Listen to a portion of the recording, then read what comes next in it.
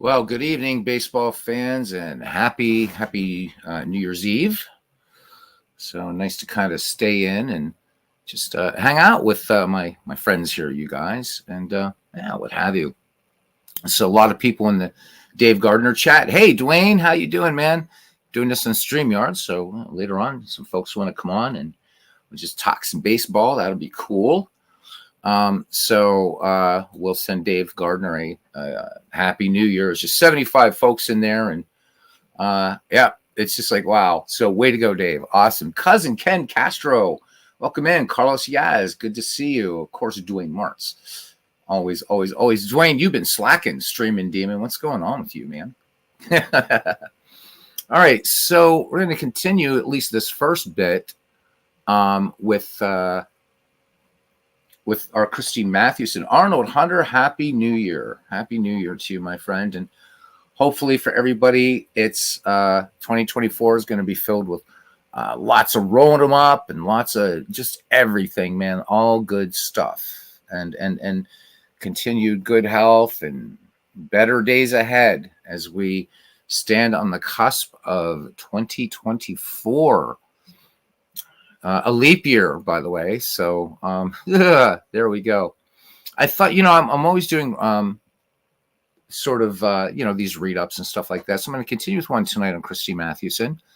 This is from the National Baseball Hall of Fame, their website. So if you want to bring it up this page and follow along. But the next one that I do, I'm going to do a really nice article on from Total Baseball. And it's about the 1905 Giants because I thought it would just give some nice context to what we're doing. And it's a really, really good article. This was a wild bunch of players, and Mathewson, in a sense, stood apart from it. But the way the Amazing Machine worked together in these Giants. And I know Dwayne is not a big fan of the Giants, Dwayne, but Christy Mathewson's certainly somebody to be a fan of. So it is good to see. There's Doug. Hey, welcome in, Doug. Good to see you guys. Happy New Year. Yeah, leap year, election year, and holy moly. All right, so let's get this going here as Beatles will read to you now. So again, credit for this goes completely to the National Baseball Hall of Fame and Museum. Closed on New Year's Day, so they're not closed too many days of the year. I think Christmas, New Year's, Thanksgiving. There's not a lot, so God, I would kill to get a job there. Anyhow, this is written by Larry Brunt, and it's Christy Mathewson, the first face of baseball. In the early spring of 2015, after Derek Jeter retired, MLB.com ran a social media campaign to anoint the new face of baseball. It's a relatively new concept that has been applied to players from Nomar Garciaparra to Mike Trout and assigned retroactively to Jackie Robinson and Babe Ruth, among others. But if there was ever a first face of baseball, it was Christy Mathewson. Baseball in the beginning of the 20th century was considered an undignified game, played by ruffians for the pleasures of gamblers. Hey, sounds like us, guys, doesn't it? It sounds like us. In fact, many players did come from tough backgrounds, swinging out of coal mines and pitching out of farmlands to eke out a living at baseball. Few had college educations. Even fewer were seen as virtuous. Mothers, Mathewson's included, did not want their sons to grow up to be baseball players.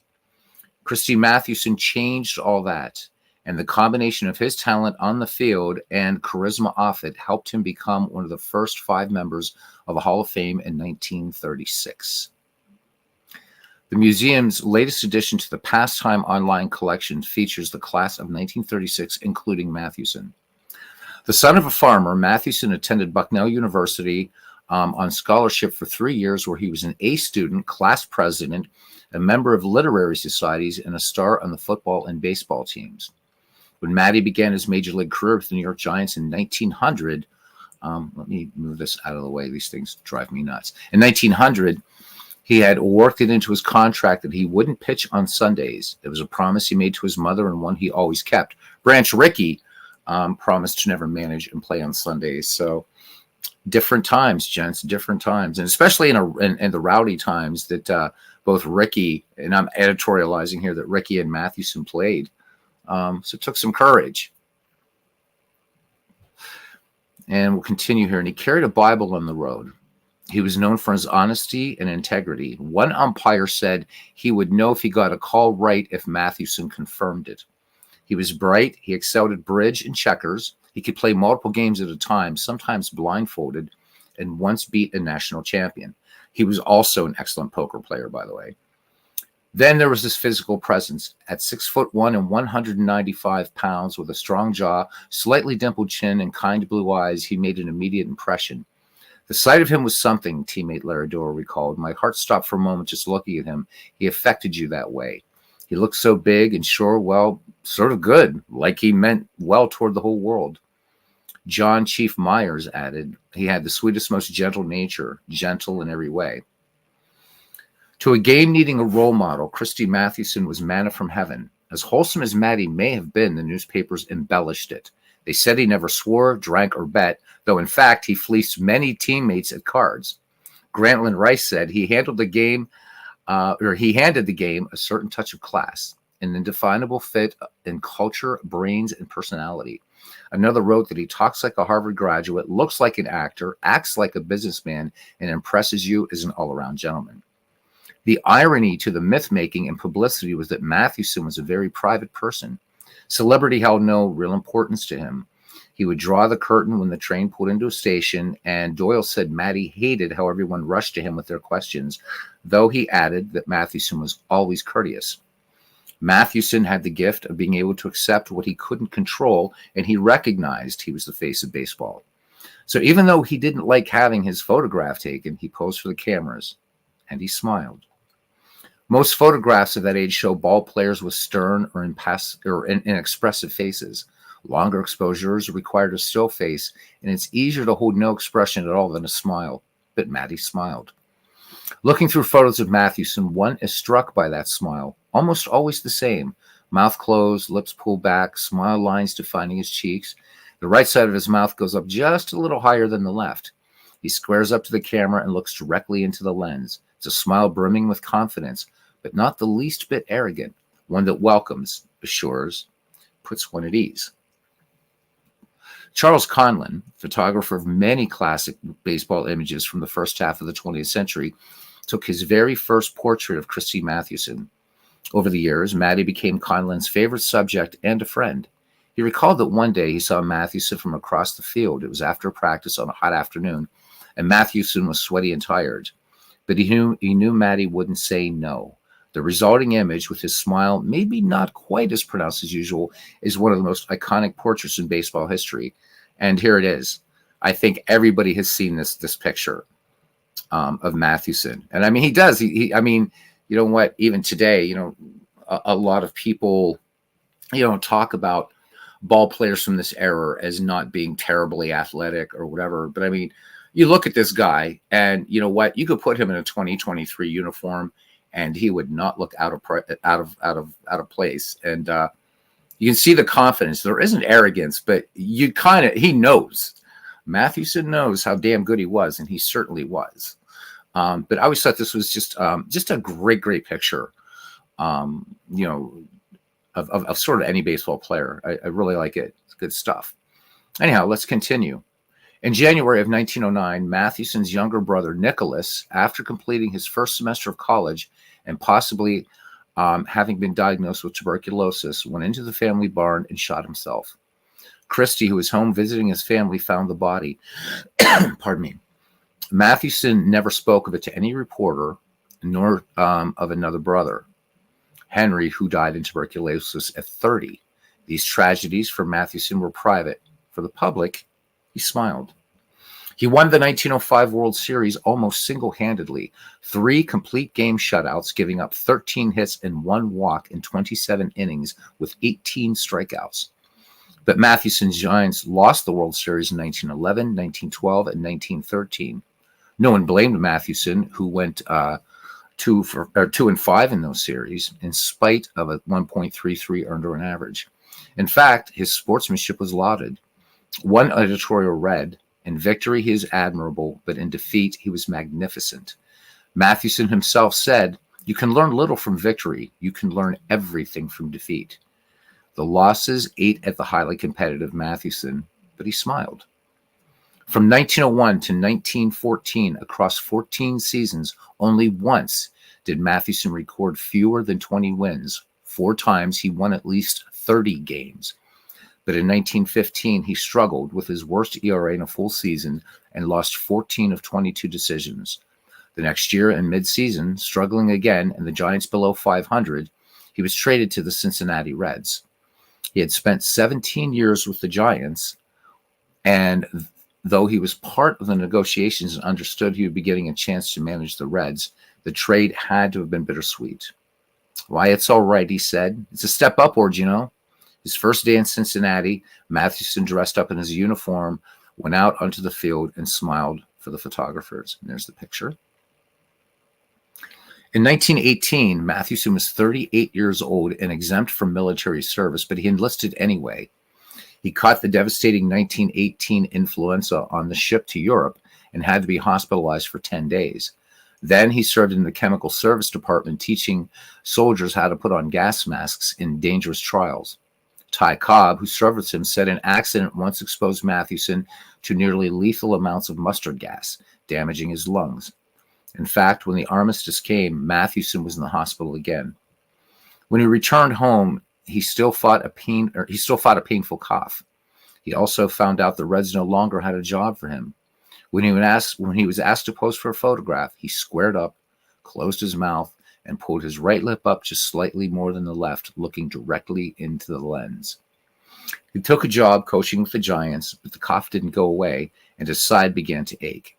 In the beginning of July in 1920, he was diagnosed with tuberculosis. He went to a nationally renowned tuberculosis sanitarium at Saranac Lake, New York.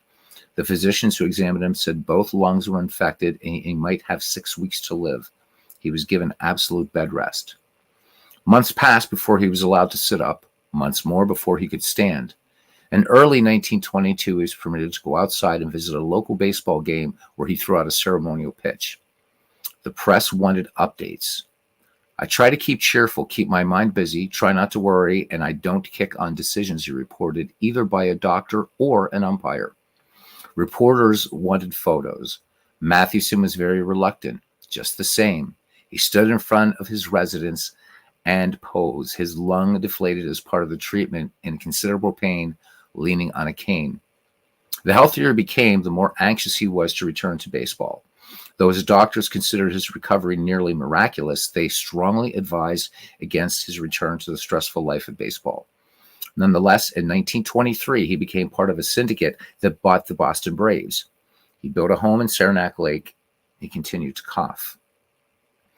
Down in Florida for spring training in 1925, he caught a cold that worsened quickly. He returned to Saranac.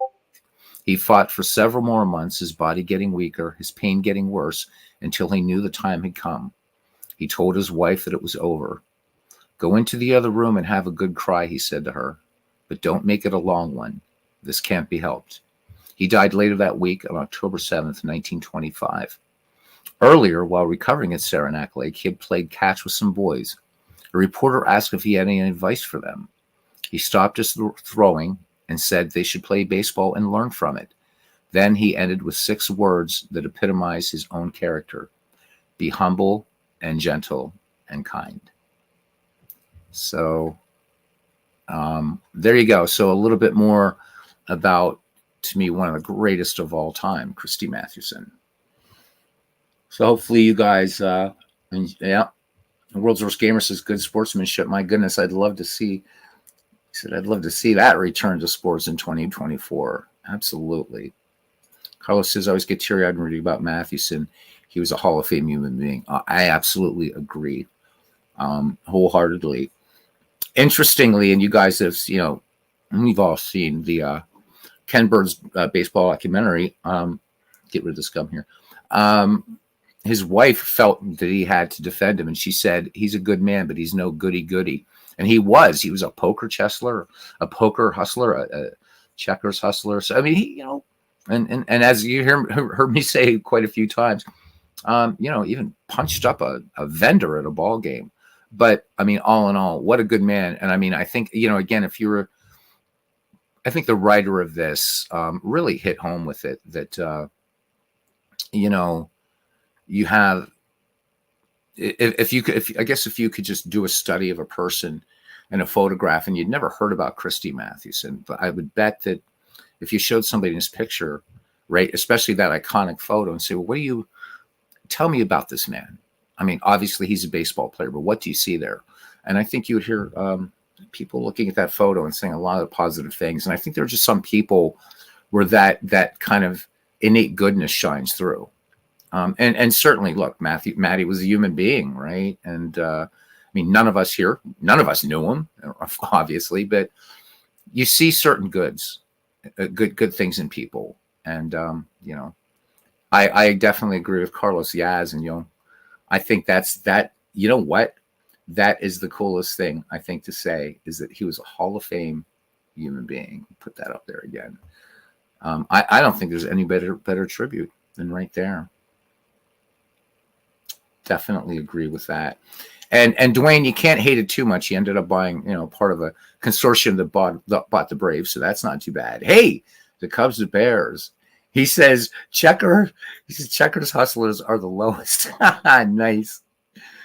Happy New Year to Pib99. Doug, you're welcome. Philip Reynolds, Happy New Year to you. I know a lot of folks are over at Dave Gardner's chat. So to Dave Gardner and everybody there, I don't know most of the people there.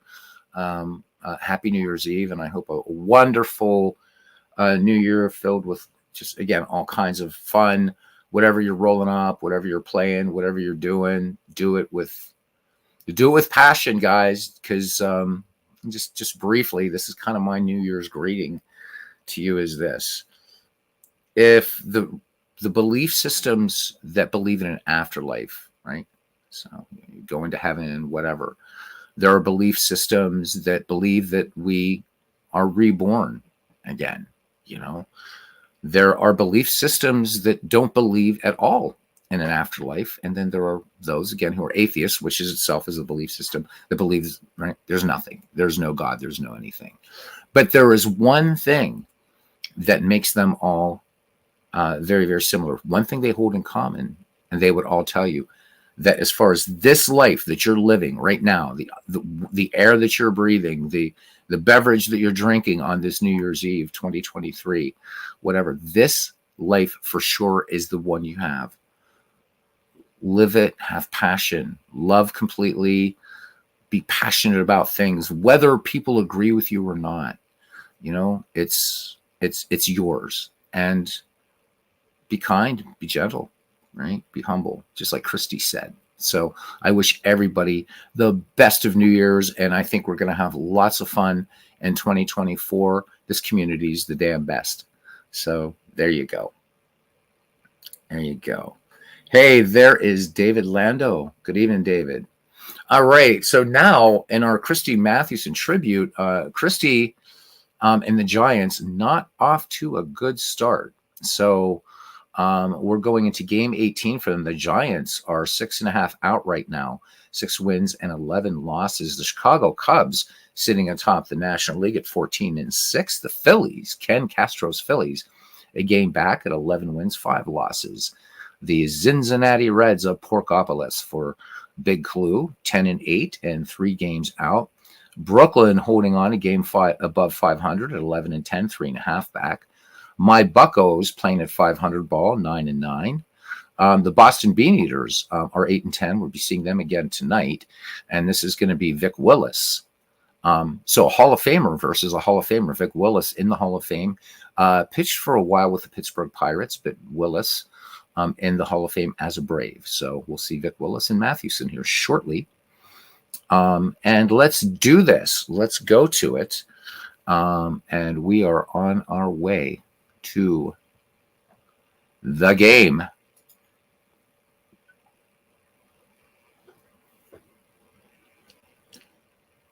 And it looks like that Mathewson, though he's the scheduled starter, is not going to be pitching this game. So we're going to sim through this till we find it again. And I think Mathewson probably just actually didn't make this start. So we'll review, and we're not going to play this game till we get to our next Mathewson start. But you're right. Let's put this up here. Laugh every day, cry every day, and think every day. I love it. I love it. I love it. All right. So let's go ahead and let's just quick play. And Boston takes one from New York, 4-3. And we'll go ahead and finish today. And we're just going to have to keep checking these until Mathewson actually comes up. So let's see what happens with this one. So it's not, yep. So this is Iron Man McGinnity. So sorry, guys. This is one of the sort of hazards you jump into. And the Giants win 12-7. Wow. All right, let's finish today. At least we get to, we will get to this Mathewson game and review depth charts. And let's go up here to scores. And now that's saying Joe McGinnity, so it might be Christy Mathewson. Let's see. We're going to keep going till we find the next game Maddie is pitching. This one's Red Ames. So, again, these are all great guys, but Mathewson and the Cardinals take one back from the Giants. So the Giants, again, now 7-13. So off to a rocky start. And this is a team that dominated baseball, the National League in 1905. Now, I think, hopefully, we've got this. Finally got Mathewson. There we go. All right. It's about time. So we're not going to see Vic Willis this time around.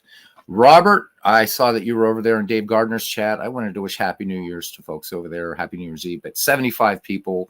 Boom. Happy New Year, Robert. And looking forward to awesome things from you. I know that you're tomorrow, I believe, begins the 1972 replay. So, guys, check out RJL Network and a replay of the 1972 baseball season. And I'll be rooting for the Bucks all the way through it. I'd love to see the Bucks take on the Oakland A's and that and Robert's universe. So there we go. Slash Deep Gaming. How you doing?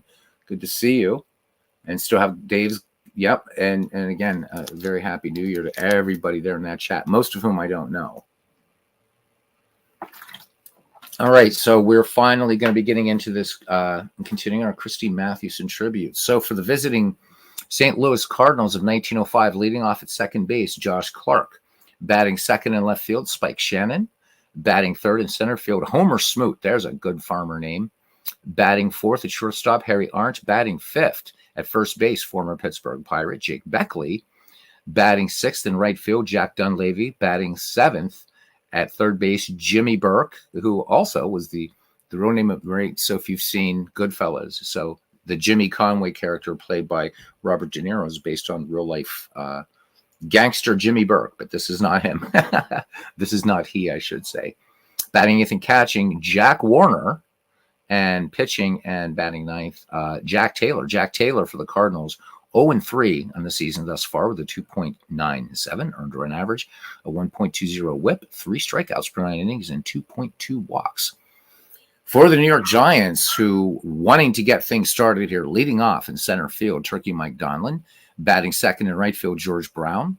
Batting third at first base, Dan McGann. So Donlin, McGann, and Bill Dolan, hot bats of late. Batting fourth in left field, Sam Murdy's. Batting fifth at shortstop, Bad Bill Dolan. Batting sixth at the hot corner, Art Devlin. Batting seventh at second base, Bill Gilbert. Batting eighth and catching, Frank Bowerman. And pitching and batting ninth, of course, the subject of our tribute, Christy Mathewson, Factoryville, Pennsylvania.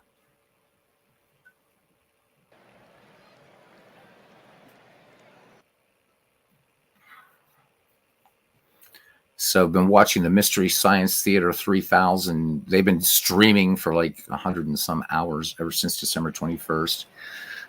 Love that stuff. So there we go. But couldn't miss out on doing a little bit of baseball, folks. And after this game, if we want to do a bit of chin wagging of our own, we are in StreamYard. Or if anybody even wants to come on now or whatever while the game's going on, I will pop the link in. There's Mike Silva. Happy New Year's Eve, my friend. Good to see you. Quickly before we start, Mike did replay the 1967 season using Pocket Pennant Run Baseball. Guys, if you're in the Discord, check it out. The standings, the software did a great job. And it is Red Sox and Cardinals that finished and would go to the World Series. But check it out. It's pretty cool. All right, Josh Clark to lead it off. Here we are in the Polo Grounds. And let's do a quick fly around this cavernous ballpark, courtesy of Mike Silva. And getting ready to get underway here. Mathewson already behind in the count. Here's the 3-0 pitch. And Josh Clark draws the walk. Mathewson getting a little too fine there around the plate. So Josh Clark with pretty good speed, and that brings up Spike Shannon, who's hitting .333. He's batted in 6th this year. Big Six has a check of Josh Clark. Peers in has the sign from Frank Bowerman. Here's the 1-0 delivery. So Mathewson behind 2 hitters already. Matty's going to go to first for the sure out. So Shannon gets the sacrifice done. And Josh Clark moves into scoring position for Homer Smoot. Hitting .302, 5 runs batted in. Matty winds and deals the 0-1. Smoot's the first hitter he's ahead of. Smoot tags this one out to center field, but waiting for it and bringing it down is Donlin. Tagging at second is Josh Clark, and he's into third standing. So 2 out here in the top of the first inning at the Polo Grounds. And that brings up Harry Arntz. So seeing very limited action. He's just 3 for 5 right now in the season. Mathewson from the stretch and the 1-2 pitch to Arndt. And that one, a called strike 3. Mathewson bringing the fastball.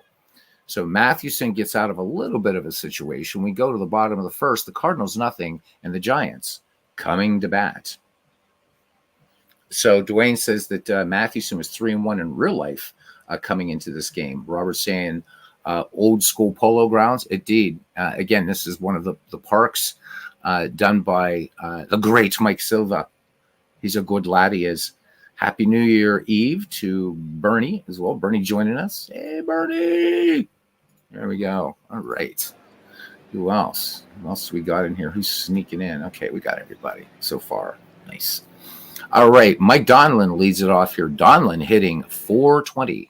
12 runs batted in, 3 home runs. Jack Taylor ready to deal. Here is the wind and the pitch to Turkey Mike. And swings at the first pitch. And this one, just a little weak pop fly out there on the shortstop side, and catching it on the grass is Harry Arndt for out number 1. George Brown now. He's seeing limited action here for the Giants. 4 for 12 in the season, hitting .333 with 2 runs batted in. Jack Taylor ready to deal. Brown gets the bunt down on the first pitch and up with it and slinging it down there is Jack Warner for out number 2. So the Giants trying to do anything they can to get on early and kind of get off this or get this rough season turned around. Dan McGann now hitting .346. He's batted in 14 and 2 home runs thus far. Lefty digs in against Jack Taylor, who winds and fires the count full on Dan McGann. And McGann swings, and this one lined into center field for a base hit. So first hit of the ball game and first hit for the New York Giants. And Dan McGann is aboard. And he can steal them, guys. And here's Sam Murdy's now. Murdy's batting in the fourth slot, hitting .264, 16 runs batted in. McGann leads off first, 2 away, no score, just underway here at Polo Grounds. The 0-2 pitch. Murdy swings and misses. So the side's retired. The Giants, just like the Cardinals, strand one. When we head to the top of the second inning here, New Year's Eve 2023, as we are back in 1905. And the Giants and the Cardinals are scoreless in this Christy Mathewson tribute. So Robert says he will join for a chat when I'm ready. I'm ready now, Robert. You can come on while the game's going on if you want, man. So that's up to you. William L., welcome in. Happy New Year's Eve. He says, Happy New Year's all. Don't like to go anywhere near the streets of New Year's Eve. So this is a perfect way to end the year. You know what? Me too. The only time I would do it really is when I was in bands. Not in a band this year, so blah. There's Jamie. He says, happy soon to be New Year. So I'm going to put this on, put the link, and somebody wants to come on. Anybody wants to come on? We can even just let the game play while we're doing this. Let me close this Mathewson page. All right. The sound, as you know, in this game will cut out for a second. But that's just an out of the park thing. All right. Let me put this in here and boop, and there we go. You don't need it. You don't need your camera on, Robert, or if you don't want, or anybody that comes on, there's the link. Click it, and I'll add you to the stream. All right, Jake Beckley will lead it off here for St. Louis in the top of the second. Beckley hitting 241, 7 runs batted in for him. And let's get Mike on here. Mr. Silva. What's up? How you doing? Good. All right, here we are. Hanging in there? Yeah. See you. Sound like New Year's Eve. Oh, we got Bernie coming on. I'm here. Hey, we got Dwayne Martz. Well, I'll tell you what, Christy would be happy. Look Usual suspects. Hey, guys. And our network. Holy moly. Robert, Hey. we're in presence of royalty here. My goodness. How you guys doing tonight? Doing well, you? Doing well as well. You know, this Happy is better New Year than to everyone out there. You too, Hey, Robert. happy New Year, Robert. Yeah, guys. So Robert, you're everywhere tonight. I am everywhere and I see everything. It's New Year's Eve. nice. That was last week. That guy And was I here gotta last go ahead and I still gotta say hello to all you wonderful people out there. He's got to keep up appreciate it. appearances. He's got to keep up And I gotta do appearances. that too. Yeah. Hey, yeah. so Robert, tomorrow's opening day. What time? Tomorrow is opening day for the Inside Pitch 1972 season. 8 o'clock is when I'm scheduling to do it. However, I completely forgot about the college football playoff. So Michigan and Alabama are starting their game. I think their game starts at 5. So if Alabama and Michigan is either A, not decided yet, or B, still going on, I will not start the stream until that game is over. Even though Texas-Washington, that game is later, about 8:45, but I can miss a little bit of that game. I'll get back to that as soon as I'm done with the stream. But Michigan, Alabama, I gotta finish watching that because I'm expecting that game to be really good. So, All right. So Well, 8 o'clock at the very earliest. Okay. Right I'll be looking out for it, Robert. And whoever you guys are, if in college, whatever. I didn't know what's so, but yeah. So go whoever your team is, and there you go. I know that's really go. But I went to Penn State, and I think I'm the only as an undergraduate, and I think I'm the only person who went to Penn State that never went to a football game. So, and that's something. Since you're talking about football. Nope. I mean, I passed it like every day, and there's a minor league baseball park right on the campus as well. But yep, never stepped foot inside of Beaver Stadium. Was drunk in front of it a few times, trying to find my way home. But yep, never saw a game there. Never. And so Penn State has this thing too. Like when you're you're a senior, you can get seats right on what is that in the middle of a football 50-yard line. There you are. Still never went. So. I don't even think Penn State. I don't even know if are they like in a game this year or anything, like an important game or something. I don't know. It was pretty decent. They were pretty decent. I think they lost their bowl game though, but the bowl games this year was just disappointing. But yeah, but no, Penn State's still pretty good. I mean, they still got a heck of a team. Yeah, I mean, I've told you guys before. I got to know Joe Paterno, and what a great man he was. And his favorite sport was baseball, and his favorite team was the Brooklyn Dodgers. And he was at Ebbets Field the day that Jackie Robinson made his first start. And he said of all the things that I've done in football, being this coach and everything, he said to me the proudest moment in sports was the day Jackie Robinson, went out on the field for the first time in 1947 at Ebbets. So so I would meet him in the summers I lived fairly close to main campus, so I would walk to work, and I used to go through this bike path and through the woods and stuff. And Joe and Sue Paterno lived like right at the end of this path at the top of a hill, and frequently see Joe out. He'd be jogging or be just doing some lawn work, just a regular guy, but would just stop and talk to him for a while. And he's really missed. He is really, really missed. And I think the NCAA really railroaded him. I don't want to get into those unhappy things. The whole thing, Beatles. As Sandusky belongs in prison. Because he was a great coach, not because he was a great human being. Yeah. I don't get it. Yeah. I mean, but Paterno was really something. I think what we'll do is we'll just keep talking here. I'm just going to let the game play. In fact, what we'll probably do is just let it play out. Let me see. Or not play out like Quicksim, but just let it play. May 11th? Is this what? Is this this May May 11th? 11th? That's a good question. Let's see. There's I was I looking it up have on this turned on. Baseball Reference. He only Okay. pitched like every 5 games. Yeah, and that's one of the things I'm running into in this is like it's doing the as scheduled, right? But yeah. So let's see. I forget where I didn't even look. I'm guessing it's May 11th. Out of the park really didn't do. Yeah, as it's May 11th, scheduled right there at the weather. as played games very as Oh, well yeah. for some reason.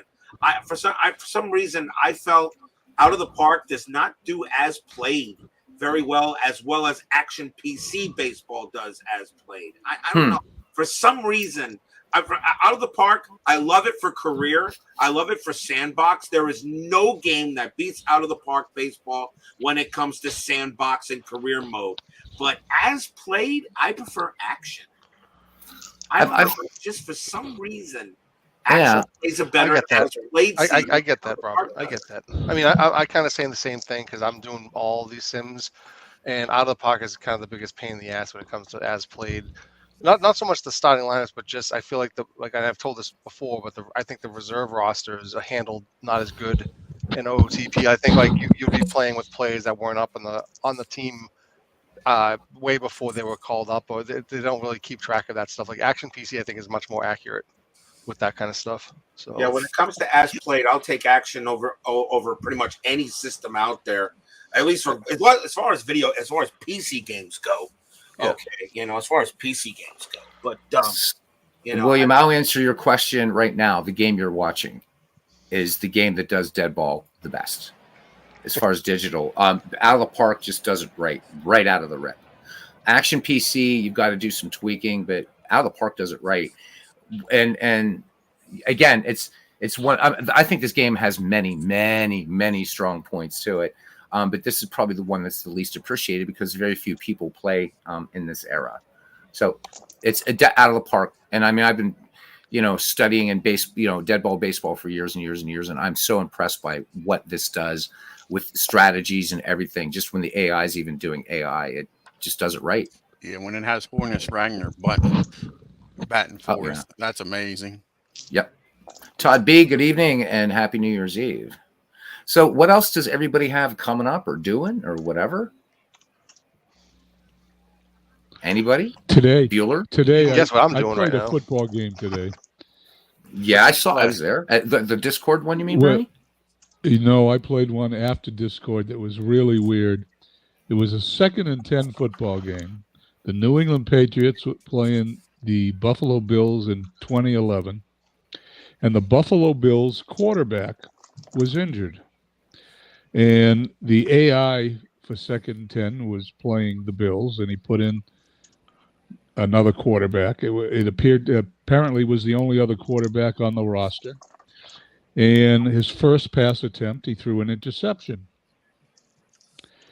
And then the Patriots did whatever they did, and the Bills get the ball back. And his second pass attempt, he threw an interception. And once again, the Patriots, whether they scored or didn't, I don't even remember now. Bills get the ball back. His third pass attempt, he threw an interception. Now I'm saying that is really weird.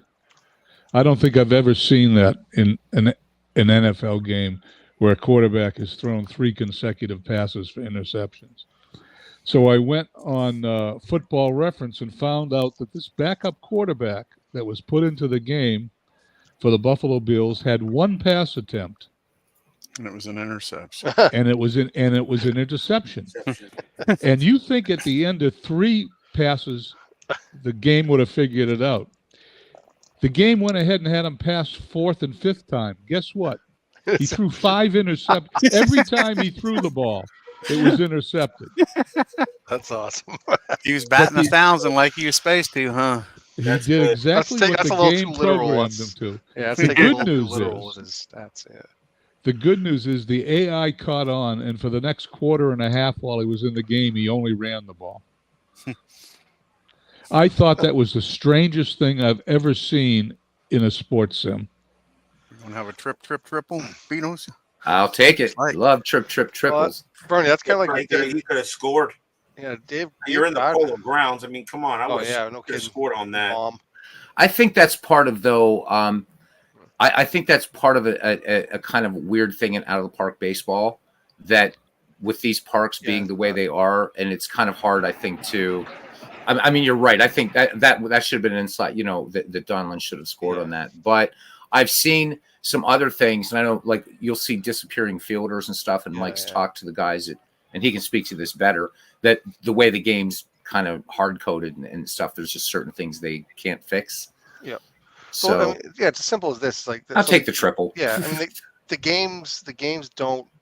Like, the physical play that's on the field doesn't dictate how the outcome is. The outcome is already predetermined. It's just showing on the field like what's going on. So if it's a double against the wall in center field, it doesn't know that it's 514 feet or whatever it is out there. It just knows it's the center field wall. So it's going to hit all the way out there, just like it just did now. And then the guy's going to get either a double or triple. Even though if it was a physics-based engine, then yeah, the guy should take the extra, try to go home with that. If it's that deep, and it should. The arm should come into play, and they should be, because they're so far away, they should go for inside the park home runs more. But it's not. So it's not programmed that way. Engine. Mike, It's just basically what you're seeing is just the play has already been predetermined. It's just basically showing what the play is. You know what I mean? And it doesn't matter what park it is or what the field looks like. It's going to show it. Like I said, if it's a fly ball off the center field wall, it's going to show it whether it's 500 feet away or 300 feet away. It's going to show it the same, basically. If it's a double, or triple. So I mean, and what you do see consistently in out of the park baseball, that while you'll see an anomaly like that, most of the time, like the errors, right? Again, playing in dead ball, I've seen this thing double steal. I've seen it do double steals with 2 outs, which again was something that was more of a dead ball thing. Could you imagine a manager now, or even say after 1950, even think about attempting a double steal with 2 outs? So I like the fact that it really kind of captures those kind of tactics. And again, we're going to have this long fly out. Now, anywhere else that might have been a home run. This was I forget how, 500 and some feet out there to center, wasn't it? 550, I think. Yeah. 550 back in the day, in that place, yes. Yeah. So he's getting beat around, Beatles. Yeah, he is. This has been a tough tribute so far. Mike, the thing I like about playing dead ball baseball in out of the park is the most. Not only does the AI work well, but your parks, the parks that you created, give it such an atmosphere that you almost think you're there in the stadium. Oh, well, I appreciate that. Thanks. I mean, I feel like the dead ball ones, I wish I could put more detail in those, but there's just not a whole lot of pictures and just to see exactly how it was, and some of the things are hard to do. Like some of the parks have like hills in them, and you can't really do hills in the game. You disappear in the hill. The player would stuff like that, like the old Fenway or Crosley or whatever. But I mean, obviously the newer parks I've done has a lot more detail. Like even if you do like 80s or 50s or 60s stadiums, like. Because there's much more evidence and much more photographic stuff I could look at, but I mean but I try to do the best I could with this stadium, has like a generic background, and it's kind of like, but you get the idea of what the park looked like, at least a little bit, I think. So. But what's nice is like the later versions that Mike did of Polo Grounds look amazing. Yeah. Well, when he does have that, that big structure out there. Robert, I'm sorry, I didn't mean to jump in there. Go ahead, please. No, it's okay. That's why I call Mike. That's why Mike is not. I call him the architect. That's what he is, because of the as beautiful as his parks, as his are. They're just amazing. And for out of the park, that's why I'm always make sure when I get out of the park every single year. I support Marcus Heinsohn every single year with his game, even though I may not play it as much, but I still purchase it because I still like it. Every year there's always something new, and then as soon as I get it, I make sure I install Mike's ballparks into the system, so I know if I want to play a game from the dead ball era or from the classic years or such, I'll really feel like I'm playing at that park. And he's just a master of what he does. And I also like that his parks also work for action PC baseball if you want, although I prefer the photos for action. But but for out of the park, I would rather play, since the 3D is there, I prefer his photos for out of the park. And right now the Cardinals have put a snowman on the board. Got home. Yeah, they have. Wow, Christy, we're sorry. Christy, where are you? So if he gets pulled, do you just like sim the rest of the game? That's it. I'll just let it play out. I mean, we're talking here. It gives Thinking people something to watch. So Oh, it's all you're gonna good. leave him in there. You're gonna see how I'm high. letting. Yeah, I'm gonna let the AI just do it. I mean, besides, Christy, John McGraw's probably gonna have Christy take one for the team here. I think Christie's letting this new technology exposure get to his head a little bit. I think he's not. He's many of he's those gonna eight- be. get out of the inning. He'll How be many he'll of be those 8 fleecing a runs few are poker earned? players tonight. That's a good question, Bernie. They had 2 errors in that inning. How many Oh, that's a errors? good How point. many 8 of those 8 runs are earned runs? Yeah, go to the box score. Check it out. And yes, SGJ Jamie, I do play PC games once in a while. Yeah, actually, I think Robert. I think I saw you do an action PC game one time. I need to get out of this. Oh, bit you're on here, autoplay? Mike, so I can get. Yeah, this is Yeah, just Yeah, that's okay. I can do that. But Sometimes I think I saw you do an action PC game. I have a number of action PC games done before I started doing the cards and dice thing. I was doing only I was doing action PC. I did do Strat. I did and also did some football as well.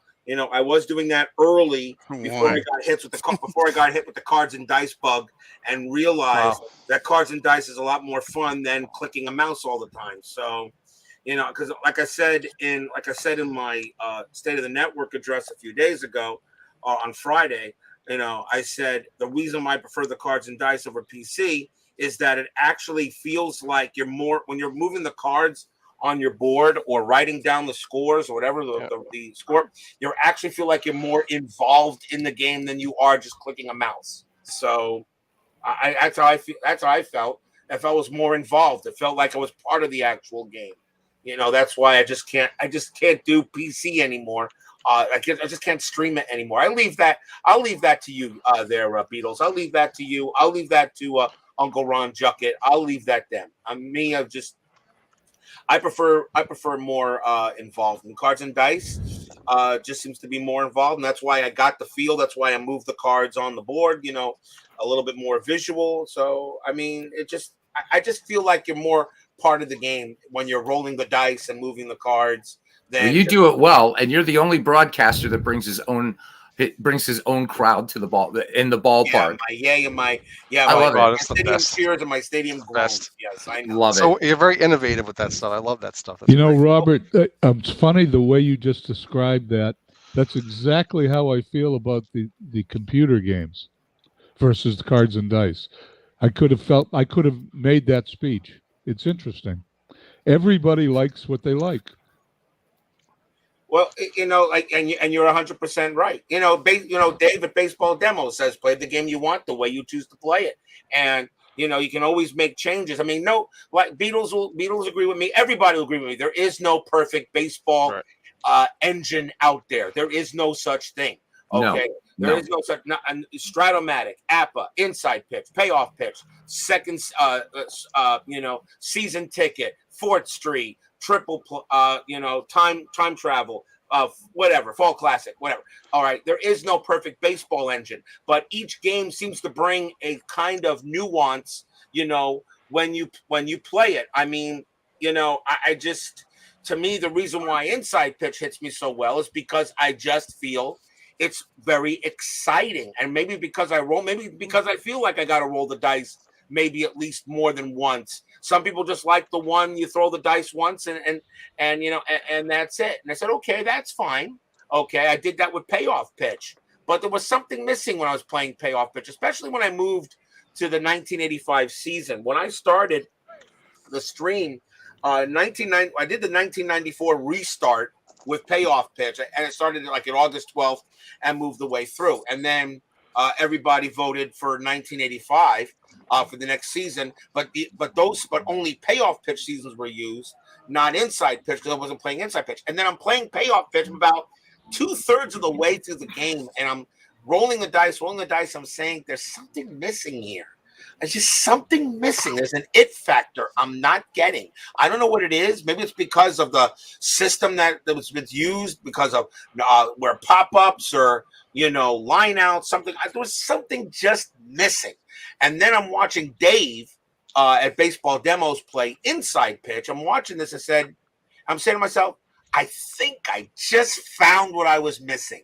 And so then I watched ID Jester, and his reviews. He gave Inside Pitch. At one point, Inside Pitch, he rated 3. Then he brought it to number 1. I said, I'm going to go ahead. I'm going to order a copy of Inside Pitch. So I started back with the 1956 season and moved all the way up. Started learning the system, getting the rules down. Yes, a little frustrating with the base running. Yes, I did, but I understood why there was some frustration with the base running, because it's a different type of system. There's no charts to look at. I mean, it's just everything's run by the dice. And I saw and I felt the excitement. I was playing the game. Plus the cards. I like the colors on the cards. Each team has its own team colors. Sometimes Chris gets the colors wrong once in a while, but that's okay. I'll deal with it. Right, it happens, right? Hey, look at that. Robert, your excitement jumps right off the screen when we watch you play these games. Does. Yeah, it does. It's unbelievable how good you are at what you do. Well, I thank you very much for that. History Maker Golf, didn't you, Robert? Yes, same thing with that. Yeah, I remember watching the History Maker Golf videos, and that's where I thought you got that from. Yeah, the yays and the groans that came from History Maker Golf with gallery cheers, gallery groans. Yeah, I felt I'd move it to the baseball game while I was doing it, and it seemed to work good. And but the excitement I have is because most announcers usually get exciting, and one of the things is that one of the things, RJL Network there, Mr. Lando, RJL Network. You'll find me there. I have you can find a whole bunch of stuff I have on there. Every single one of my seasons is in a playlist. You'll have no problem watching any game you want. Okay. And if you have a certain favorite team, just type that team in the search field, because I always make sure all teams are named in the title. So you can go ahead and just type a name. If you want to watch a favorite team from any of the seasons, it'll bring that right up, and you can watch any game. Some of the games are good. Some of the games are not so good. Some of the games are crazy, and some of the games are just plain out there. Okay. Trust me, David, if you want to be subscribed, please, you just go ahead and just start watching. If you like the game of Inside Pitch, I do have demo games for every season I do. So, I do a demo for a one-game demo before I start a season, so people can see how the game flows. It's not a game to teach you. It's just a game to show how it works, And then if you like what you see, order a copy of Inside Pitch from Chris Davis from Inside Sports, whether PDF or printed. And trust me, he'll send them to you very fast. But I mean, my excitement, I just like getting into the game. And then since I have other people out there like Dave at Baseball Demos, who is the exact opposite of how I do it, where I'm excitable and crazy, he is calm and collected. He and I bounce off each other very well. Okay, so that after you watch a game of excitement from me, you're watching a nice, calm game from him. Okay, it works perfectly. Okay, and Tabby, don't forget Tabby. Like I said, I always make sure to tell Tab. I always thank Tabby to allow him to stream. Remember, Tabby owns that. Remember, dogs have owners, cats have staff. Cats have staff, exactly. Okay? So I'm pretty sure I told him. I hope he always bows to Tabby every morning before he goes ahead and starts to stream. I thank you for the kind words, sir. I just do this for fun. I mean, it is a blast. I always have. My mom always says, "You missed your calling." I mean, I could have been an announcer for something. I said, and maybe so, but I know sometimes there's always that road you don't take. But if I could do it here if I could do it here, then I guess it does scratch that itch that maybe I could have scratched years ago. But here I can enjoy it. And if you had told me I'd be doing this kind of thing now, going into the second, going to my ninth replay of Inside Pitch, for 1972. I do 2 seasons a year, starting one in January, one in July, because I play every day, so I have to have that 2-month break. But and the thing is I love watching everybody else. Another reason why I like doing this, I love watching our Red Sox fan. I love watching Dave Gardner. I love watching Ron Juckett. Okay, I love watching these guys. I mean, Mhm. they were the inspirations for me to do this, to do this crazy thing. Robert, I got a question for you. What's up? Do you not get the same excitement playing the computer version of the game? When I play the PC version of Inside Pitch, I have the game, and I have, of course, almost all the seasons. I don't have every season for PC yet, which is kind of funny since I have every single printed season from Inside Pitch. Every time he releases a new season, I immediately order the sets that Chris Davis puts out. I have every single printed season of Inside Pitch from 56 to 2022. Now, as far as the PC game goes, no, I do not get the same excitement, but I use the PC game to do some refresher, to some practice. However, the PC game has not been brought up to all of the version 3 rules yet. So when I play the PC version, if a version 3 rule comes up that I know is in the game, is in the cards and dice, but is not in the PC game, I actually have to redo it so that I get to have to undo the at bat and get it correct so it falls where it's supposed to be. But as far as excitement, no. When I play the PC game, it's offline and I just do it to get some practice. But that's really it. I don't. I really don't. I really don't. Even though it's the same game, dice and all that. I mean, it doesn't have an AI. It's not designed for people. It's a lot of people wish it had an AI, and that's fine. I get that, but I like it as a good pressure. I also tell people, if you really want to practice the game, if you're gonna get Inside Pitch, get the PC game too. Just get one favorite season of yours and use that to practice on, and then you'll go ahead and you can practice there without even setting up the cards and dice. But you know what, though? I also found out if you use that to practice on, you still don't get everything because the system's doing it for you, but it just doesn't. It doesn't tell you why. Where when you play cards and dice, it will tell you why it's doing that with the rule book and all that. So I think the immersion factor is interesting because I'm getting back into cards and dice. For me, it's the immersion factors. I guess the way I kind of look at it is, like for me, like so when I'm online, right, doing these broadcasts, I don't manage any teams, right? Offline, I manage like any game I play. So for me, and there's no right way, there's no wrong way. I don't feel like I'm clicking a mouse so much as I'm making this decision. And so when I see it play out digitally, right, it's not so abstracted, but I am able to switch into that mode when playing Pocket Pennant Run or Status Pro or what have you. The stuff that I've started playing Status Pro again. And so I can let my mind's eye see it too. And I think that and happy birthday, King Kelly, got this, keeping us up there for a while because he's my favorite 19th century player. But I think what's important, Robert, and I think what you're getting at, back to right what David says and everybody says, play what you want and the way you love it. And I think the way ultimately we play these games for that immersion factor. And I think that, one of the criteria that we look for, there's a lot of errors in this game by the Giants. Anyhow, is how much of an immersion factor is there? And so there's got to be something for you, Robert, with Inside Pitch that maybe immerses you more than say, maybe, I don't know, I'm just picking a name out of the hat, maybe like what, APA or something. I mean, would that be fair? There's something about the game system that maybe it's transparent enough that you feel like, okay, I'm no longer rolling dice and looking at charts. I'm playing baseball. Does that make sense?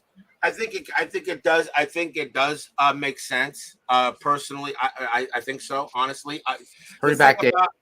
Remember, I did go ahead and gave APA a shot. All right, you did. I did give APA a shot, and I was rolling a dice, and it said 66 home run. Okay, 66, another home run. 66 again, another home run. The thing about it, and then I'm looking at the pitcher card, and I'm saying, doesn't this? I'm saying the thing about I don't want to knock any games. I sometimes get yelled at by others because, oh, you went ahead and knocked this game. All right, I'm not going to knock the game. It just wasn't my cup of tea. All right, it just to me, where APA, the issue I have with APA is you could play a game of APA Basic and not have a pitcher card to look at. You really don't. All you need, if you want, I mean, yeah, you can have the modifiers, W modifier, Z modifier, ZZ modifier, but you don't need a pitcher card there because everything comes off the batter card. No matter who is on the mound, it comes off the batter card. Of course, you got at least basic APA. Master APA, that I actually do like because Master APA actually brings pitching more into the fold, okay, of the game. I figure if I was to be an APA player, okay, I would have to play the master game. Hurry back, Bernie. Play basic. Okay, there, guy, Bernie. I would have to play the basic game, the master game. I could not play it. I could not play basic. Not for a season. I just rolling the dice and that's it. And I'm looking at 13, whatever. It's no. I just couldn't do it. Plus, you got the charts, so I always got to make sure the chart is set. Got to look at turn the page, do this. Oh, Mars versus third. No, okay. I just felt it was a little bit clunky to play APA. Now, of course, you guys know I just did some Stratomatic during this off season between 2016 and 1972. Stratomatic is fun. Don't get me wrong. Stratomatic is fun. Okay. I have no qualms about Strat. Strat's fun. Okay. And, I like how the game, I do like how the game flows for Strat.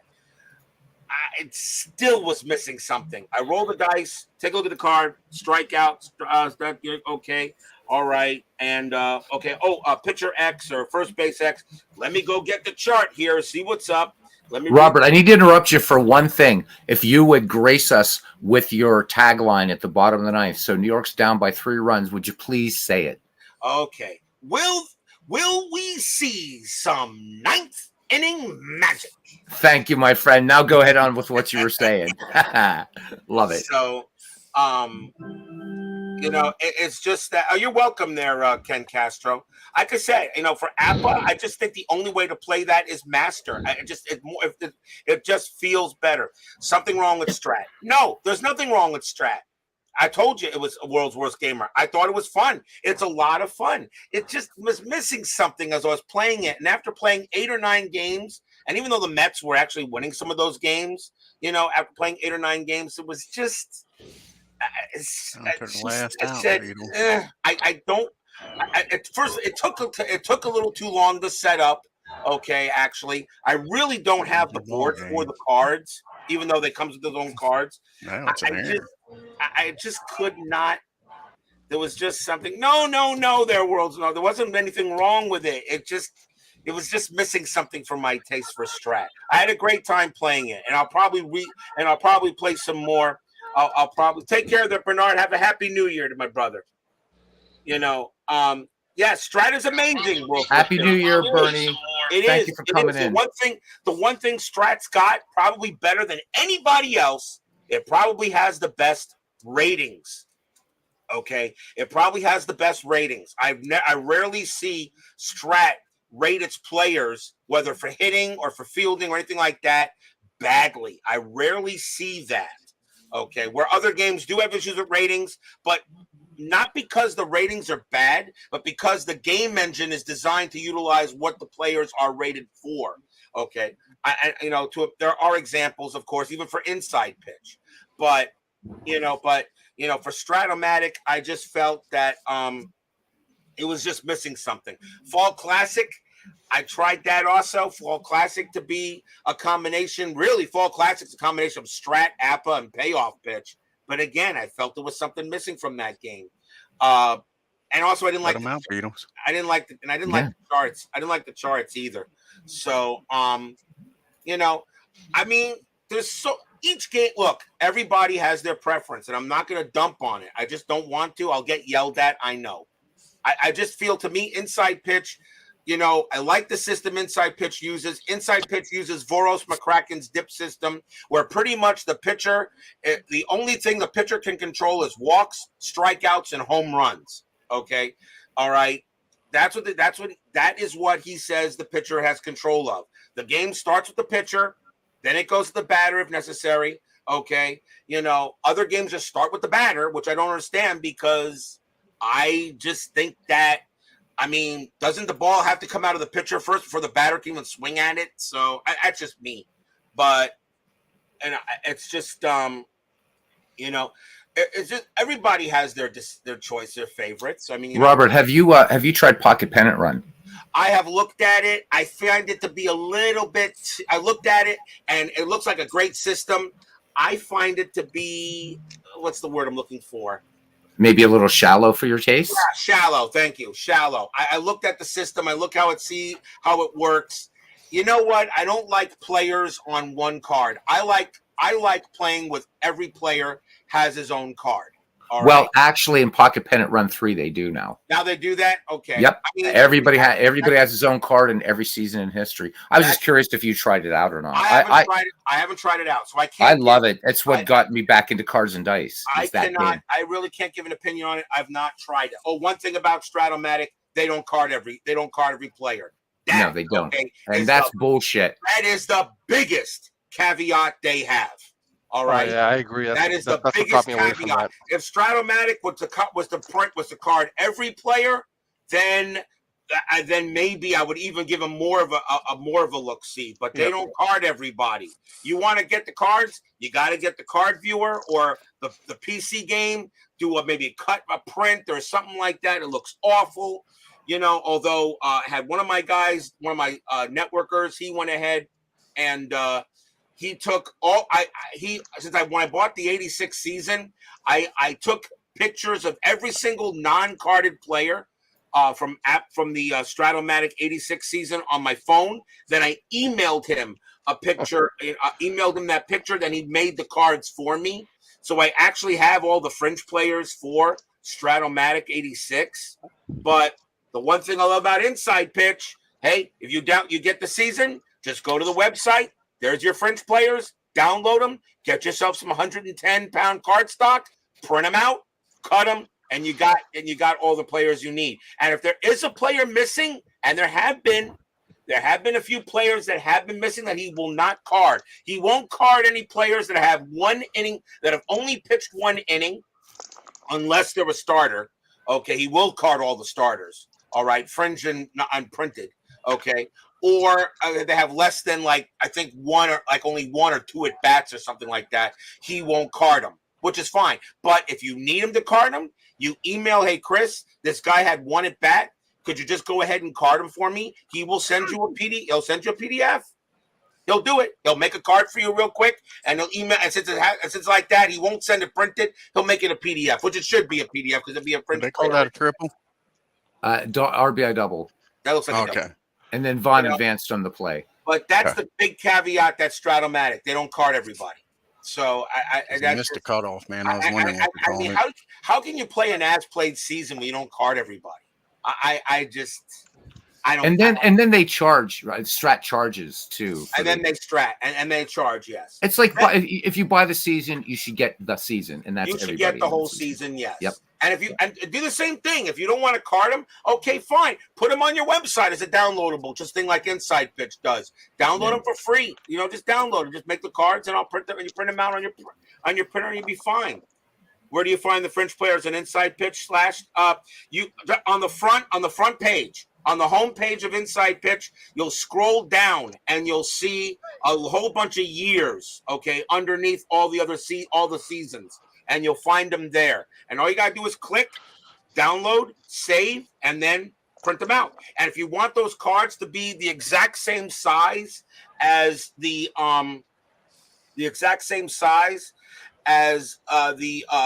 actual printed set, when you set your printer settings, you're going to want to go ahead and set your printing settings to 104%. Okay. And then when they print, the cards should be, when you cut them, they should look exactly the same size as the printed set. If, of course, you're getting of course, if you're getting a printed set. Okay, if you're getting PDF, then you don't have to worry about it because you're just gonna print your PDFs, But but so that's how you get that. But yeah, inside pitch cards them, payoff pitch cards everything. Payoff pitch even goes Joe Bryan at payoff pitch goes even further. He will go ahead and print a player. If he's traded, he'll give that player, a card of his own team. So if you had like 1977, you'll get a Tom Seaver card for the Mets, and you'll get a Tom Seaver card for the Reds. Yeah. Okay. Worst trade in baseball history. But you'll go ahead and you'll get that. That's one thing I love about Joe Bryan and payoff pitch. You get every single player, and including where he was at, on those teams. Exactly. It just seems to work that way for payoff pitch. Okay, I will not knock payoff pitch. I mean, I started with that game when I started doing this crazy stuff, and and I'll never knock it. It was just missing an it factor that inside pitch brought to me, and I guess it's because I got to roll the dice twice or something. I don't know. And people say, "Oh, it takes too long when you roll the dice more than once." Hey, my streams last about what, an hour? Maybe a little bit an hour if the game was a little bit longer than usual. And I'll tell you the truth, if I'm not streaming, if you're not announcing and you just roll the dice and not announce, you'll get through an inside pitch game in maybe 30 to 40 minutes and you're done. It's just simple. And payoff an inside pitch, no charts. It doesn't use any. Well, let me rephrase that. Yes, it has charts. Well, welcome in, Ron McGrath. Welcome hey, to Ron, welcome to the craziness. There you go there, Ron. Good to just see have a you. baseball game playing in the background and good old fashioned chin wag. So there we go. Chin wagging as we move into the new year. Yep. The one thing, like I said, it just. What I liked about it is that maybe it's because I got it doesn't, like I said, it does have a chart. It does have charts, yes, but those charts don't resolve the play. They help you. They help when the dice resolve every single play. There's only two charts that he created that resolve the play: the bunt chart and the squeeze bunt chart. You roll the dice, and the chart says that's what happens. Okay, but for the rest of the game, nice catch. There is no chart that decide the outcome of a play. Everything is off the cards. Okay, everything is off the cards. And of course, base running. I know base running has that nice catch. Did he get it? Yeah, he did. Okay. I understand the base running. A lot of people say because of the clunkiness of the base running, but I say, look, it's actually intuitive. And it makes a lot of sense, the base running system that he uses. If you got a slow runner at first base and a ball is hit the left field on a single, okay, there is no way he should get the third. All right? There's no way he should get the third. If he's mud, he's stopping at second, and that's it. But in some of these games, you get a base hit, and it's automatic a two base hit.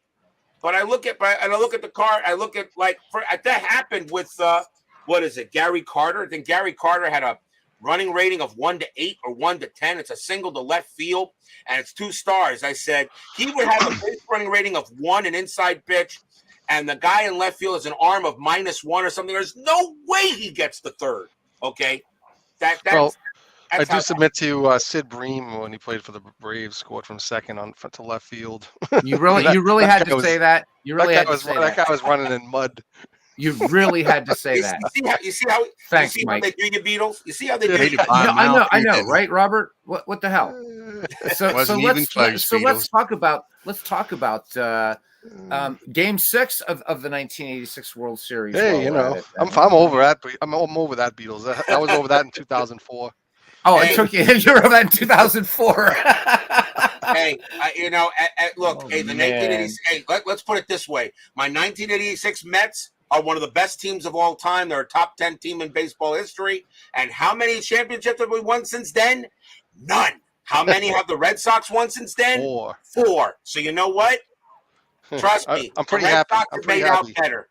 Yeah, Robert, I'm there's pretty a happy. question for you and Jamie there. I I have hand score highlighted my from games chat. where I use digital scoring method. I hand score, but I do not keep stats throughout the regular season, SGJ. Every game is hand scored, okay, in my notebook. I don't use score sheets. I just create my own in my notebook very quickly, no problem. Okay. But no, I do not keep the stats. What I do keep the stats, however, for during the regular season is wins and losses on the board, because those are my tiebreakers. Okay, I don't do no more. I don't do no more 1-game playoffs. I'm done with that. Okay. So if a team is like, if it comes to a tiebreaker, and remember that made a difference in my 2016 season, because the Dodgers and the Giants finished with the same record, but the Dodgers had a better board record. Okay, on Inside Pitch, I think they were 4-6. I think they were 4-6 or something like that, and the Giants were 3-7 or whatever. They had a worse board record. So Hey, because midlife the crisis. Dodgers have a better board record, I give them the division, and of course, the Los Angeles Dodgers win the 2016 World Series. So, so that's how and I will keep some stats for the postseason. Batting averages and wins and losses for pitchers and saves and holds to get an MVP for the playoffs. And of course, Chase the Goon Utley got the MVP, which I sometimes think the dice were torturing me for that. Robert, to consider a bloop single to left center field with the left fielder is moving to his left away from the plate. I still don't think a guy who's mud is still going to make it to third. I just don't. I don't. Boys, I'll be right back. I gotta just step away for a few minutes. All right, Okay, Mike. you're not wrong, MLC. You're not wrong, but I just don't. I just can't. I just don't think a bloop single of a guy is mud. I still don't think he's going to try for third. I mean, he still could get there. I mean, a base running rating of 1, and and maybe there's 2 outs. So if that means he's got a base running rating of 2, and the outfielder has only a -1 arm, he could still get there with 2 outs. But 1 out, I just don't see it. I just think the way his base running system is just so intuitive. It makes a difference. What Robert means is Chase the future Hall of Famer breaks legs up. Yeah, there you go, MLC. There you go. I just think his base running system is so intuitive, and you only have to use it, okay, if it's hit to the outfield. Hit through the infield, S3, S4, S5, S6.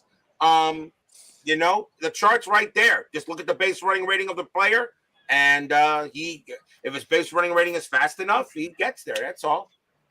I just feel there's just something about Inside Pitch. It just makes it so much fun to play. And of course, Chris Davis himself, the owner, got into a chat one day with us, and he's answered some questions from my networkers. That's what I call you guys now, the networkers. The networkers. And subs. So now it's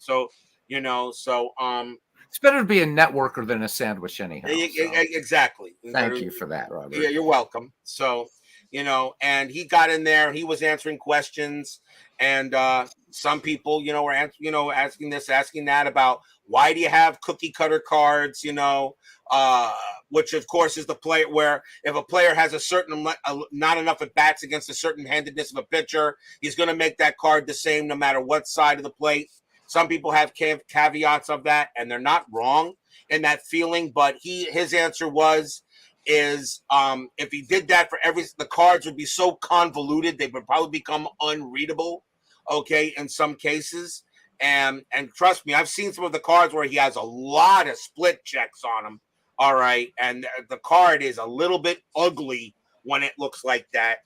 And then again, what's to say he can't hit one? Can't hit a home run off of left, even though he didn't hit one the rest of the season. I mean, the funny thing is that I think it was the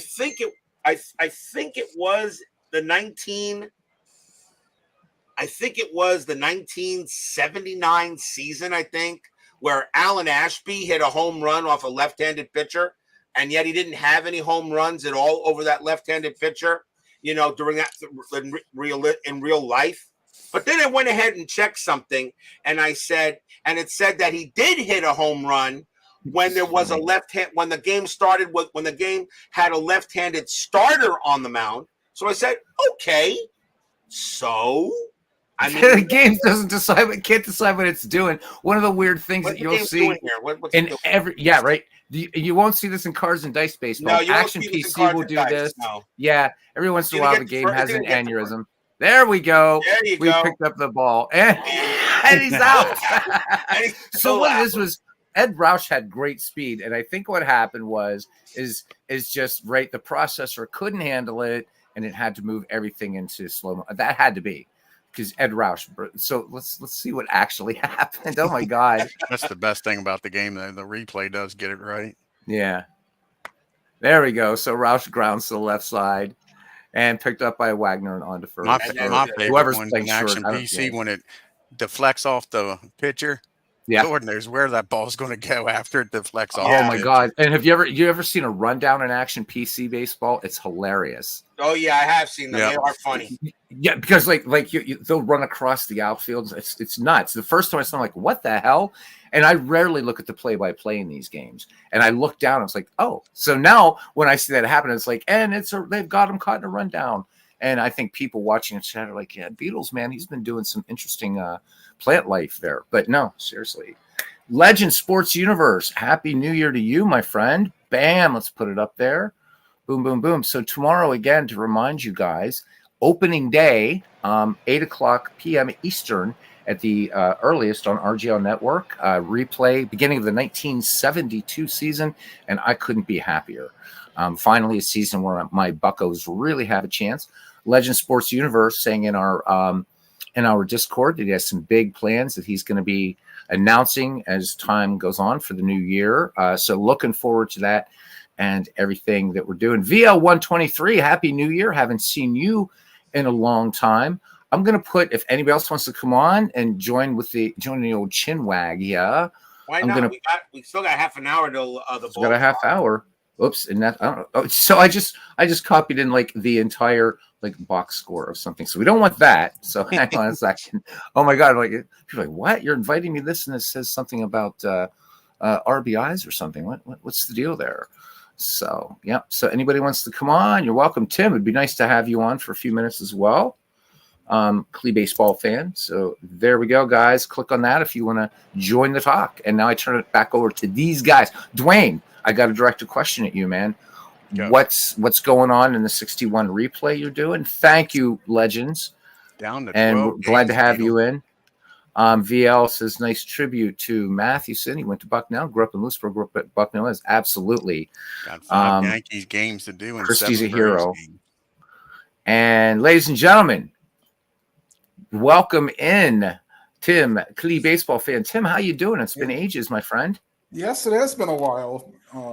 Doing okay. Waiting for the final 30 and a half minutes till the new year. So what you got going on, Tim, as far as projects, online, offline, or whatever? What's going on? I'm still working on the 2007 Strat postseason, Game 3 for both the American League and National League Championship Series. I have the lineups made up for both for Game 3, but I haven't quite rolled them yet. Nice. Hopefully my New Year's resolution will be at least to try to play 4-ish games or put 4-ish videos a week out. That might be a props to you, Tim. Props to you. I mean, at least try to get something out every week. Not right. 2 weeks and not do anything. And you're still doing this. I'm like, yes. I forget, Tim. What was the next project you were doing? I think you mentioned it on Gardner's channel, but I think I missed it. I was going to do 72, but I think I'm going to wait until you're done with 72. With the Pirates, I want to do a Clemente's final season to see. There you go, Tim. Yes, awesome. Or I could do a 72 project, but do a pitchers project. Jerry Ball, the guy who first commented, he used to be a lot more active. Suggested to do Steve Carlton, and I was looking at Gaylord Perry stats. I'm like, Well, I am a Tribe fan, and I haven't really done too many Indians replays. That's true. That's kind of like me with the Pirates. Like it's not a lot of Pirates on my channel, and I've never seen you do a lot of Indian stuff, Tim. That's kind of interesting. Yeah, because unfortunately I wasn't filming or didn't film the games when I did the 1971 Indians replay. Okay. So I mean, I did recaps on Facebook, so there may be some still there, but not, And then I'm kind of staying away from. I should really do best of 7 between the 97 and 6. Oh, that might be something I could do. Best of 7, 1997 versus 2016 Indians, the 2 World Series teams. Get tired of the Beatles. Well, when it gets to this point, it's like, right? Yay, Bucks win. So I want to see what they did to the Nasty Boys coming in. Yeah, I don't even know if the Nasty did they come in. Let's see. Wow. Yeah, Norm did. Yeah, Norm did, but it was too late. So way to go, Deacon Philippe. Awesome. Yeah. Yeah. I'm gonna switch up games for this last day. After getting off to a bad start. Lost the first 2 and then won 3, I think. Speaking of World Series, my friend, when are you starting 1904? We gotta start that this week, maybe. Yeah, I'm off to Wednesday. Hint, hint, hint. Yep. I'm off Monday and Tuesday. So am I. There was no 1904 World Series. Well, no, but he's doing the what if. Dwayne, you have the floor. Yeah, what if the Boston Americans could beat them stinking Giants?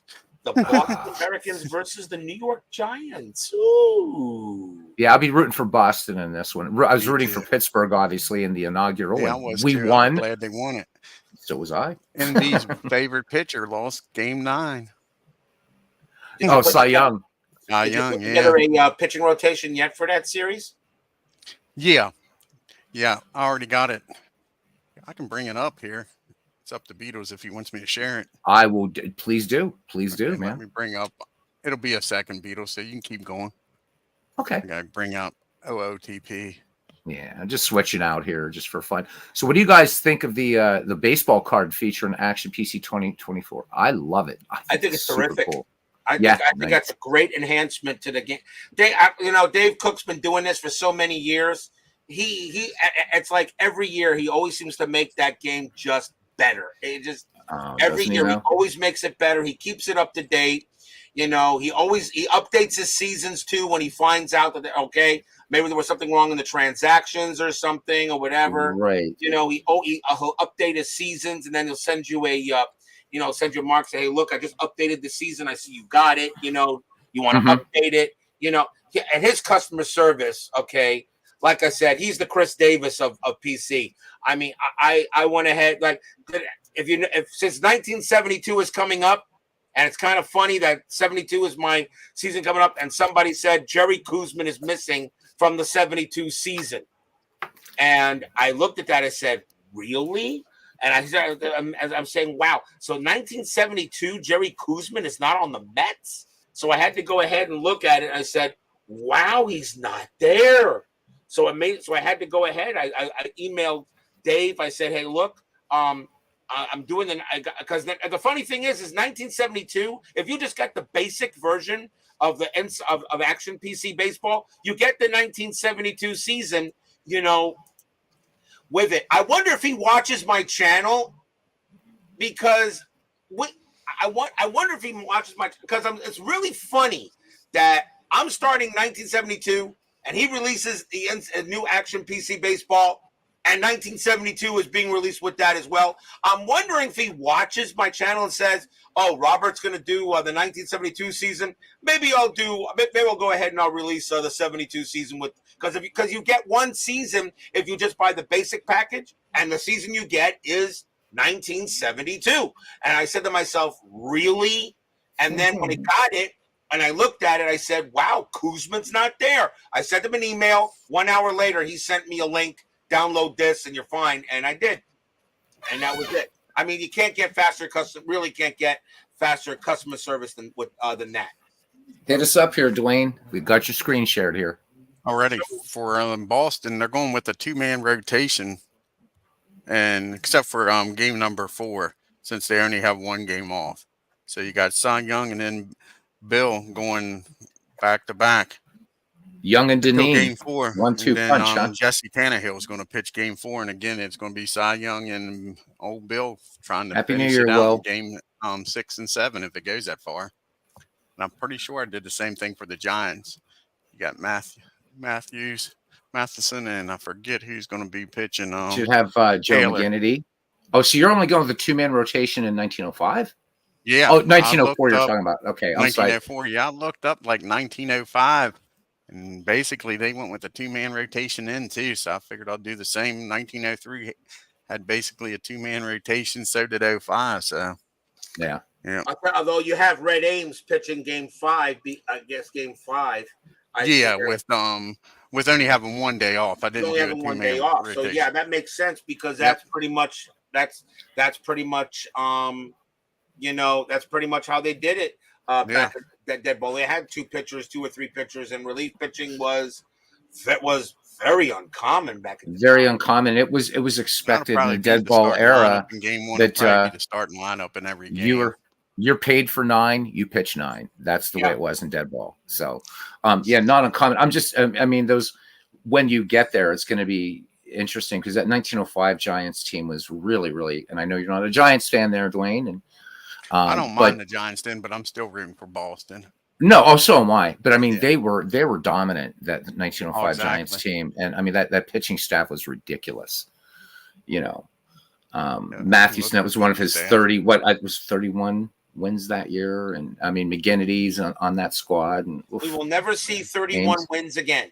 No. Oh my God, no. We will never see 31 wins again. 4 or 35 starts a year. No. Unless you go 31 and 4 wins, 9 losses, and 37 starts, pitched in 43 games. Christie did in 05. I don't care how good Shohei Ohtani is; he's not going to throw no 30 wins. No. Let's see what Taylor did in 05. And nothing like paying a pitcher $325 million, and he hasn't even thrown a major league pitch yet. Dang. Oh God! Right? I wish I could do that. 16 and 9. Right? What about a major league pitch? Can you go ahead and give me $325 million, Dodgers? God, so what about the position player Chirinos that the Brewers are paying? All that types of money. Like he's not even played an inning of Major League Baseball, and they gave him like a 10-year contract. Yeah. Whew. $700 million for a baseball player. 100% insanity. Yeah. That's all I gotta say. 100% Jamie. insanity. So Jamie says here that just kind of funny. He says most of us will never see 31 again. Yeah, some of us. So for those of us that do get to see 31 again, this time, at least buy her some flowers first. John. Yeah, really. Yeah, Fred actually had a losing season, Beatles. What's that? He actually had a losing season for the Giants. He's 4-6 in 13 starts. Yeah, he wasn't. I mean, a bit when you have Mathewson and McGinnity, you've got. But who's the 2-man rotation again for 04? You're using Mathewson and who? Taylor. Mathewson and Dummy Taylor. Okay. Yeah. Dummy Taylor. Yeah, unfortunate nickname for those days. Wasn't 21 very and 15 that correct. year, 36 starts. Yeah. Let's see what McGinnity did. I went with whoever had the most starts. Doug's here saying that they baby the pitchers too much today, just like quarterbacks in the NFL. Oh yeah, you go ahead. Like I said, I remember here I am. I look at 35 and 8. I go ahead and look at my inside pitch cards for 1972, and the relief pitchers can go about 9, 8, 9, 10 batters before they get tired. The 2016 season, a pitcher goes 2 batters and he's tired. Look at the stats that are disappearing. Complete game. It's someday. It's just not going to be a stat anymore. Quality starts. Could you imagine Bob Gibson? Right, going for quality starts. Oh. I mean, so Dwayne, what about the story about what's that, Tim? I'm sorry. With a 4.50 ERA per start. Right. Yeah. Like make it 2 runs. Like a quality start is not giving up 4.5 runs per game. Yeah, exactly. So, I mean, here we are. We're going to be the old fogies, get off my lawn. But you know what? People can say, well, and dead ball, blah, blah, blah.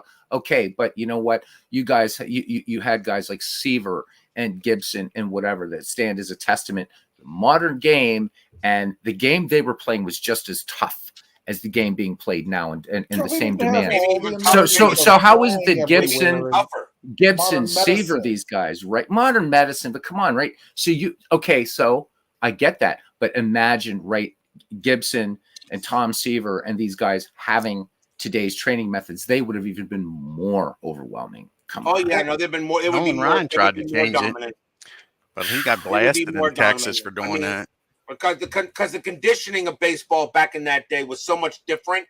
Plus, plus of course today's fitness science, which is now really raised to an absolute science, fitness and conditioning and practice and such, and and the machines we have today and the supplements we have today, besides the PEDs or whatever. Okay. Right. I mean, I can only imagine what Seaver, Gibson, Marshall, right? Blue, but you're talking about pitchers. What these pitchers would be doing right now. These guys ain't pitchers nowadays. They're throwers. They throw as hard as they can for as long as they can. They don't pitch. They don't rear back and give it a little extra on a 3-2 count. They're rearing back on the 0-0 count, on an 0-2 count or a 1-1 count. You saw if everybody's seen Tom Seaver, you saw his throwing motion. That knee touched the mound pretty much all the time, and he reared back and he wait for that little extra every single time. Gibson, the same thing, and let's not forget Koufax. Never forget the left arm of God. Forget the left arm of God, the best left-hander in baseball history. Okay, you cannot, with the way their throwing motions were. Okay, I've seen today's throwing motions, and you still got some good ones out there. Don't get me wrong, you got some good throwing motions out there today. But they can't compare. I mean, come on. I still think today the hardest motion I think I saw in this generation would be Randy Johnson. You saw how he threw that ball. Oh my God! Yeah, he hit the ball as well. Yeah, ask the spirit of that poor bird. Ask the ghost of that bird how that ball felt when he hit it. I mean, that should be a rare play in baseball. Robert, what was the All-Star game that Kruk bailed out against Randy Johnson? That cracked me up. 93, I believe. That was classic. The 97 with freaking Larry Walker. Yep. Oh, that was in Cleveland too. Jeez. He turned his batting helmet around and batted from the right side. Right. And I mean, Kruk was Kruk was a tough dude, but man, Johnson was dealing, and Kruk's like, whoa. I was happy to get out of the line and I lived. That was a good at that. I mean, like I said, if you get hit by a pitch by Randy Johnson, do you charge the mound? Hell no. No, I think you say, thank you, Mr. Johnson. Can I have another, please? I think that'll work just fine, sir. What are you now? 6'20"? No, thank you, sir. I'll stay right here at the plate. But please, sir, please throw it over the plate and don't hit me again. That one hurt. Robert, would it be one of those $1 million wounds that you ain't seen a nickel of? Yeah. To me, Randy Johnson is the most dominant left-hander I've ever saw, and that's why he's my starting rotation. I mean, like I said, if my starting rotation has Koufax, then Seaver, and then Gibson, and then I have Johnson, and then I platoon Greg Maddux or Pedro Martinez, and I'll have lefty Steve Carlton in as a spot starter. Okay, and as much as people disagree with me on it, I will put Roger Clemens as my righty spot starter, even though he's not in the Hall. But I don't care. Roger Clemens is still the most dominant right-hander in growing up. And Todd B brings up Greg Maddux. We can't. Greg Maddux, yeah. What a great one. Greg Maddux was a master of pitching as long as he didn't face Tony Gwynn. True. That's true. That's true. As long as he didn't face Tony Gwynn, Greg Maddux was fine. Yep. Because Greg Maddux said, for the life of me, I can't get that guy out. I just can't do it. Hey, I'm rolling Steve Carlton right now, actually. Chicago White Sox and Texas Rangers. Hey, Mike. Steve Carlton's pitching right now. Nice. But those are my pitchers. I mean, it's just, but today, I look at today's pitchers, and there are some very good. I mean, Kershaw, like I say, slightly modern day Koufax, except when it comes to the postseason, because Kershaw. I was just going to say that Kershaw just crumbles, man. No, he crumbles in the postseason. That's the one thing Koufax did. He loved pitching in the postseason, as long as it wasn't on Saturday. But he loved pitching on the postseason. Koufax was just as dominant in the postseason as he was in the regular season, maybe even more so. Okay, but imagine Robert if he hadn't had arm problems. He would have over 350 wins. He would have 4,000 strikeouts. Okay, come on.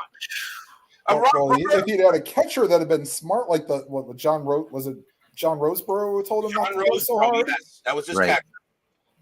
When he said maybe you shouldn't throw so hard, maybe you'd be a little more effective, and then light bulb went off, and then by that time it was already too late. It's already too late. And I think about he had that devastating curveball. He had the best 12-6 curve. He had the best 12-6 curve in baseball history. Even Mickey Mantle struck out against him in the World Series. He went back to the dugout and he said, "How the hell am I supposed to hit that shit?" that's among the highest praise as a pitcher you could receive, right? Even Pete Rose said I didn't hit my weight off of him. Okay, I didn't hit my weight. I mean, trust me, there were some batters that could hit him. Hank Aaron was one guy that could hit off of Koufax. Mm-hmm. Hank Aaron had over 300 average against him, but still, Koufax, there was just something. There was something about him. That he would, like I said, I think he'd have over 300 wins and over 4,000 strikeouts. That's, and a lot of people want to say, and people say, well, what do you think about, what about Warren Spahn? What about Steve Carlton? What about Randy Johnson? Kershaw. I go to people, I said, here's Carlton, you have Johnson, you have, Spahn. Okay, of course, all of these guys are one of the greatest of all time. They're GOATs, absolutely. But if there was absolutely one baseball game you absolutely had to win, who is your starter for that game? Okay, who is your starter for that game? And if anybody doesn't say Koufax, I'm going to look at him and say, okay, fine, whatever. I mean, you got Koufax. He just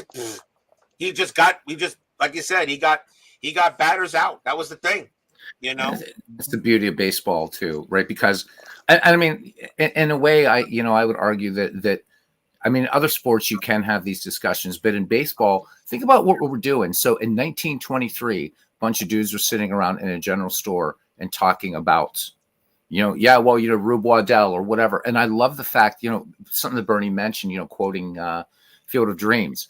James Earl Jones says how baseball marks time, but it's also how it goes through generations. And I love the fact that here we are still having those same discussions, whether it's about Sandy Koufax, Bob Gibson, in my case, Rube Waddell or Lefty Grove or whatever. And I just, this is one of the reasons I love this community so much, is because not only do we play these baseball games, but we love the game and we honor its traditions. Think of your boy Roberto Clemente. I'm doing the 1972 season. This is his final year before he dies in the crash. Does Roberto Clemente he has 3,000 hits exactly when he passed away? If that doesn't happen, does he reach 4,000 hits? I'm going to say yes. I think so Clemente, provided he didn't get a lot of injuries, because that was the thing that the plague. Clemente was kind of fragile. Despite the, an excellent hitter and a cannon for an arm, I think so. I've had people, Clemente was inducted into the Hall of Fame, just because he was, he did those nice things for the people in Nicaragua. And that's bullshit. Clemente was a great player. He was a great player. He's one of the greatest of all time. He's a GOAT. I'll say he's a GOAT. Absolutely. He's Mr. Pirate. Yeah, What do he you think of is. the Pittsburgh Pirates? I mean, come on, you got to think of him first. Jamie, you make a comment about Christie, and I will tell you this. To me, and I know I'm probably getting some blowback, and I've said it before. No surprise coming, and I'm going to be ending this before midnight, so you guys can all be with your loved ones. The broadcast, I mean, and I might come on after if anybody's bored, just to hang out. To me, Walter Johnson is the greatest pitcher of all time, and not just because of the incredible win-loss record, but when you consider those Washington Senators that he pitched for and still put up insane numbers and was still doing it after the dead ball era. To me, Walter Johnson was the greatest of all time. I'm open to argument. Go ahead. No argument. I'll say this: only 2 pitchers in baseball history have over 300 wins, 3,000 strikeouts, and a career ERA under 3. Walter Johnson and Tom Seaver. Yep. That's why. And in fact, so Bill James, as you know, Robert, he says in the Baseball Historical Abstract, he said there's a good argument to be made for naming Seaver as the greatest pitcher of all time. He ranks him number 8, which is still pretty damn good. But he's right. I mean, Seaver was, and for imagine, so we didn't get to see Walter Johnson or Christy Mathewson, but I sometimes wonder that we take for granted that we got to see legends too, right? We sure. Really did, right? And it's easy to watching Greg Maddux pitch, and it's like, but not realizing this is a damn legend. This guy belongs in the pantheon. He really does. Tom Seaver, I think.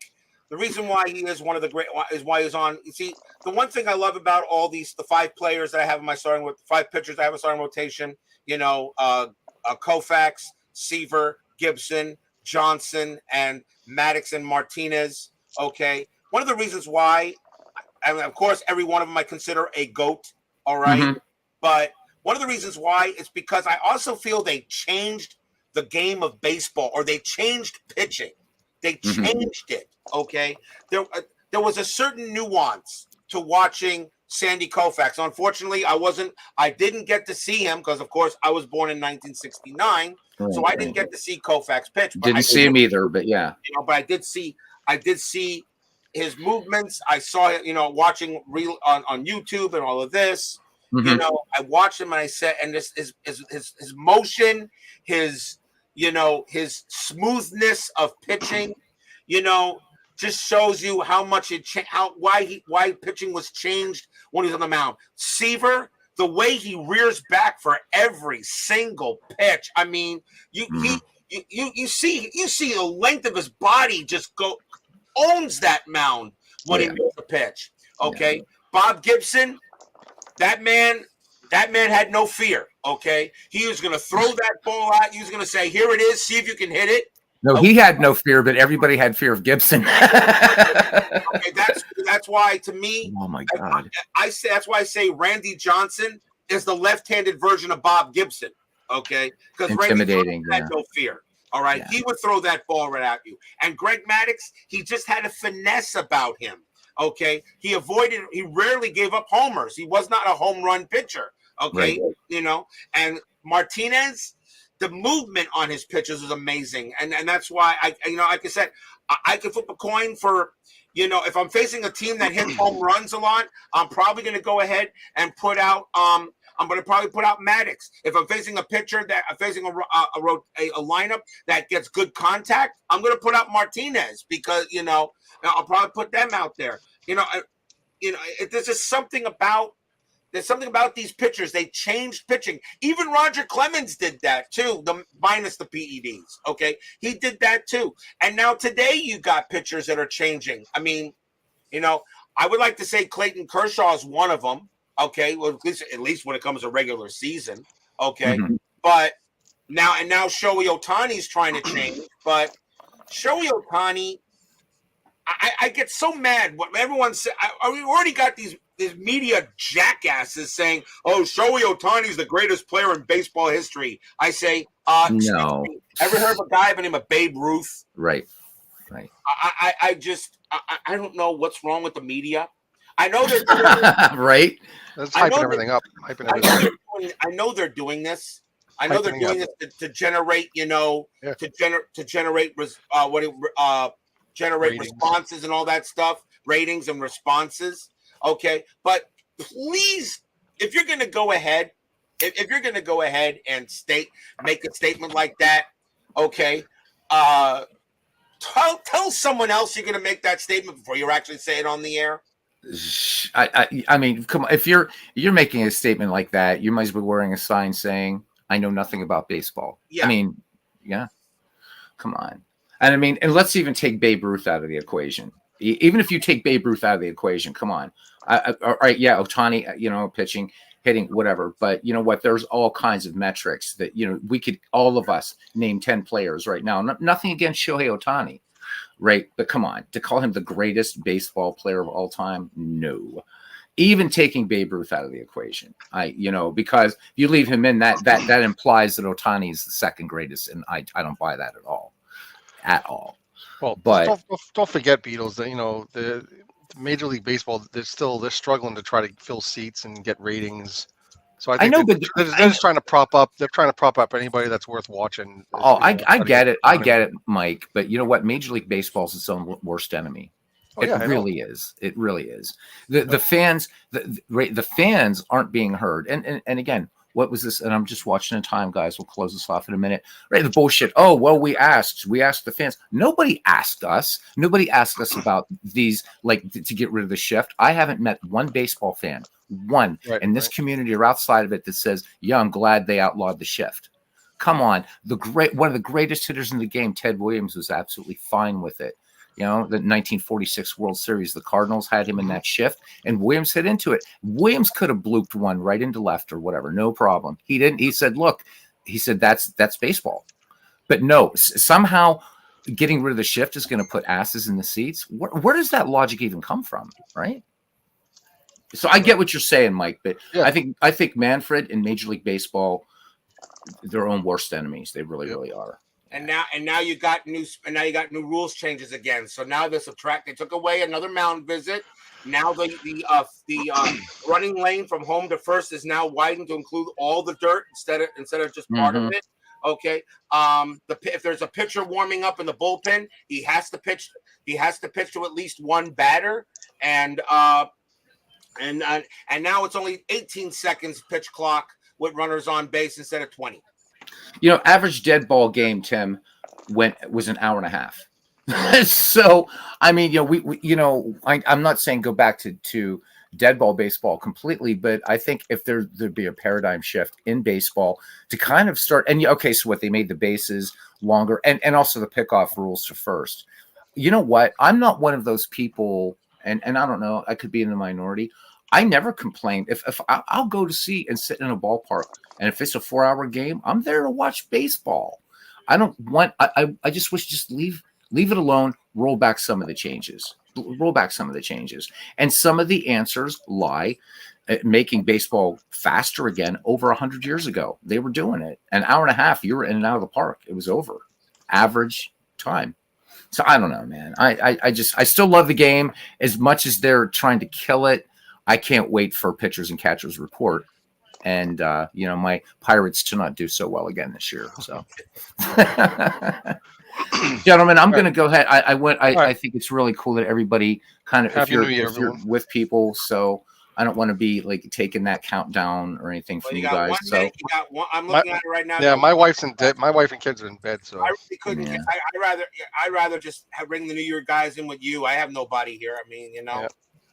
Well, for those staying, nothing fancy. We'll just keep watching the clock. And I'm watching the clock right now on my computer screen as we're speaking right now. We got 40 seconds.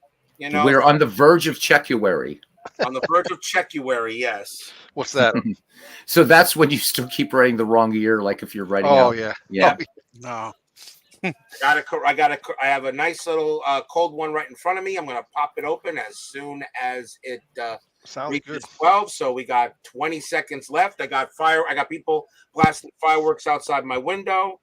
My mom's already dead asleep. So I mean, Yeah.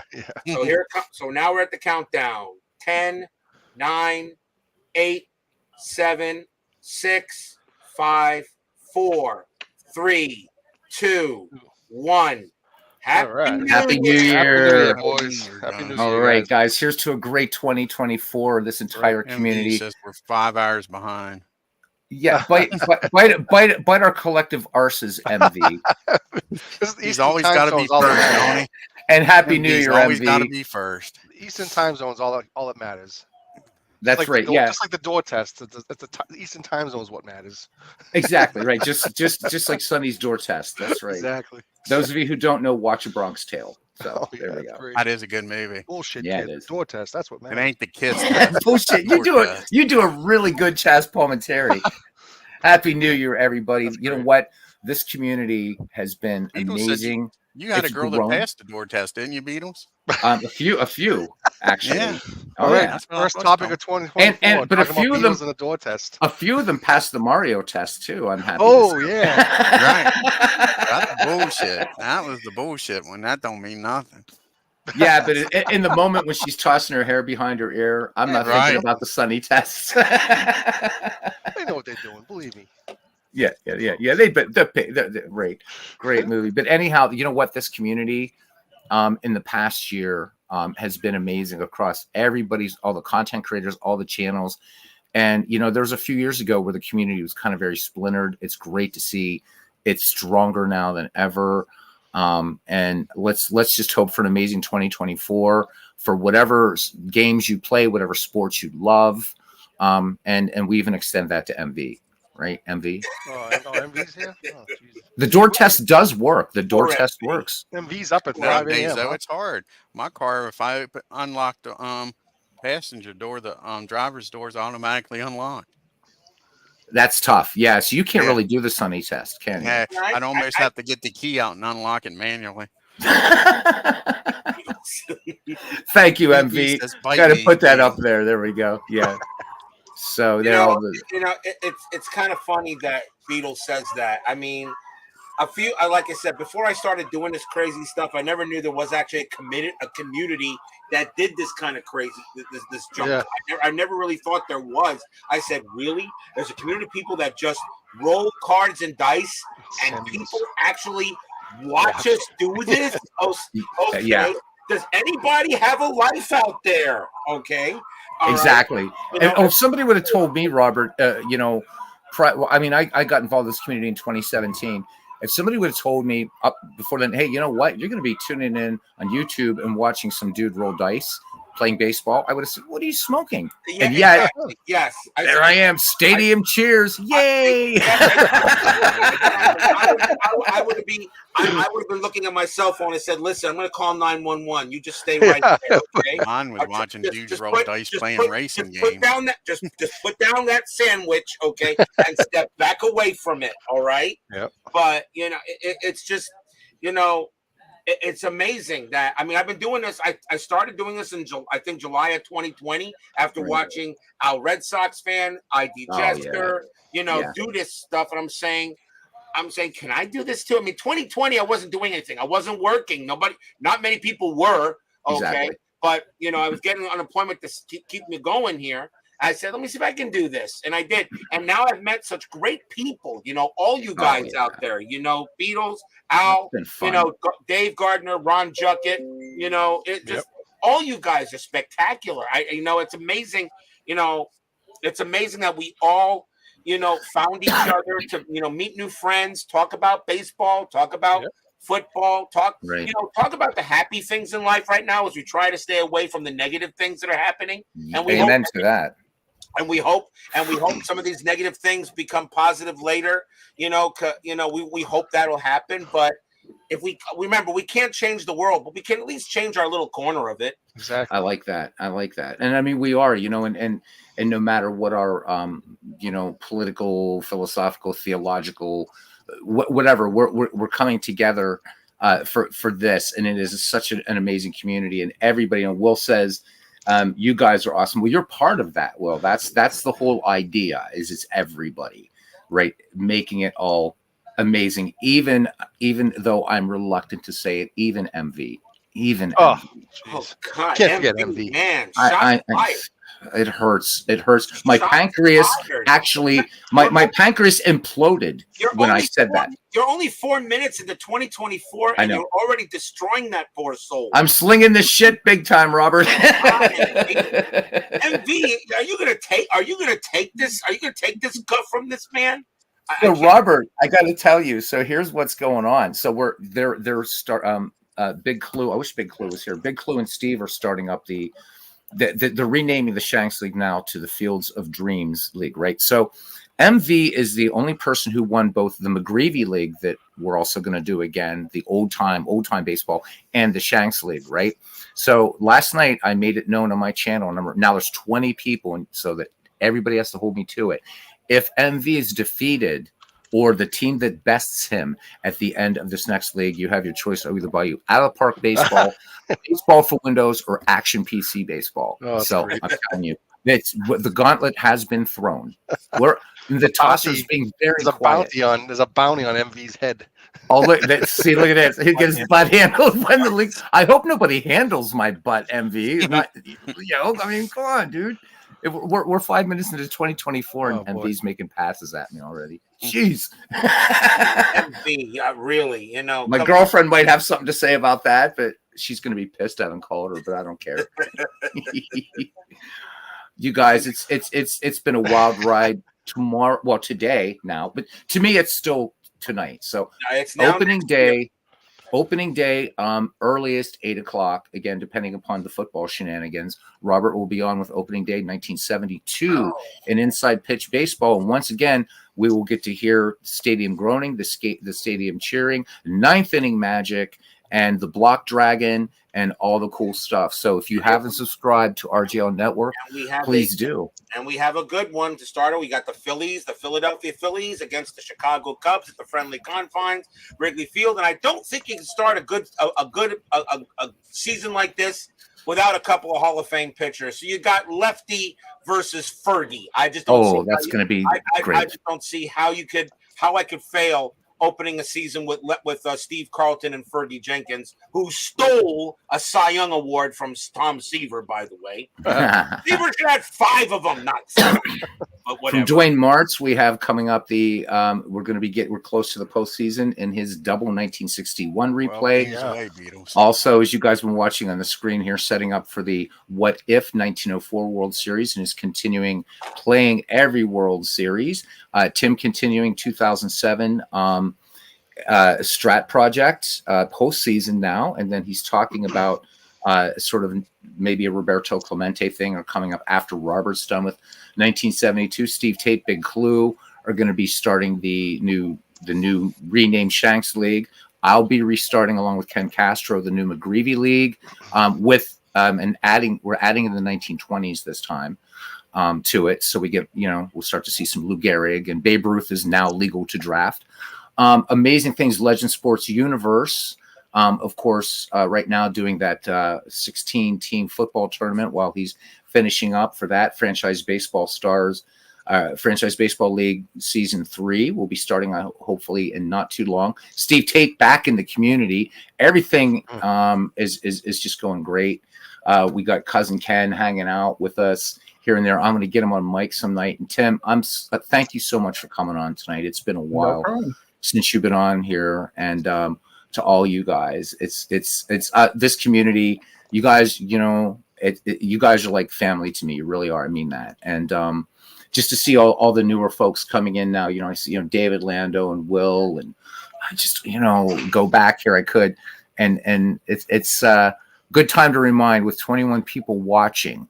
So we are planning, hopefully in the spring, and we're going to start getting, try to firm some dates up and everything. We want to try to get together as many people in the community in Kansas City this spring to do some gaming. Let's be geeks, man, because we are nerds, whatever, to do some gaming, visit the Negro League Hall of Fame, maybe catch a Royals game if they're at home. So if you're interested, if you're a member of the Discord, just drop in. Hey, I'm interested.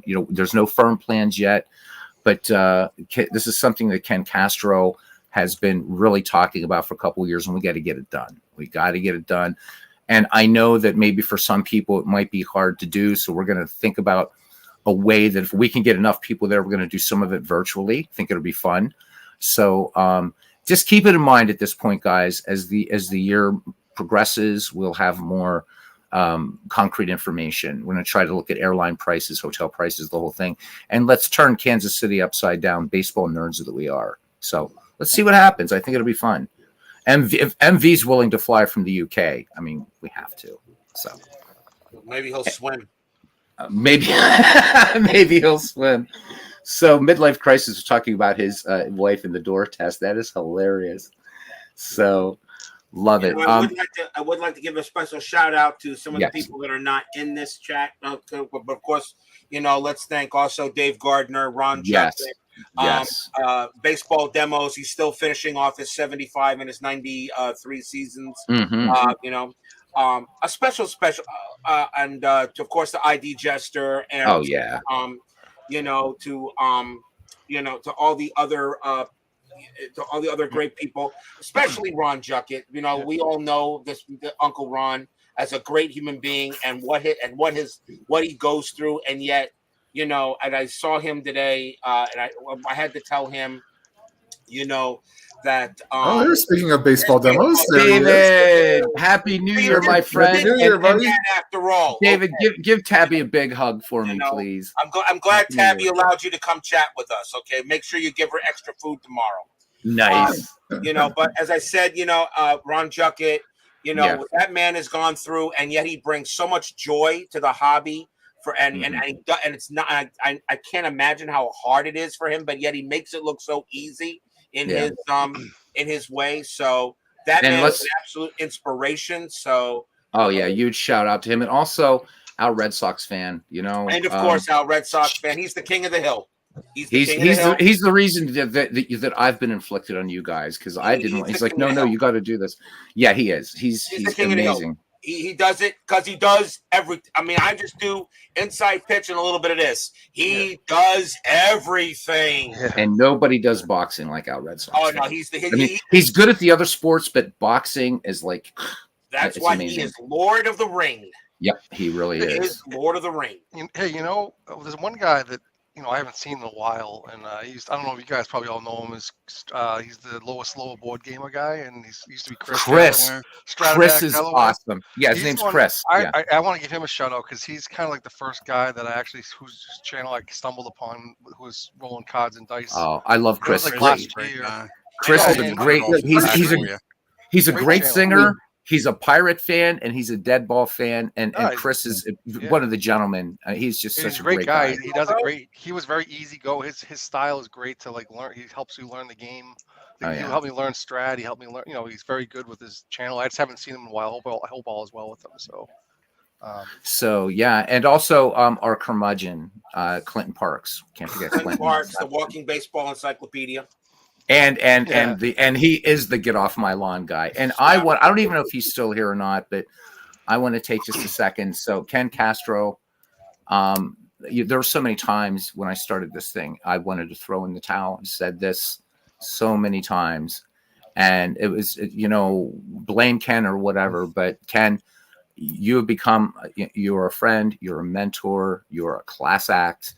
And we're going to make this Kansas City thing happen. But I want to thank you. There were times I was doing this channel and it was just Ken watching. And the final little shout out, we don't know where you are, Robbie Wartburg. Maybe you're finishing the 1908 replay that you started back in 2019, but we miss you, Robbie, and we wish you the best. And I wish Big Clue was here, but he's not tonight. I think he's giving his vocal cords a rest right now. Legends is here. Happy New Year's again, Legends. We also have to give a shout out to Tony Porter at Cards and Dice. Porter, Tabletop Baseball Plus, and Tenacious Sports Earl. Oh, hell yeah. Tenacious Sports Earl. I got to give him props. He to me is the history maker golf master. Yep. Okay. Yep. He is the Lord of the ring. He is the Lord of the links. So I will give him that credit. Tenacious Sports Earl. He is a Buffalo Bills fan, so nobody's perfect. But I'm probably gonna. My Dolphins are gonna lose to the Bills probably Sunday night anyway. But I got to give out credit to Tony Porter. to Tenacious Earl, and there was another, and Earl Shamblin, of course. Yes. Earl Shamblin of the other half of Tenacious Sports. Yeah, Oklahoma Earl. You can't. Yeah.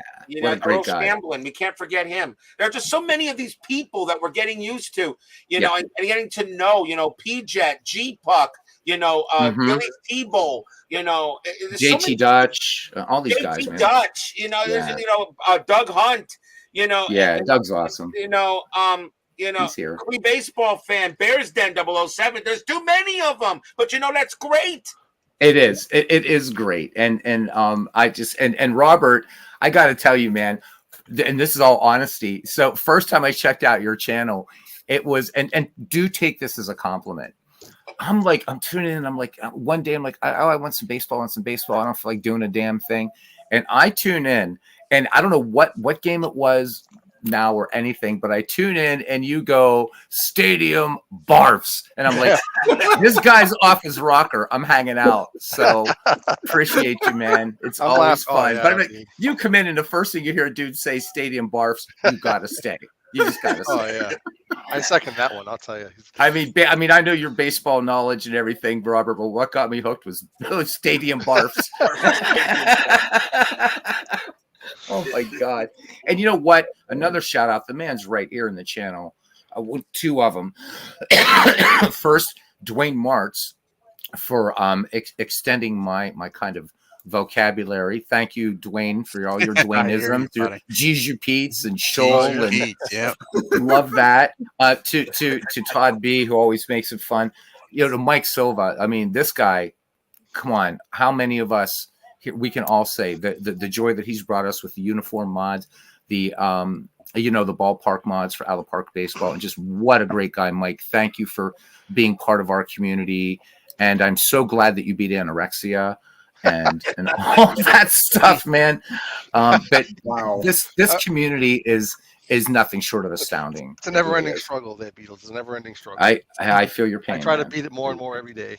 And of course, he got baseball demos here in the chat. Who says "Lord of the Puns"? Yes. Oh God. Lord of the Puns. I would like to mention that baseball demos always receives the most blocked dragons in the year.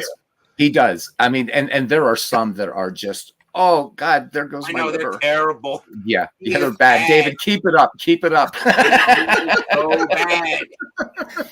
And the other guy. So talked about Todd B. Todd B is the master of the emoji.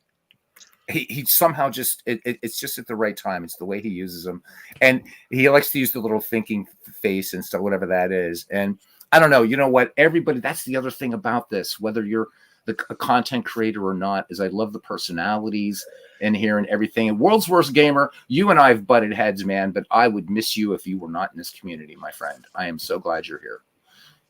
I mean.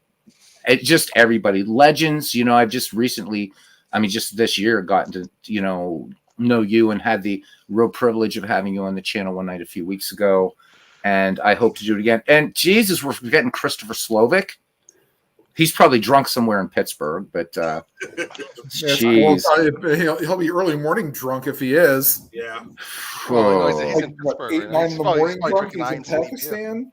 No, he's right now home in Pennsylvania for a little bit longer. He's been back in America since 15 December. But I mean, he went to a foosball game. Yeah.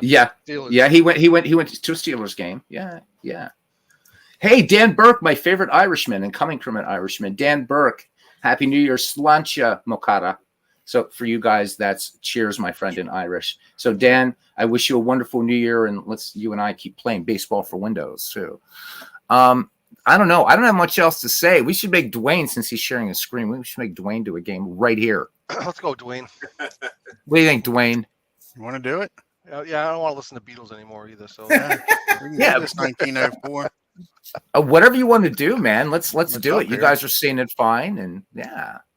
I mean, I'm not working tomorrow. I don't. Tomorrow's New Year's Day. Well, my dealership is I'm closed. I'm off tomorrow. So yeah, I get my job, which is really nice. So at FedEx, if a holiday falls on a Monday, you also get that Tuesday off. So I'm like, yes. Now this year's gonna suck because Christmas is on a Wednesday. Yep, bloody leap Christmas and year. New Year's are on Wednesdays. The absolute worst day to have a holiday. Right? Oh my Yep. God. You know what? So- Actually, just I take the thought, whole month I off. thought about that. I actually think Tuesday is the worst because so you get because you don't always get Christmas Eve off. So that means you're gonna have a weekend.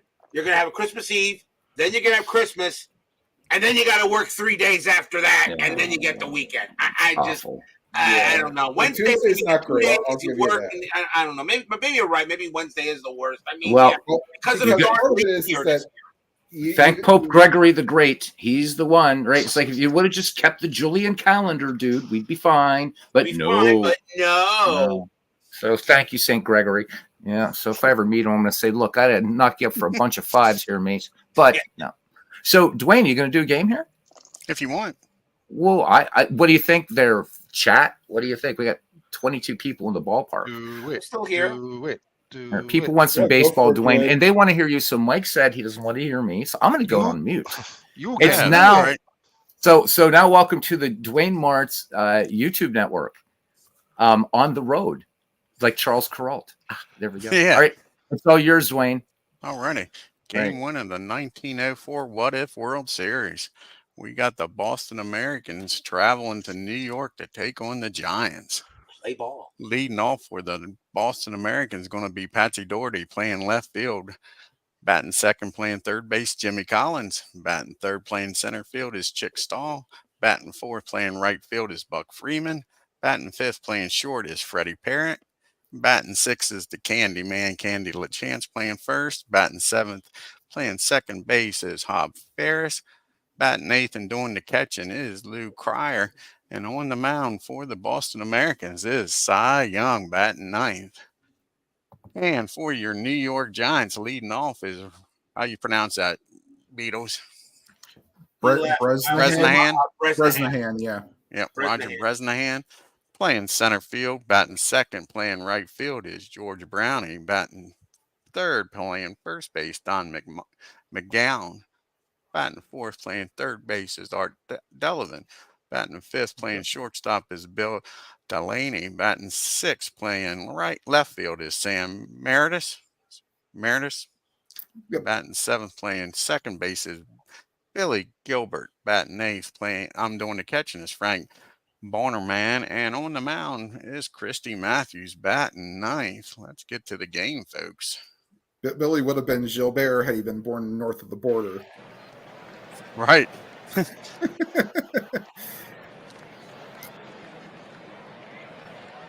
And on the season, Patsy Doherty batted .280.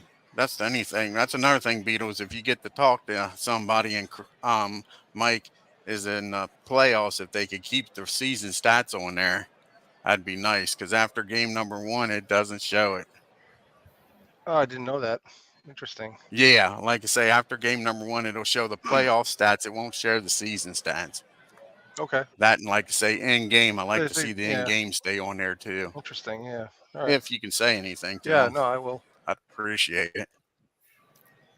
Yep. And he had 6 home runs, 26 RBIs. He'll be facing Christie, who was 32-12. Gave up 306 hits, 83 earned runs, 78 walks, struck out at 212 with a 2.03 earned run average. Here's the 1-0 pitch, the Patsy.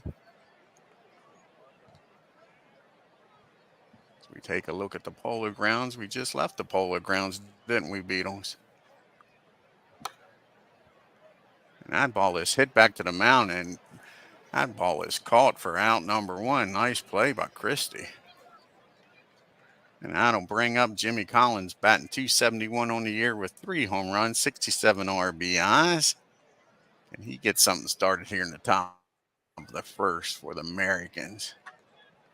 And he's first pitch swinging. That's the line drive into center field for a base hit. Collins is aboard with 1 out. And the Americans get the Christie in the first inning here. We got Chick Stahl and these favorite ball player batting .290. 3 home runs, 67 RBIs. He had a terrible 1903 World Series. Can he do better here in 04?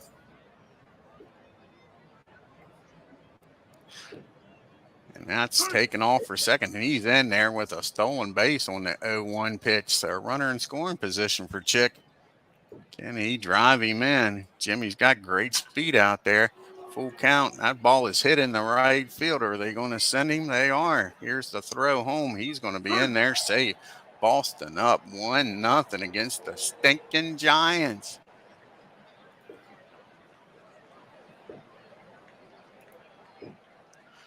Now we got old Buck Freeman up, batting .280 on the year, 7 home runs, 84 RBIs, with a runner down at first.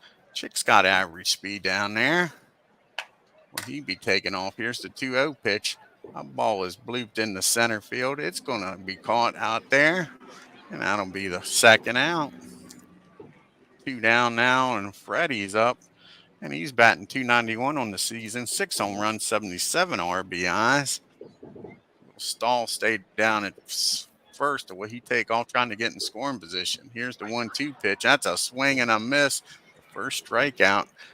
Boston scores 1. We go to the bottom of the first. Boston 1. New York coming up the bat. Bresnahan, Brownie, and McGon due up here against Cy Young. Cy Young with a 26-16 record. 327 hits, 83 earned runs, 29 walks. How about that? And 300 and some innings. Struck out 200 with a 1.97 ERA. Old Roger batting .284 with 5 home runs and 33 RBIs. Here's the 1-2 pitch to Roger. That ball is hit down the second. Ferris over to first for out number 1. That'll bring up Brownie.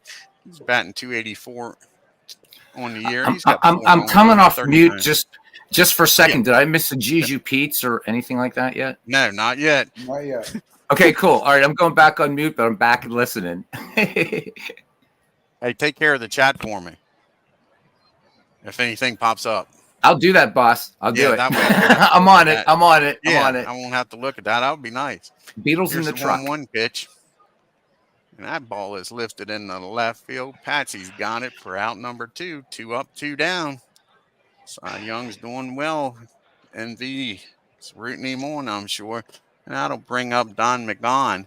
Batting .286, 6 home runs, 71 RBIs on the season. Can Cy have a 1-2-3 inning? He's first pitch swinging. That ball is lifted in the first base line in foul territory, and that's a 1-2-3 inning. We go to the top of the second. It's 1-0 Boston. We got LaChance, Ferris, and Cryer due up here. Can they get something going the bottom part of the lineup? LaChance batting .227. He's got 1 home run on the year, 47 RBIs. Here's the 1-0 pitch. That ball is hit down the first. Over to Christie covering, and that'll be out number 1. And that brings up Ferris. Ferris is batting .213, 3 home runs and 63 RBIs on the season. He had a heck of a 1903 World Series. Can he repeat this in 04? The bottom part of Boston's lineup had a hell of a year in 03. That ball is hit over the center fielder's head. It rolls to the wall. Is he going to round second? That brown-eyed, handsome man's heading in the third. Should have been standing up. There's one of them.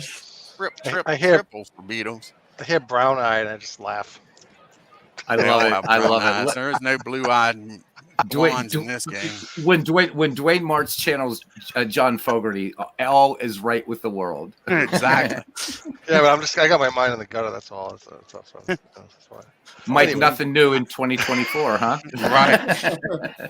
Luke Cryer, he had a 1903. He had a good World Series in 1903. Batted .211 with 2 home runs and 34 RBIs in the season. Can he drive in Ferris from third and make this a 2-0 ball game? And here's the 1-1 pitch. That ball is hit down the second. Nice play. That was beautiful. We got to rewatch that. Just took a base hit and a run away from Boston. You know it, Ken. Oh, that was beautiful. What kind of gloves did they use? They Look had at like those oven. nice Did they have looking like oven mitts uniforms, for Mike. gloves then? Did they have like oven mitts for gloves then? They actually did, Mike. And one of the things that a lot of them did, that Hannes Wagner talked about, is they would actually cut a hole in the palm of the glove, and they were little more than oven mitts, literally. Yeah, they did, and hence one of the reasons for a lot of the errors. The gloves were tiny. Yep. Popsicle Pete gloves. That's what we used to call them. I'd hate to see what a hard line drive would have looked like. Oh, you got that small little Oof. glove to try to catch a fast line drive. Oh, right. Exactly. Oh, good gravy. And now you we got had Cy Young hitters up. like like Wagner and Crawford that hit those hard line drives too. Gabby Kravitz, those guys. There's some hard hitters in the dead ball era. Can Cy Young help his own cause? Because on this channel, just like on mine, he Beetle does. says we don't need no stinking DH. Cy Young Damn batted right. 223 on the year. One Happy home New run. Year, Gary. What's there, Dwayne? Exactly. Cy Young's first pitch swinging. That ball's hit well in the center field. And Oh, it's that over his ball's head. hit over his head. And Cy Young's got at least a double and an RBI. He's going to hold up at second. And like I said, we don't need no stinking DH. It's 2-0. Take a look at that again. See if he misplayed that or if it was just hit over his head. Playing in too shallow against old Cy. Just hit over his head and leap and Went all the try, way to but the not end. able to Deepest make part the of the catch. park. The little Wow. chicken fence out there. Yep. I don't even know if they had a fence. I had to do something because usually I think that this crowd was out there. So I think from the picture Yeah, I it might saw, just been a rope, Mike. it might have been a rope with the crowd, but you can't do that in the game. So. Yeah, No. yeah, but still looks nice. Reminds Uniforms me look of many a nice high too. school field I played on. Yeah, exactly. That's one thing. Yeah, let's not forget Mike's uniform mod. That one gets overlooked, and that one's that's brilliant too. It's as brilliant as the ballparks. Yeah, the only thing that sucks is that on when you guys do these special tournaments and stuff, like the number, like I don't know, they shouldn't have numbers and names on the back, right? Because it's not Nope. time. It uses the default, which is the red. Since for some reason it's the Cincinnati Reds font and name. So every player has that on the back, which is kind of stupid. But I mean, if you use my mod, it won't have that, but because it doesn't take the mod settings into account when you do the tournaments and not the seasons, right? So it's kind of weird. But I did ask them to see if they could fix that. I don't know if they're going to do it this version, but we'll see. What I did put in, but one of my big suggestions for OTP was to put like a uniform selection screen before each game. Yes. Where you could actually pick whatever uniform you wanted for the team. that'd You know what I mean? Yes. So that's hopefully that I'd like to see them implement that kind of thing. But All right, that would be neat. That would be fantastic. And Yeah. not like not like home, road, home, away, and alternate. No, Yeah. any freaking jersey. no, if you want to do that, you could do that. Yeah, I mean that would be great. I mean, just go to, you could open up the file or something, go search for the file if you wanted to. You know what I mean? Yeah, that'd be great. Yep, I don't know. I agree with you.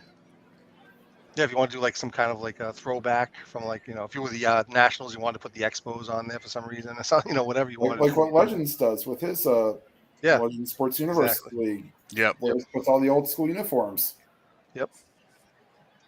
All right. Yeah, I love when he does that. I'd love to see those old uniforms. So Legends is promising at some point some shop talking and stuff like that. I know I'll be glued to that because he's completely changed my thinking on MLB The Show. I mean, Steve Tate was the one that convinced me to buy it because I thought it was just a Twitch game.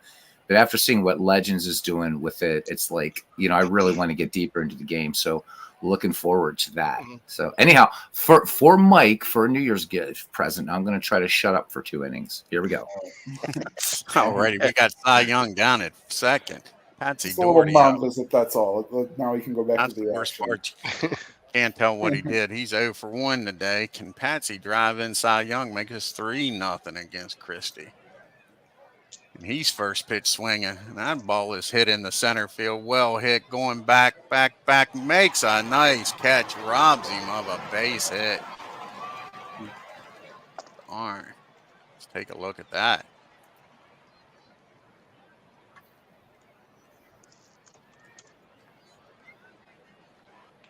Nice over the shoulder. Willie Mays took lessons from that catch.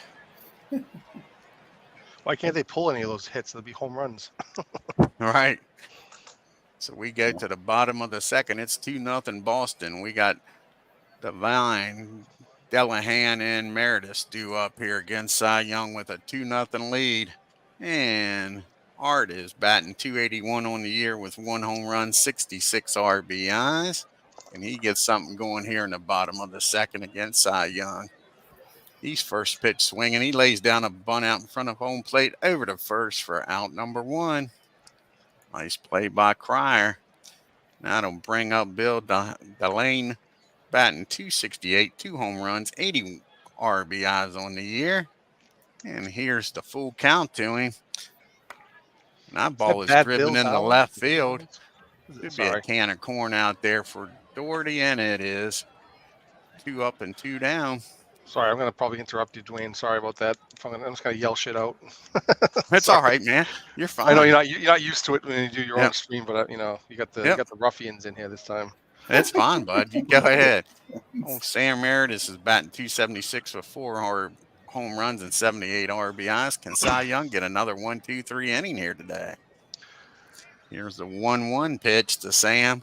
That ball's hit back up the middle. Cy's got it over to first. 1-2-3 go the Giants. We get to the top of the third. Collins, Stahl, and Freeman due up. I didn't realize Mathewson was pitching again. Jimmy's 1 for 1. Wow, he can actually have a chance to win this one, but he's not. He's doing just like Beatles' sim too. He's losing. Right. I'm hoping the Giants' defense falls apart like they did in Beatles. That's true. He had like one earned run out of like the 9. 0-2 pitch. He squares the bunt and misses it. And now on the 1-2 pitch, Jimmy swings up the middle over to short, the first, and they get Collins for out number 1 here in the third. That brings up Chick Stahl. He's 1 for 1 with an RBI today. Isn't he the MV's favorite player or something? Yeah, he's MV's favorite player, and he had a terrible 1903 World Series. Terrible. He batted like a buck something. He didn't even get over the Mendoza line. Yeah, and he had a few errors out in the center field also. It wasn't pretty. But he takes a base on balls, gets down to first. I think that's Matthews' first walk of the game. It is. That brings up Buck Freeman. He's 0 for 1 today. Will Stahl be taking off for second. First pitch swinging down the first, over to second, over the first, and he's in there safe. He beats out that. And we got a runner on first and 2 outs now for Fred Parent. He's 0 for 1 today. And Buck Freeman with decent speed down at first. Will he be staying in plant? Here's the 1-1 pitch. Fred drives it out to right field, drops in for a base hit. And throwing there, gets up, rounds third. And there we go, another run. I was wishing for some errors, and here we go. Now you got Freddie down at second with 2 outs. And LaChance is up. He's 0 for 1 today. And Freddie's got great speed down at second. A base hit will score him easily. Here's the 1-2 pitch, and he swings and misses. But Boston scores an unearned run. We go to the bottom of the third. It's 3-0 Americans. We got the bottom part of the order due up here for the Giants. Gilbert, Boharmer, and Christie due up. Billy's batting .253 on the year. He's got 1 home run and 54 RBIs. And here's the pitch from Cy. 1-0 pitch. That's going to be a ground ball down the short. And they give him a hit on that. I would have gave him an E6. That's the first base hit. That's a cheap base hit for the first base hit of the game. Here comes Frank Bomar. He's batting .232 with 2 home runs and 27 RBIs. Bill was down at first with great speed. Will he be taking off for second? Here's the 0-1 pitch. And he's off and running. Throw down the second's not in time. He's in there with a stolen base. Runner in scoring position now with nobody out. And here's the 0-2 pitch. And that ball is hit out in front of home plate. Only plays to first, so the Giants got a runner down at third with 1 out. And Boston's going to bring the infield in against Christie. And like I say, we don't need no stinking DH. He's batting .226 on the year with 17 RBIs. Can Cy Young get his counterpart out here with nobody scoring? Here's the 0-2 pitch, and he strikes him out. That might be Here's Cy the Young's there. first strikeout. A big one, too. It is. What's that? So you needed a DH there. No, no stinking DH. Cy Young would have struck out the DH, too. That's true. We're back to the top of the order. And Rogers 0 for 1. Still got Billy down at third with 2 outs now. Here's the full count to him. Oh. That ball is It's a hit ball. in the center field, and that's off Wow. the wall. That'll score 1. And is he going to make it to third? Go for home. Yes, Go for he home. is. Is he going to make the turn for home, folks? Oh, he is. And Got the we inside got the our Parker. second home run in World Series history, folks. Inside the Parker. It's 3-2. That's awesome. See, that's cool because that was like it should have been inside the pocket because it was over the center fielder's head, you know. Let's take a look at that again. We didn't have to wait 10 years, Beetle, for the second home run. Is that how long it took, really? I forget. Beatles told me it was So wow. the first, so I break my silence for questions. Yeah. So the first home run in World Series history is hit by Jimmy Sebring of the Pirates, and the first World Series or first home run in Dwayne's was hit by a Pirate. I forget who it was. Was it Beaumont? I forget. Eddie Phelps. Eddie Phelps. And I think there wasn't another home run until 1910 or 1911 in the World Series. Wow, that's cool. Yeah. Very cool. Very cool. So just like that, it's 3-2. George Brownie's up. He's 0 for 1 today. MV would have pulled Cy Young by now. Yeah, that's a fly ball at the right field, was and cool. he makes the catch at the wall. Nice play. That would have been funny if it was back-to-back home runs. Home runs, yeah, that's for sure. Oh. Take a look at that.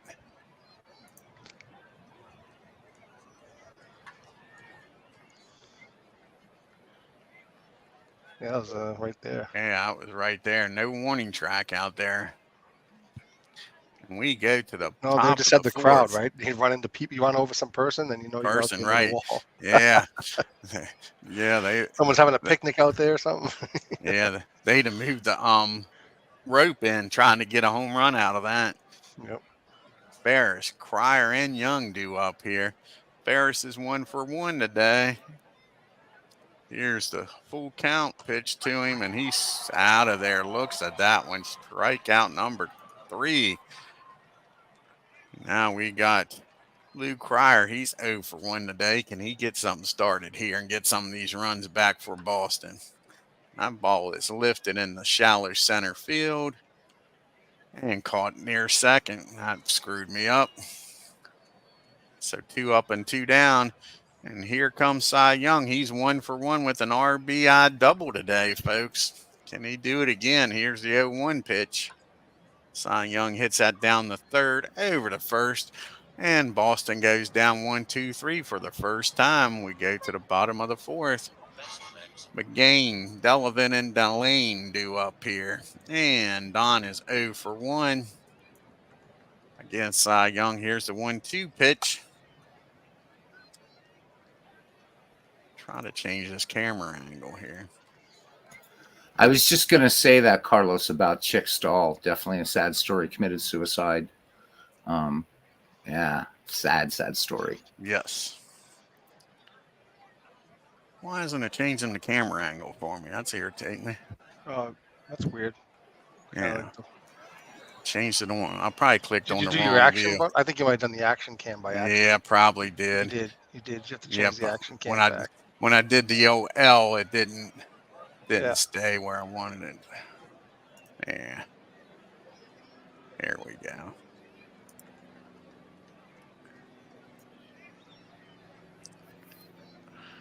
And that's a throw down the second. They got him out by a country mile. 2 outs now. And here comes Bill. He's 0 for 1 against Cy Young. 2 outs now, nobody on with a 2-1 pitch. That ball is hit down the third, over to first. Uh-oh. And that'll end the inning. We go to Oh, the it's an top error. of the fifth. That was an error.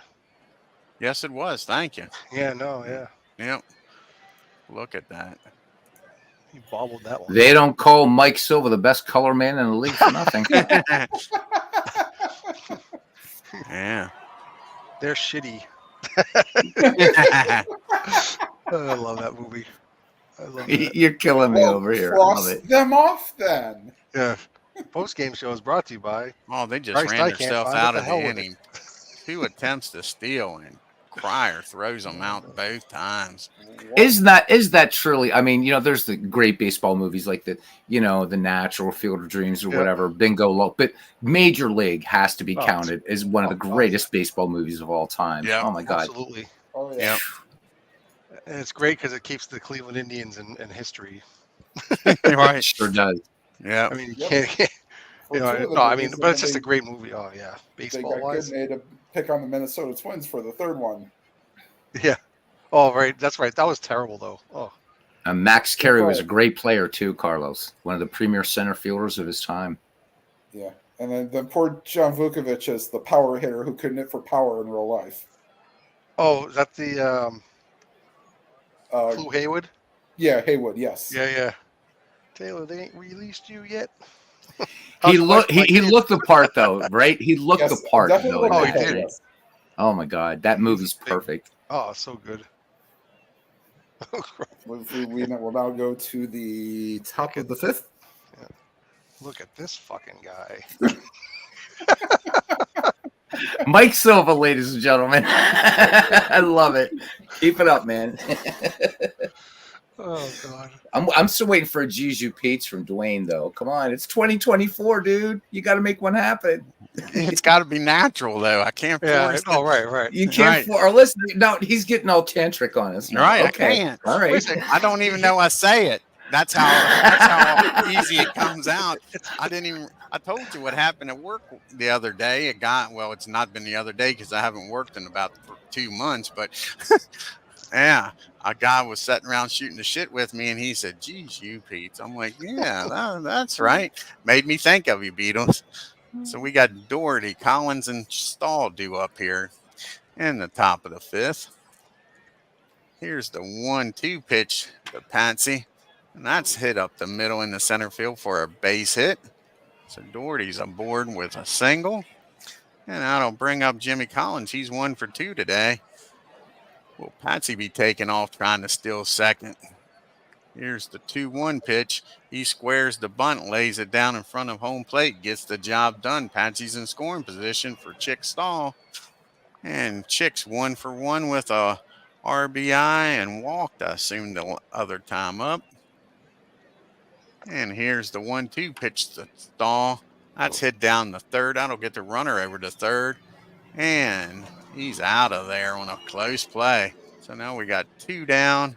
And Buck Freeman up. He's 0 for 2. Can Buck drive in a run and give the Americans a little cushion here? That ball is driven in the center field. It drops for a base hit. And he's rounding first, headed into second for a double.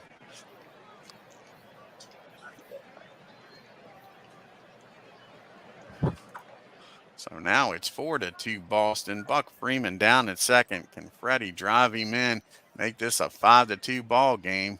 Here's the 3-1 pitch. Can he take advantage of it? Drives that ball into right field. He's rounding third. Here's the play at the plate. And he slides in safely. It's 5-2 Boston. All this coming with 2 outs, folks. And now you got the Candyman LaChance up with Freddie down at first. LaChance is 0 for 2. Can he keep this merry-go-round going? That ball is hit down the second, over to first, and that'll end the inning, but not until Boston scores 2. We go to the bottom of the fifth. It's 5-2 Americans. You got the bottom part of the order due up against Cy Young. Sam, Meredith, Gilbert, and Bomer. So Sam is 0 for 1 today against Cy Young. And he's first pitch swinging. And that ball is hit down the second. Ferris up with it over the first for out number 1. You guys have yourself a good night. Now we'll see you guys tonight. All for right, opening Robert. day. You have a good one, Robert. bud. Happy New Year. Take care. Happy New Year. To Happy all New of Year, them. Robert, and looking forward to opening night, 1972, man. Thank you for coming on tonight, man. It was a blast It and, was and an a privilege. honor. I'll see you guys tonight. All right, my friend. Happy New Year. Happy New Year. Ken talking about Sam Murdy's here, one of the first Speed Power guys. Yeah. fine player he was. Ken, we're going to get you on the mic again sometime. You have the last time you were on this channel on a mic was the same time that Tim was on that night. I remember it. So hopefully someday you'll get on here again, cousin, just to say hi. Well, I met Ken in Bob Exclamation Points channel. That's where I met Ken at. Old Ken was telling us stories about Canada. Yep. Yeah. Canada. Yeah. Get Ken to tell you about Canada. Yeah. I'm almost afraid to ask. I didn't know it. What, St. Catherine Street in Montreal? Is that what he's talking about? A little bit more non-G rated than that. Yeah. Oh, okay. Yeah. It's some interesting stories, Mike. This channel's not rated for kids, so have It at it, involved guys. wildebeest, did it? Wildebeest. Oh my God. Here we go. If they had ball gags in their mouth, maybe. All right. Oh, Tim. Oh man. Tim wins the internet. Tim wins the internet. Yeah. That's where I met Ken at. Yeah. Alrighty. We Nothing got good happens Gilly up. after midnight around here, Beatles. Don't you know that? Here's the 1-0 pitch. I'll tell you what, Mike. You know, it would be usually we'd have like Todd B and Ken Castro. They would get started. Now you guys are like the unholy trinity. So just saying, just saying, man. All right, welcome. So David, welcome to the Action PC family. Awesome, and Mike Silva's Ballpark's in there. Oh, look at MV. So what does somebody say? Ball gag. Oh my Just God! woke up. And even Ken Castro. Jesus, MV. MB was almost asleep. Oh man, love He's it. like, what? Ball game? What? Yeah. Cy Young almost put him to sleep, but that woke him up. So we got 2 outs now for Frank up here now. Can he get this inning going? Here's the 1-1 pitch. That ball is driven into the gap in right field. He's God, I headed hope down to nobody's second. wives Here comes the listen or watch throw. this. He makes it in there for a stand-up double. Didn't even slide. Jeez, you Pete, that was crazy. For real. He did it. He did I it. know. I did can't it. believe he didn't slide. No, I'm talking. You said Jesu Pete's. Oh, I was going to say he didn't slide. That was a close play. That's great. Look at that. That's nuts. Okay. They slide when they're in there like 20 feet ahead of it. Bunch of damn show-offs in the dead ball era, Beatles. Yeah. Old Christie's up. Can he help his own cause here? He's down by 3. He's 0 for 1 today. Runner in scoring position with 2 outs. Here's the 2-2 pitch. And he strikes him out for the second time. That ends the inning. We go to the 6th inning, and it's still 5-2 Americans. Except for the 1905 series, Mathewson was a hard luck pitcher when it came to. You might, I loathe to say this about Christy Mathewson, but he was almost like a Clayton Kershaw. He didn't necessarily crumble in the postseason, but 1905 was really the only World Series that he was dominant. 1911, 12, and 13. Early, I mean, his ERA was like 1 point something in the World Series, but he had a terrible record. Yep. Yeah, I mean, it might have been a game like you had today with 8 runs and only 1 of them earned. You know, yeah. Okay, cousin. Now I have to know. Ken says that's a great memory, Tim. I did my hardest to forget that trip. That means it was a great trip. Yeah, it was crazy. I couldn't believe it. Stuff he was saying. Like I say, I hadn't known him that long. I'm like, this guy's absolutely bonkers, man. It was awesome. And if you know Rob, it wasn't like Rob was holding him back. Rob was trying to get the most out of it. It was like, oh my God. Oh, please, Rob holding back on that. I know. Like I say, Rob was just pulling it out. If Ken would kind of stop and more or less say that's enough, and then Rob would bring it back up and get Ken to keep on going. It was crazy. So we got Ferris. He's 1 for 2 today. Can he start this 6th inning off right for the Boston Americans? He's first pitch swinging. That ball is hit into shallow left field. That'll be out number 1. And that'll bring up Lou Cryer. Cryer's 0 for 2 today. And here's the 2-2 pitch to Lou. And that's down the second. Gilbert's got it over to first, 2 up and 2 down, and now it's up to Cy Young, who's 1 for 2 today to keep this 6th inning going. Here's the 2-2 pitch, and he strikes out his counterpart. I think that's Christie's 4th strikeout of the game. I believe it was. And we go to the bottom of the 6th. We got the top of the order due up here for the Giants. We got Bresnahan, Brownie, and McGon due up. Roger is 1 for 2 with 2 RBIs and a home run today, folks. Inside to Parker. Here's the 3-2 pitch, and that is hit in the center field. And Stahl makes the catch for out number 1. That brings up George Brownie. He's 0 for 2 today. And he's first pitch swinging. And he hits that ball down the second over to first, and that's an error. So can the Giants take advantage of this extra out here? And Don is 0 for 2 with George down at first with decent speed. Here's the pitch from Cy Young. Here's the 2-1 pitch. He's off and running. Got him out by a country mile, folks. Not even close. The Giants have run themselves out of a lot of innings here. I think that's the 3rd or 4th stolen base. Let's take a look here.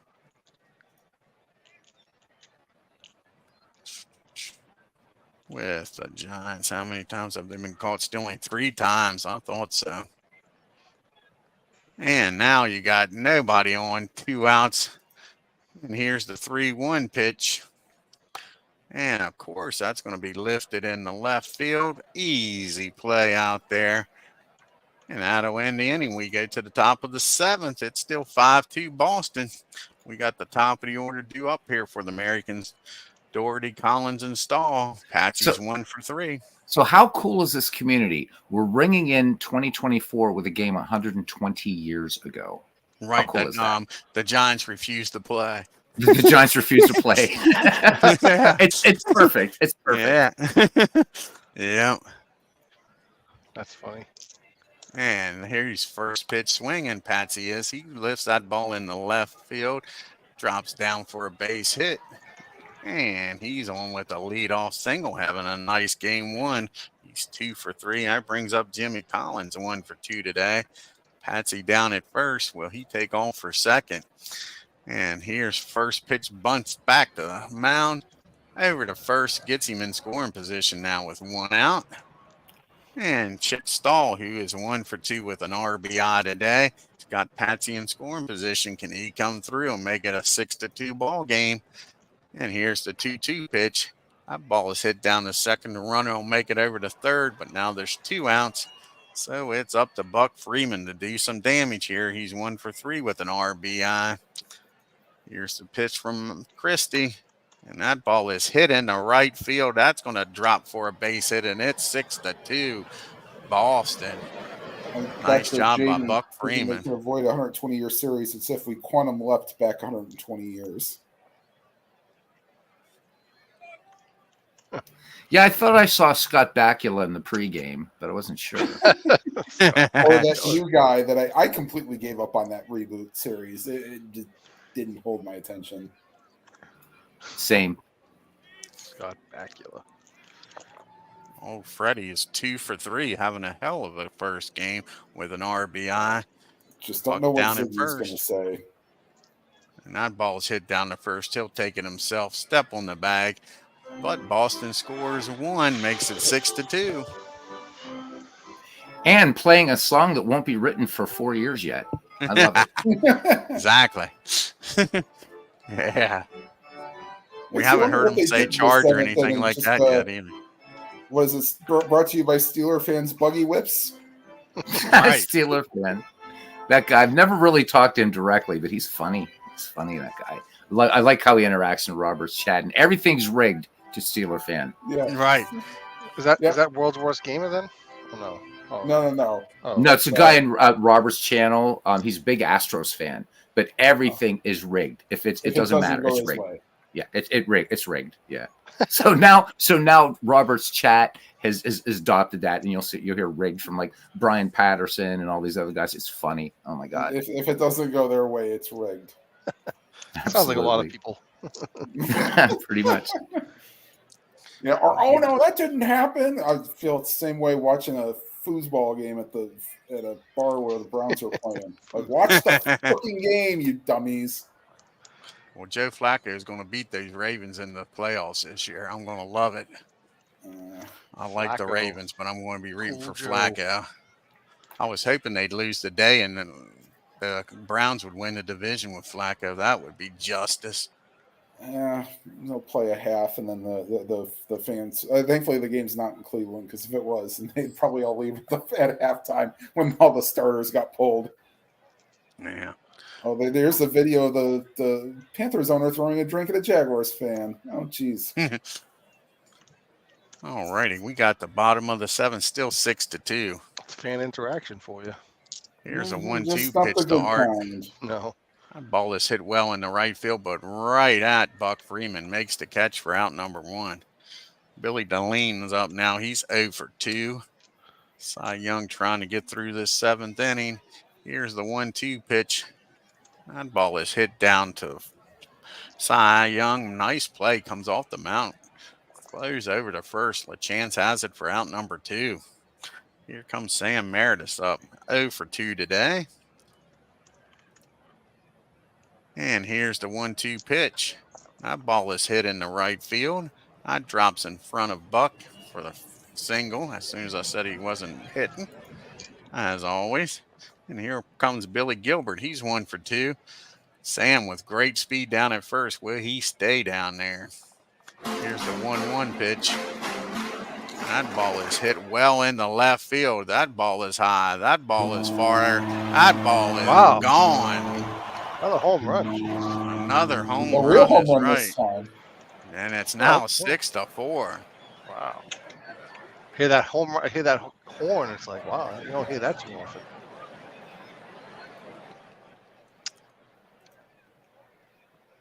Cy Young just 2 gopher balls today. Whoa. Oh, that was the same. Oh, I feel like I'm my father. Like when he's wanting to show a replay and think it's the real game again. I'm like, oh, Dad's replay. That's fine.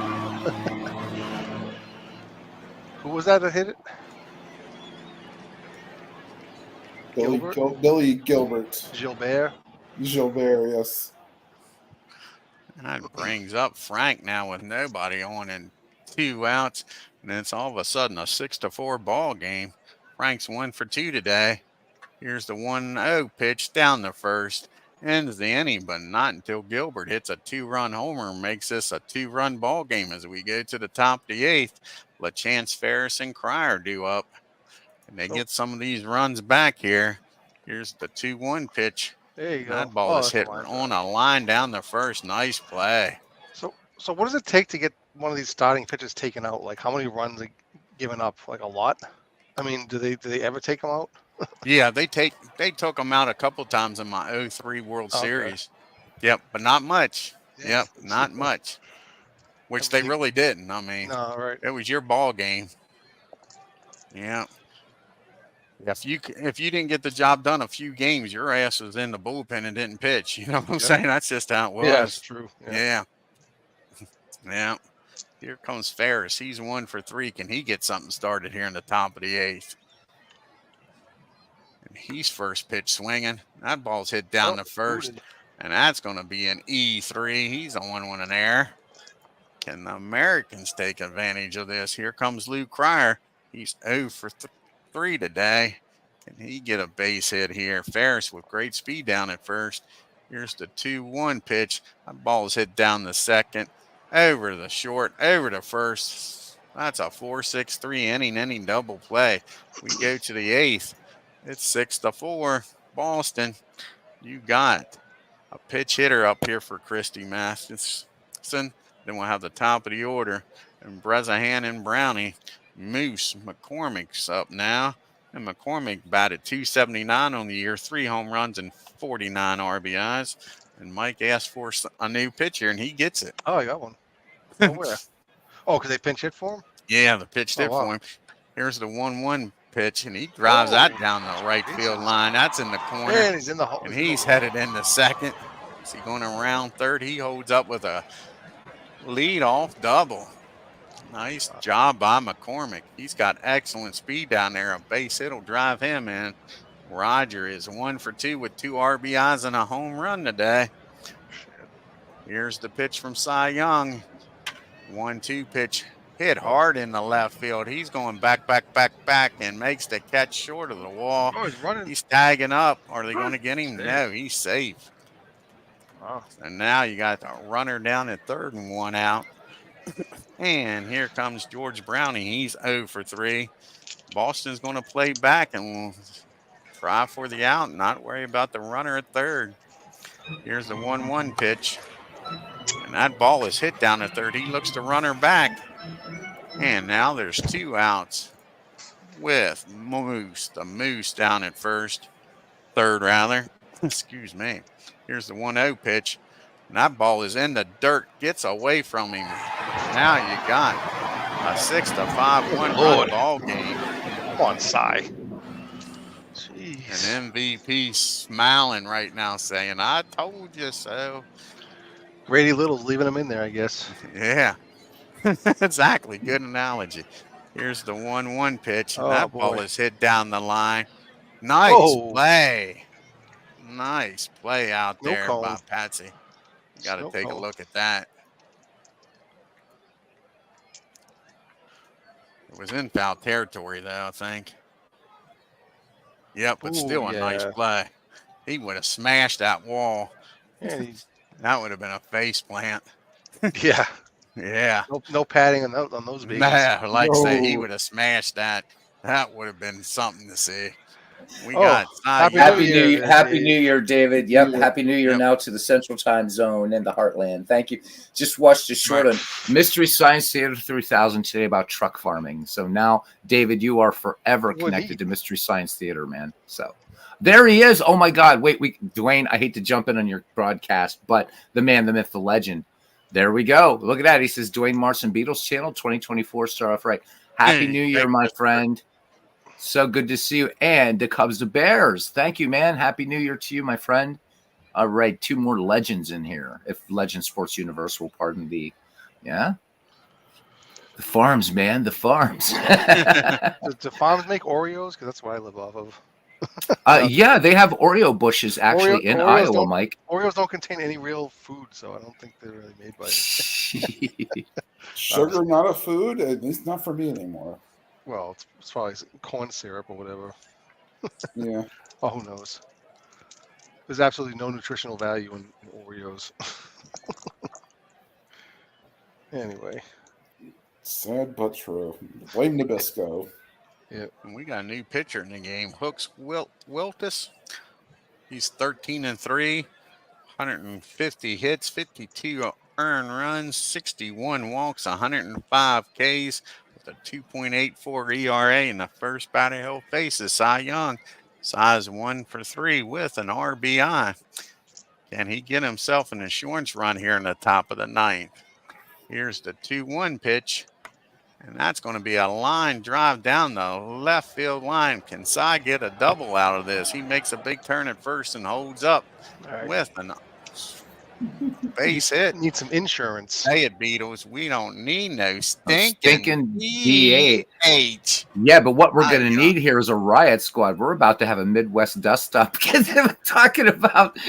So David talking about from the Heartland, and then the Cubs, the Bears says, "Does the Heartland grow my feet of Fritos corn chips? I think not." So guys, get ready. We might have some unannounced boxing coming up during the game, man.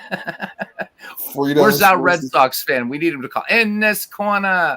The Cubs, the Bears. You know, I love it. Oh wait, we got Patsy Doherty's having a hell of a game. He's 2 for 4. That's all we need is a bunch of Cy Young. Yeah, a bunch of guys in this community having a few drinks for New Year's and getting a little lays down the bunt, popped it up. Nice play by McCon. All right, where are we here? Cy Young still down at first for Jimmy Collins. He's 1 for 2 today, and he's first pitch swinging. And Cy Young See ya. takes off Oh for my God. second and is out by a mile. Don't know what Boston was thinking there. So Yeah, now there's 2 outs, he thought he was Vince nobody Coleman. on. And here is the 1-0 pitch.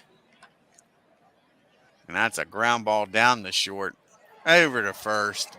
And we go to the bottom of the ninth in a 1-run game. Can Cy Young go the distance and pick up the victory? You Oh, got boy. the 4, 5, 6 hitters due up. And Art's 1 for 3 today against Cy Young. Come on. Here is a 2-2 count. And that ball is hit in the right field. Oh, The geez. tying run down at first. The go-ahead run comes to the plate with nobody out. Oh, And man. up comes Bill Deline. He's 0 for 3. Cy Young looking for a ground ball double play here. Bad And Bill. MVP's this smile, and the MV thinks this game's going to go. He bunts down the first base, over to first, Oh, and he's in no. there safe. Jeez, how did First that? 2 Oh, runners man. aboard to go ahead run at first, nobody out. That brings up Sam. He is 1 for 3. Got speed on the pads. A base hit scores Art. A double might win this ball game, folks.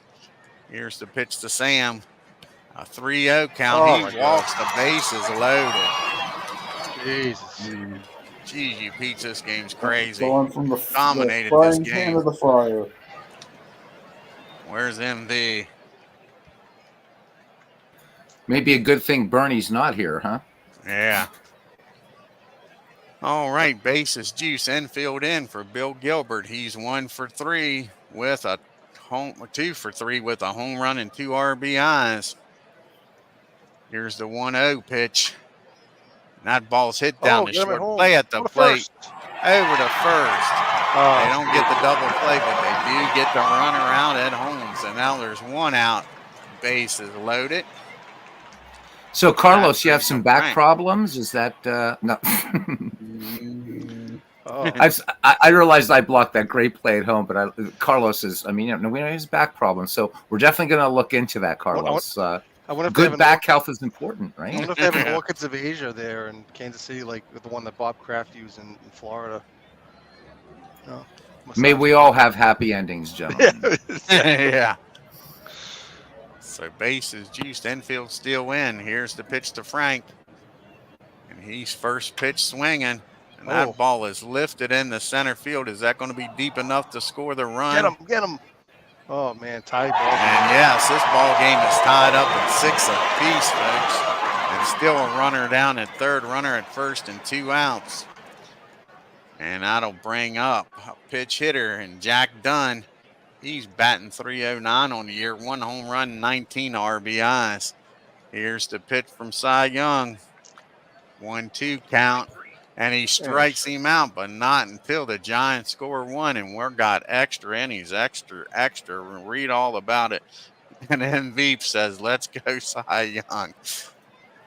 So we go to the top of the 10th. Stahl, Freeman, and Perrin due up here against Dummy Taylor, who is scheduled to pitch game number 3.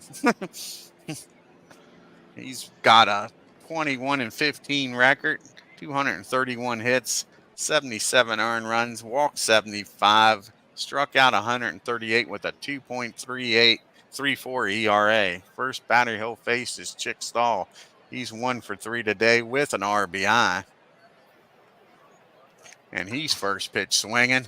That ball's hit in the right field, but nice play down there at second by Gilbert. Robs him of a base hit. That's 1 out.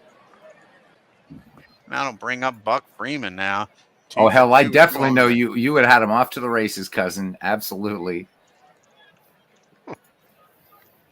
This game could go 3 innings. Exactly, Chris. 3 innings. 3-3. The 2-2 pitch. And that ball is lifted in the center field. Nice play out there. And that's 2 up and 2 down. So it's up to Freddie to get something going here in the 10th. Here's a 1-0 pitch. That ball is lifted in the center, and that's going to be 3 up and 3 down. We go to the bottom of the 10th. Cy Young still out there for MV. We got the top of the order due up here for the Giants. Bresnahan, Brownie, and McGaughan.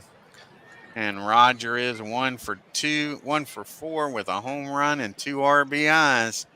Here's the 1-2 pitch to him. That ball is hit out the chicken center field, and that'll be out number 1. Chicken. And here comes Brownie up 0 for 4 against Cy Young. Here's the 2-2 pitch to George, and he strikes him out. 2 up and 2 down. That's only the 4th strikeout for Cy Young. And up comes Don now. He is 0 for 4. And here's the 1-1 pitch. And that ball is hit in the center field. That's going to drop for a single. So now the go-ahead run's down at first with 2 outs. And up comes Art.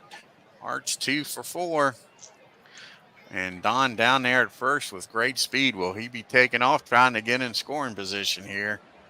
Here's the 3-2 pitch, and he strikes him out. Nice pitch by Cy Young. We're going to the 11th inning, still tied up at 6. We got LaChance, Ferris, and Cryer due up here. Beatles, you're missing. Or Taylor. Beatles. Dwayne, you're missing a great 3 up and 3 down reference from Good Morning Vietnam when he shows him the arm. Because you know what that means? 3 up and 3 down means soldier. And of course, Robin Williams in his great role says the end of an inning. Right. I love that movie. Great movie. Oh man, great movie. Oh man, that's so good. Just like you used the Full Metal Jacket reference about being. Oh, what was it? You used it. I remember you said it once about being in the. In the rear with the gear. Rear with the gear. Yep. That's when I do racing, I'll say that. When I do red, white, and blue racing. Yeah. Love you long Pilgrim. time. As soon as you eat the peanuts out of my shit. Yeah. Again, the best color man in the league. I mean, there it is. I love that movie. And the running chants are also very good, which I will not get into. Oh yeah. Oh, that's the best. It's like 2 different movies. That movie. It's like you get the whole basic training. And that's like one whole movie. Snake, but it's not 8 inches long. No, it ain't too goddamn buku. Yeah. 3 inches, Private Pile. 3 inches. Oh man. Yeah, it's prime Alabama black snake, but it ain't 8 inches. Like, come on, Private Pile. You guys are killing me, man. You're killing me. Fly ball out the left field, 1 up and 1 down. Or 5'9". I didn't know they stick shit that high. All right. Oh, Here God. comes Ferris, 1 for 4. Can he get on base and get something started? Here's the 2-2 pitch. That ball's hit down to first. Great. And that's going to be a base hit. Ferris gets aboard here for Luke Cryer. What happened there at first? He was like right by the bag and waited for the pitcher to show. They're going to pitch hit for Luke Cryer. Buck O'Neill's coming off the bench to pitch hit for Cryer. Batted .238 in the year, 1 home run, 21 RBIs. Here's the pitch to Bill. No, Bill O'Neill, not Buck O'Neill. 1-0. He's bunting, and that's down in front of home plate. He gets the runner in the scoring position. Will Cy Young bat for himself? Nope. Duke Farrell's coming off the bench, batting .212 with 15 RBIs. I probably would have let Cy Young bat for himself. Hell, he's having a hell of a game. He had 2 doubles. And here's the first pitch. Hits him. Oh. I'd be fighting now, man. The Chinese food coming back up for somebody there or what? I heard a nice big burp So on now that. we're back to the top of the order. Patsy Doherty having Better out than in. Yes, it's that formaldehyde beer at Jimmy I get Wall's. that from crab rangoons and stuff sometimes. No crab rangoon for Mike in Kansas City. That's it. Yeah. Right? well, that'd be the worst of you. That's the least of your worries is the burps. So, Oh shit. Ferris score here. Oh. Here's the pitch to Patsy. Can he drive him in? That ball is popped up. where is it? That'll end the inning. They leave 2 on. We go to the bottom of the 11th. Still tied up at 6 apiece. We got Delane, Meredith, and Gilbert due up here, and got Norwood Gibson coming in. He's 17 and 14 on the year, 216 hits, 67 earned runs, 81 walks, 112 strikeouts with a 2.21 ERA. And Bill is 1 for 4 today. He's first pitch swinging. And that ball's hit down the short, bobbles it, and that's going to be an E6 go-ahead run down at first. And that brings up Sam I Am, Green Eggs and Ham. He's 1 for 3. And Bill with great speed down there at first. Will he be taken off? And he squares the bunt, bunted down the first baseline. And that's another error. Oh, man. Now the winning runs in scoring position. Nobody out. I think the Billy Boston Gilbert, who defense has is already as tired homered in as I this am. game. He's 2 know. for 4. Again, a single price scores Bill. Here's the 1-0 pitch. He squares the bunt.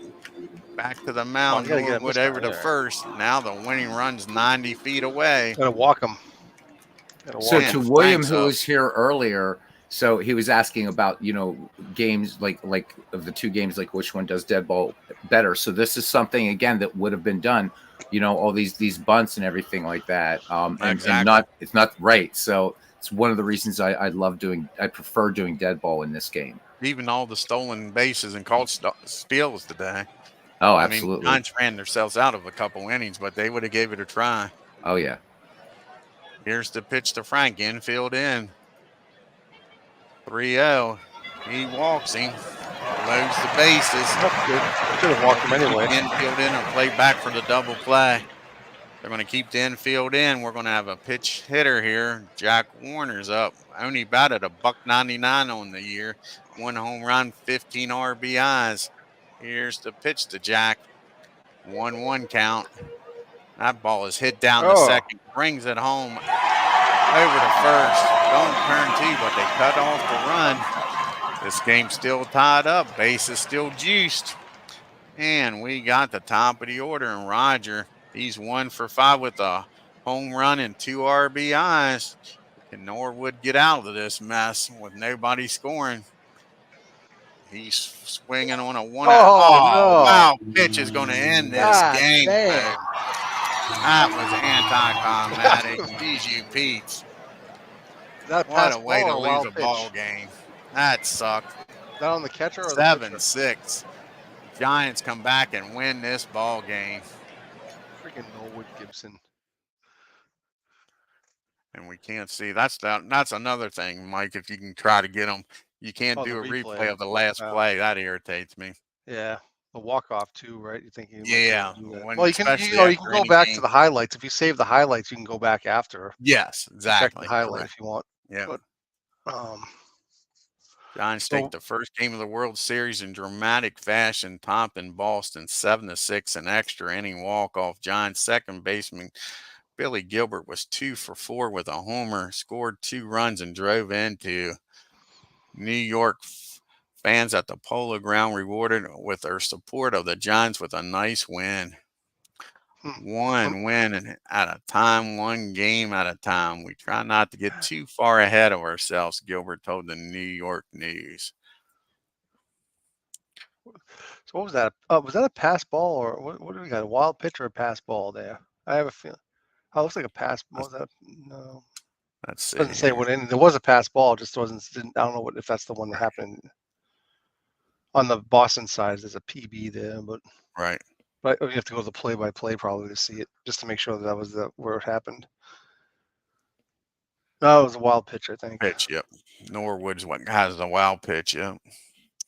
That was the only one. He didn't have any other ones, you know what I'm saying? True. Yep. Yeah. Tough loss. Oof. Oh, you're telling me. Look at that.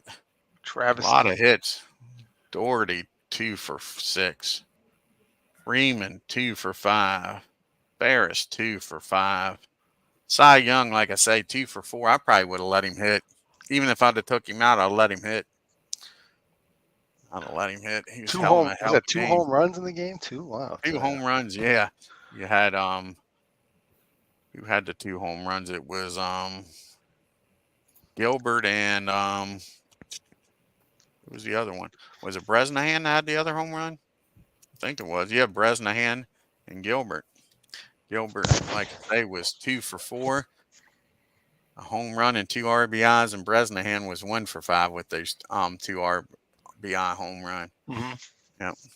All right, gentlemen, I'm gonna get out of here. All righty. Tim, thanks, man, so much, and the best 2024 for you, and looking forward to more wonderfulness from you. Keep it up, man. Thank you, guys. You bet, Tim. Yeah, see you, Tim. Dwayne, great job, man. Great job. Cy Young goes 10 innings, 10 hits, 6 runs, only 5 of them earned. Walked 1, struck out 5, gave up 2 home runs. Oh, Norman Boyd comes in 2/3 of an inning, gives up an unearned run. I imagine with all the errors in that period, unearned runs exactly. were a common thing. I would imagine. So yeah, and I mean, newspapers as the dead ball era went on, they were trying hard to to bring down, and it was such that you would read in the sports pages of the time, and they'd make a big deal of it if it was an errorless game. Yep, right. Absolutely. Really? Yeah, Wow. that was huge. Yep. Hmm. So by around 1918, 1919, you would see a steady decline through the dead ball era as but yeah, errors were just all over the place. Jamie says, great game, great call. Absolutely. 18,987 watched the game. That ain't bad crowd. Well, that's Nice pretty weather, cool. That too, should bring bro. It was subscribership up for all our channels then. Damn it. It was raining, though. 63 degrees and rain on October 1st ain't bad, though. Boston's got to be hating the National League about now, I think. Oh, exactly. Why is that? That was a tough Well, because ball. they lost to the Pirates in the Yeah, first that's World true. Series on here. So, yep. Yep. I'd be pissed at Norwood Gibson for that wild pitch there. Exactly. The Cubs says the battle for the ball gag was exciting. Night all and good and happy good. The best New Year to the Cubs, the Bears. Hope to see you around some more. Battle for the ball. Oh, thank you, Ken, buddy. Thank you, Dave. So Cy Young got the loss, right? Did he get the loss for Boston? Gibson did. Gibson did. Cy Okay. Young out. Yeah. Yeah, Like good job, I say, Dwayne. I might have took him out of the game, but I wouldn't have pitched hit for him. I'd have let him hit. MV would have taken him out in the first inning. So yeah, exactly. He would. Yeah. Yeah. If he would have even let him in the Polo Grounds, and he wouldn't have let him in the True. ballpark. True, right? Oh my God. Yeah. So MV, do you think Cy Young would have been a good bowler? As in cricket bowler, of course. Cy Young was unlucky. Why doesn't MV Yes, he join up? would. So Dwayne, you didn't know you were going to do a ball game tonight. And that was masterful. Sure. That was masterful, man. Love it.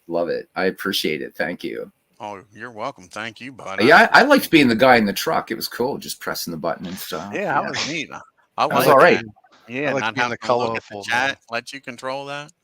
Yeah, and Mike, your off color guy. Your off color was great. Off color, huh? Is that what it was called? That's what I guess you call it. Well, it's just not, I was the guy who was interrupting all the time and stuff. So. I still want to know the Canada story from Ken, but I guess that's going to be for another time. Gotta get Ken to tell you. Yeah, I'm feeling like the ginger-headed stepchild. I'm the only one who doesn't know the story of Canada. So Ken's gonna join one of these chin wags. oh, right. He used to. He used to come on a good bit on Oh, did he? Rob. Let's say what you Rob guys. Point. You read some of Ken's work. He just what an excellent writer, and his son. Wow, just brilliant stuff. What can I say? It's such a treat to have Ken Castro in here, man. And I mean, besides the fact that he's, I totally get Ken is way off the tracks, and that is perfect because one thing I love about this community is nobody's normal, and if you think you're normal, you're delusional, and I love it. I wasn't even starting. I know you wouldn't, MV. Yeah. Like I say, you wouldn't even let him in the Polo Grounds probably at all. MV, what is it? You're bringing up the ball gags and ballers. And bowler, you tosser. Baller. I'm sure that's a cricket thing. That's not what he's not thinking like you are. I'm sure. I know. Talk. You know do what? that. It was all the mince pies and plum pudding he had over Did you Crimble. buy any cricket games, Beatles? So what I'm going to do? So as I said, I know enough about cricket to be dangerous, but with somebody, whoever that was in the Discord, I can't remember right now, posted that. I think I'm going to watch that. I'm going to buy Cricket Captain. That looks really cool. I was watching MV Bernie, play. talking about that that, actually looked good. That did talking look about good. that video in Discord. I think Bernie put that in there. Yeah, so I think I'm going to buy Cricket Captain after watching that video I was and the maybe first getting some tutelage from MV, because I used to watch cricket a lot back home, and also when I was at Penn State, we had I a actually lot of like people it. play I cricket mean, all there. joking aside, I like it. Yeah, it kind of throws me on. It kind of wrecks me head a little bit though, because you'll see a hit like going into what we as baseball fans think of, as foul ground, but there's no foul ground in cricket. That's one of my favorite plays is when they make that turn and hit that ball almost straight back on purpose and score 4 or 6, on purpose. And I'm thinking that is awesome because, like I say, Oh yeah. in baseball, you're thinking, oh, that's screwed up. But Thing is, I mean, I'm going to buy it, but I'm not going to call a cricket game. Somebody that's named after a cricket player. That type of hit. Who's it named after? MV. Yeah, it's called a certain hit when they do that. It's awesome. That's my favorite hit. It's when they do that, standing there. What are they called? Googly something? What the hell is it called? I know there was and I forget the guy's name, and MV might know. Back at the Babe Ruth time, and he said with a little training, he said Babe Ruth could have been the greatest batsman ever in cricket. But baseball players, and it's MV had talked about. There's there's some videos of baseball players trying to play cricket and vice versa, and it's really funny to watch because the skill set looks similar, but it's not. I mean, like. So there's that great book, if you've ever read it, The Physics of Baseball. I'd love to see one on the physics of cricket because there's all kinds of weird stuff going on there. Yeah, he was 18 and 19. He had a losing record, but he had a cousin ERA. Fun stuff. Did you guys ever hear Bill Burr talking about like the dead ball era and Babe Ruth? You ever hear that clip? I have not. Oh, No. Man. Hey, I mean, let's all say he doesn't look favorably on Babe Ruth because but just it's really kind of funny though. I mean, he's always like, he doesn't agree that Babe Ruth is like the best player ever or whatever because he didn't play an integrated league and all that stuff, But anyway, but he puts a comedic thing. If you ever just search on YouTube, say Bill Burr, Babe Ruth, it's pretty funny to listen to. I just got to check something here from Cousin because when Cousin makes he was doing stuff that the whole league couldn't do. Yeah, you're right. That's pretty goddamn amazing. You don't see doing that it at a in stadium baseball now. There might be 4 or 5 guys that, can do it. There ain't just one guy out there doing it. That's how in the hell couldn't he be the best? Yeah, but you could argue that the stadium was built around him for that, just to do for that reason. Like he could, Yeah, but there's 9 other guys. No, I know. 8 other guys on his team and 9 other guys on the other team that couldn't do it on the same day. That's a my whole thing. I mean, that's pretty damn amazing. If one guy in the major leagues was doing that nowadays, it'd be like, what the hell's going on? Yep. I mean, that year Judge had last year, 2 years ago now, technically. I mean, that was a hell of a year. Yep. But you still had guys hitting 40 or 50 home runs with him, you know what I'm saying? Yep. Wasn't like he hit 70 home runs and everybody else is hitting 10 at the most. I'm just kind of wondering why that. I mean, I'm sure there's been analysis like why is it that Babe Ruth? I mean, I'm sure he wasn't the biggest guy in the league, was he? Was he the biggest built guy, the strongest guy in the league, or was that true, or was it like? Because I thought there were. I don't know. Look at his spindly legs. He sure didn't use his legs to hit. Maybe it was the speed of the bat. Maybe and it had to be in the wrist type stuff. You know what I'm saying? Yeah. Yeah. No, it had to be something, right? Because maybe he had a bigger upswing, uppercut swing than everybody else did. I don't know, but we'll see. I mean, because I don't know. It's interesting. There's that. How you pronounce it? Scoop. That's awesome. I love that. That is a hell of a. That's just so cool. What is it? That Dilshan Scope. Scoop. Yeah. That is so cool. That's who it was named after. Oh, When you hit the ball behind you in cricket. Oh, cricket. Oh, okay. Yeah, when you hit the ball That's right weird. You behind don't even hit it. home You're plate, more not or less. hitting it. You just aren't you just deflecting it behind you? Basically, you're not really hitting No, it. this guy's actually twisting his body to Oh, hit really? it that way. I'll Oh, have yeah. to- Amen, I'll- cousin. I totally agree. I totally agree with you there. Oh, definite upvote, cousin. Definite upvote. I love Oh it. yeah, hell Yeah. yeah. Cousin Ken and I have a year-long thing that let's say we expose one another to up and coming artists and other things. So you guys can go on with the cricket. Cousin Ken and I got something going on here. So, but no, so I so won't get you the in cricket trouble. I thing didn't is know what he was funny putting on here. because MV and I were talking about and it's an hypothesis that I think for baseball, like, so if you had somebody that was not a baseball fan and introduce that person to cricket, I think they would have an easier time grasping it, because in a sense, we baseball fans have to you have to sort of unlearn baseball. But the problem is the similarities, because on a surface level, the games look alike, but they're not. And so that was, I used to watch these guys playing cricket at Penn State, and I'd watch them back home. And it was so hard because the first time I saw it, the ball's going into foul ground, but it was a run. It was like that. Yeah. So yeah, Here it there we is. go. There we go. Wow. So that I'm watching that thing, right? So That's amazing. Yeah, it Dude, is, ain't it? he hits a sixer with that thing. I'm like, it can't be that hard to do. How's he hit it out of the thing? So I think that's the thing about it. I think like baseball, cricket looks easy, but it's not. It's a tough game. I mean, that's got to be tough. Scooped on from Dillis. Couple of bounces into the fence. Amazing that nobody's ever done that. And Nobody ever he's did that before on him. the stage. Not letting whatever that's happening around him worry him. That's the key for Sri Lanka. It's a game to be played.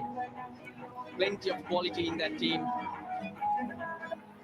Oh, that's cheeky. To me, that looks more like All the way. That's cheeky. That's cheeky. Outrageous shot. Gotta Just like a that. little clip into the leg side. I don't know. I wish There's like the the Dill pitchers had. scoop. I Got wish for there was like, six. I wish like a pitch Using would have like that a pace. composite or something, like some kind of like Could that be your size player today? walls and stuff that they Here we have to go. hit. The Dilshan special.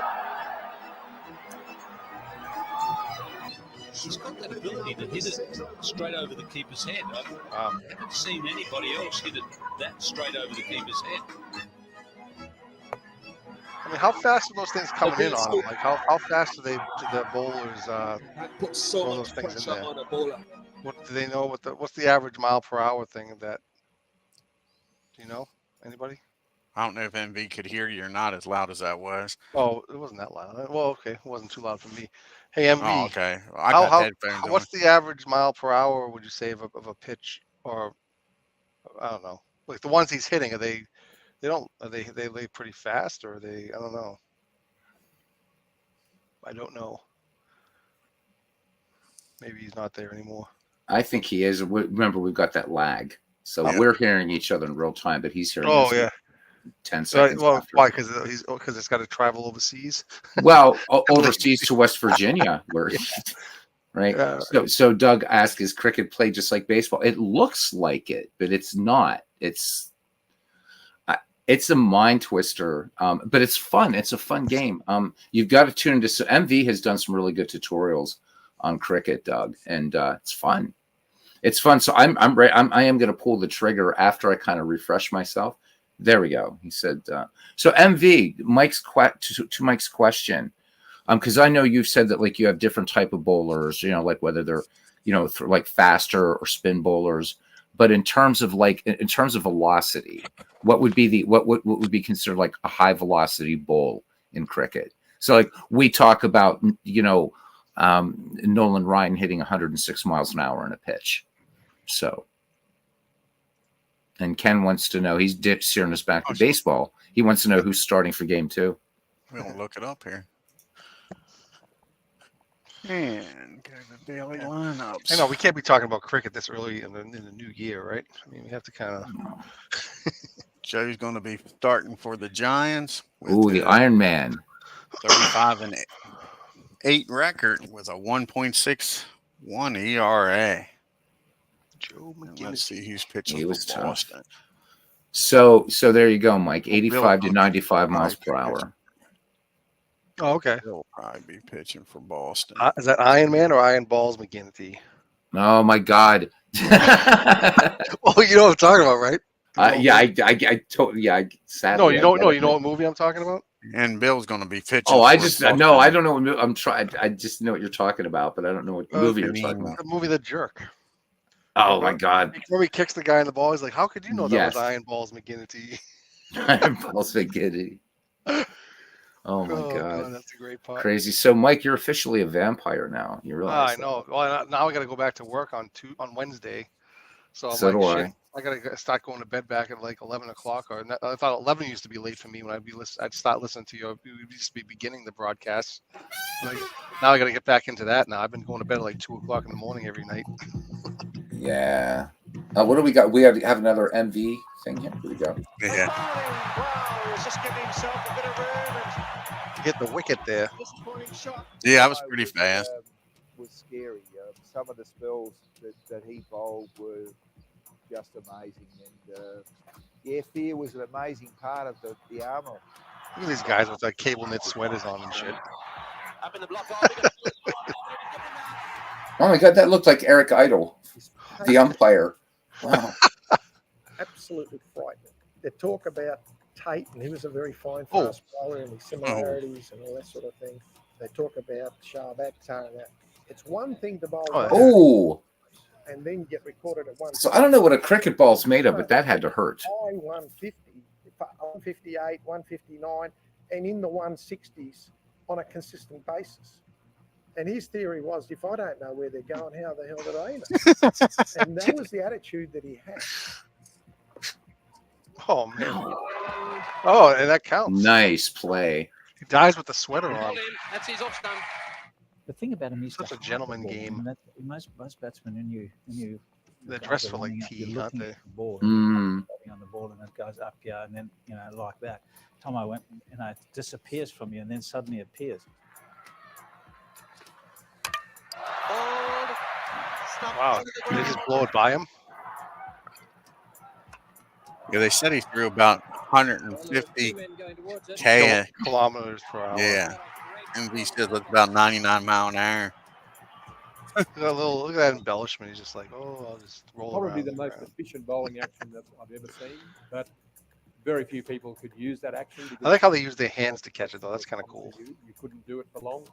Just like 19th century baseball, no gloves. Quicker, mind you, that wasn't hard. I think the using guy, the the combo wicket action, guy, but he has a glove, after don't he? That's 3 it. overs, I was He exhausted like the because catcher. it was just- Dude, imagine Roger Clemens or Randy Johnson sprinting from center field in to throw it up and then throw to the mound and then throwing the ball. I believe he does. I asked MV. I think the wicket, he's got a bowl glove. fast, run fast, throw hard. Does the wicket guy have a glove, MV? His idea The one of behind the wickets? the warm up was, I think he's one of the guys that has a glove, actually. and get on with it. He's gone. Well ball, Jeff Thompson. Arguably, Some of these catches don't seem to be very difficult. They're not hard. They're just kind of like in weird spots. He's gone. Oh, there's his glove. Tomo was absolutely frightening. No glove, no love. He was. That was a real trick. He's bowled him. He's gone. Clean bowled. Once again, the ball coming off the inside edge of the bat. Well bowled, Jeff Thompson. So interestingly, and not taking anything away from cricket, but there's maybe so the batsman in cricket, right? So he's hitting with a flat surface. In baseball, you're hitting with a round object. Yeah. So, but in cricket, you're dealing with all the all the spin and everything in the ball. And so I'd love to see a book on the physics of cricket, because the one on baseball was absolutely fascinating. So MV says the balls are hard, but over time they go soft. Oh my God, why did I read that? I know what he means, but Yeah. MV, I have to ask you. So I've seen, like, in your cricket sims, these guys are rubbing the ball on their pants. What's the deal with that? Why are they doing that? Like, does that do anything to the ball? Is that like a spitball sort of thing or what? Test cricket. And I couldn't imagine doing wind sprints before throwing a ball. That's crazy. Know, could you imagine Bartolo Colon? Well, that's what I was saying. Like, well, right? imagine Clemens or like Randy Johnson sprinting from center field to the not mound happening. and And Bob Gibson would say, "No, other people run from me." Yeah, right? So just imagine how much harder they could. I mean, I don't know if they could throw it harder that way or if it would just be weird. Well, I'm sure you would. I mean, you're going to run and start just like an outfielder if you stand flat-footed. You know what I'm saying? They always try to take a few steps when they make the catch, so their momentum's heading forward. But you also wouldn't get that push off of your leg, that they get from the mound either. But yeah, but imagine if the mound was like higher and you're running downhill. Yeah, that's true. Yeah, and and the mound is it's at ground level. It's not, not, so with that bowling, it's from ground level, and then they get to throw it into the dirt, and you have to hit it off a bounce. Yeah, I thought the wicket keeper wore gloves. I thought that was the only one. So MV, if I pick up Cricket Captain, do I get some tutelage from you? Because I'll pull the trigger and buy. I'm watching you play it, and the graphics are like nicer than Out of the Park, and the animation was really nice and smooth. But because the other one that you play on PS5, that one, but Cricket Captain really does interest me. And he was saying like it comes with like pretty much every cricketer and stuff like that. So I'm kind of interested in that. And there's no tutorial. It's like Out of the Park baseball. It assumes you know how to play cricket, right? So, but I just don't know enough about it to actually jump into a sim like that and know what the hell I'm doing. So, I know he's been schooling Dwayne, and Dwayne has a good grasp on cricket, I think. Thank you. Like I say, he's taught me a lot. And like I say, then I watched that documentary. That was helpful. Yeah.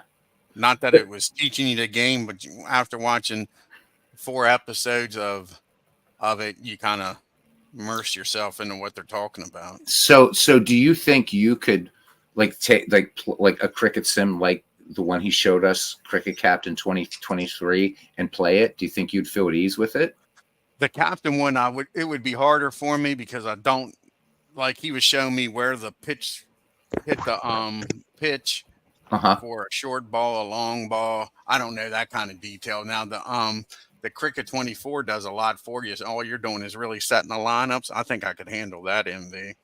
Geez, I'm lucky I can set a lineup in baseball, and I know baseball. But that's only I only know like a handful of teams with actual players, and that's from watching that documentary. It was an Australian documentary about the Australians, and they played England, and they played who did they play? Indy. Yeah, that's the 3 teams that I kind of knew because of the documentary. So I mean, when you set a lineup in cricket, I mean, so like there's certain things you're looking for in baseball, right? I mean, I know how to set a lineup, but it's still an art as much of a science. Yeah. But so I guess I'm not sure what you're looking for. And so I used to watch cricket, but I never understood like how you set quote unquote lineups, if that's. And the other thing, does cricket have like test cricket, you want guys at the top of the lineup that's going to not make wickets right away. You know what I'm saying? It might not be your best batter, but you want them to stay in there and wear down the opposing team. Now, like I say, in that T20, you want guys that can explode and score because you only got 20 overs. For test cricket, I mean, you're talking 4 or 5 days, you know what I'm saying, to win that. Yeah. So, I mean, it all depends on what you're playing. That's what I got out of it. MV, you tell me if I'm nuts and I'm screwing things up. But, yeah, that's how and the documentary was test cricket. Ken, who'd you have in mind? I just wanted to answer. Who's? I like the idea, Ken. Who were you thinking for 1888? Ken and I being the 19th century guys in here. Yeah. Ken really is the 19th century guy. While Ken's thinking that, Carlos is not sure he wants to watch a version of Keeping Balls Hearts. Oh my God, I don't know. So all right, so then does cricket also have like so baseball, right? Once a person's out of the, and which is one of the things I love about baseball, he's out. What about cricket? So can you like Can somebody be brought back in? It's like a bowler. He's thrown however many There you go. overs. Beatles, if you want to look at the 1888 teams. Oh, Buffington. Oh, absolutely, cousin. You got to do it. Yeah, you got to do it. I wish, Ken, some night, if you'd want to get on the mic, I think it would be really cool because there are a few guys here that are into 19th century baseball. I'd love to just get you on here some night when you're feeling early in the evening, perhaps, to talk a bit about 19th century and like why to do it. Because I've been preaching the dead ball gospel, but I mean, the 19th century needs more love. I love it, but I would never, ever presume at all to be able to talk about 19th century baseball the way you can. And it would be so awesome for you to come on some night and do that. And I think guys would love it. It was a good game. It was a good game. So, wow. Thank you, MV. I think I'm dangerous. I'll put it that way. I'm a dangerous American that can talk enough to screw myself with an expert, and they'd be laughing at me. Well, I think so. I used to watch Test cricket live, and I thought it was pretty cool. But after MV showing T20, I'm like, this is really cool. I mean, no offense, MV, I know you love it, and I'm not knocking Test cricket, but I think T20 is more. I think a baseball fan would like T20 cricket, right? The faster pace of it, I think. Yeah, the errors in it does, yeah. Ken. Oh yeah. If you think they had a lot of errors in the dead ball era, think about right in the 19th century, no gloves. Well, let's look here. Let's look at the Phillies in this year.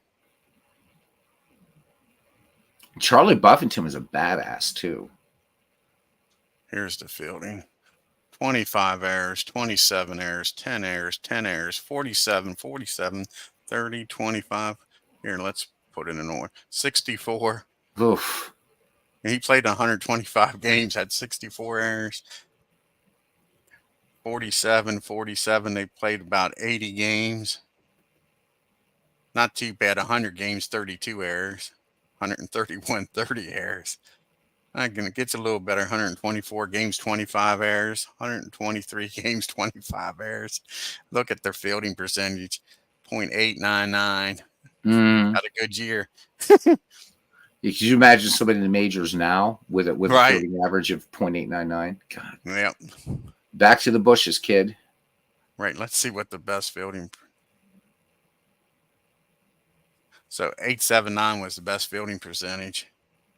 And he did play 131 games. That was with 30 errors.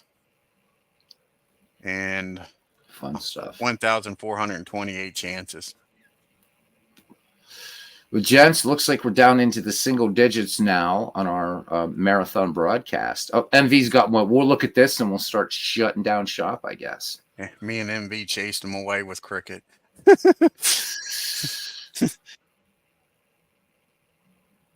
Yeah, I think I really do. Thank you for that, MV. I think T20 is the thing that I think Americans and Canadians, I think, would take more to than Test cricket. I mean, people are bitching about 3-hour, 4-hour baseball games, and they're not going to watch it. A Test cricket match that takes place over days. I don't see that happening. Your fate is mine. Oh, my ex, cool. Rules of T20 cricket.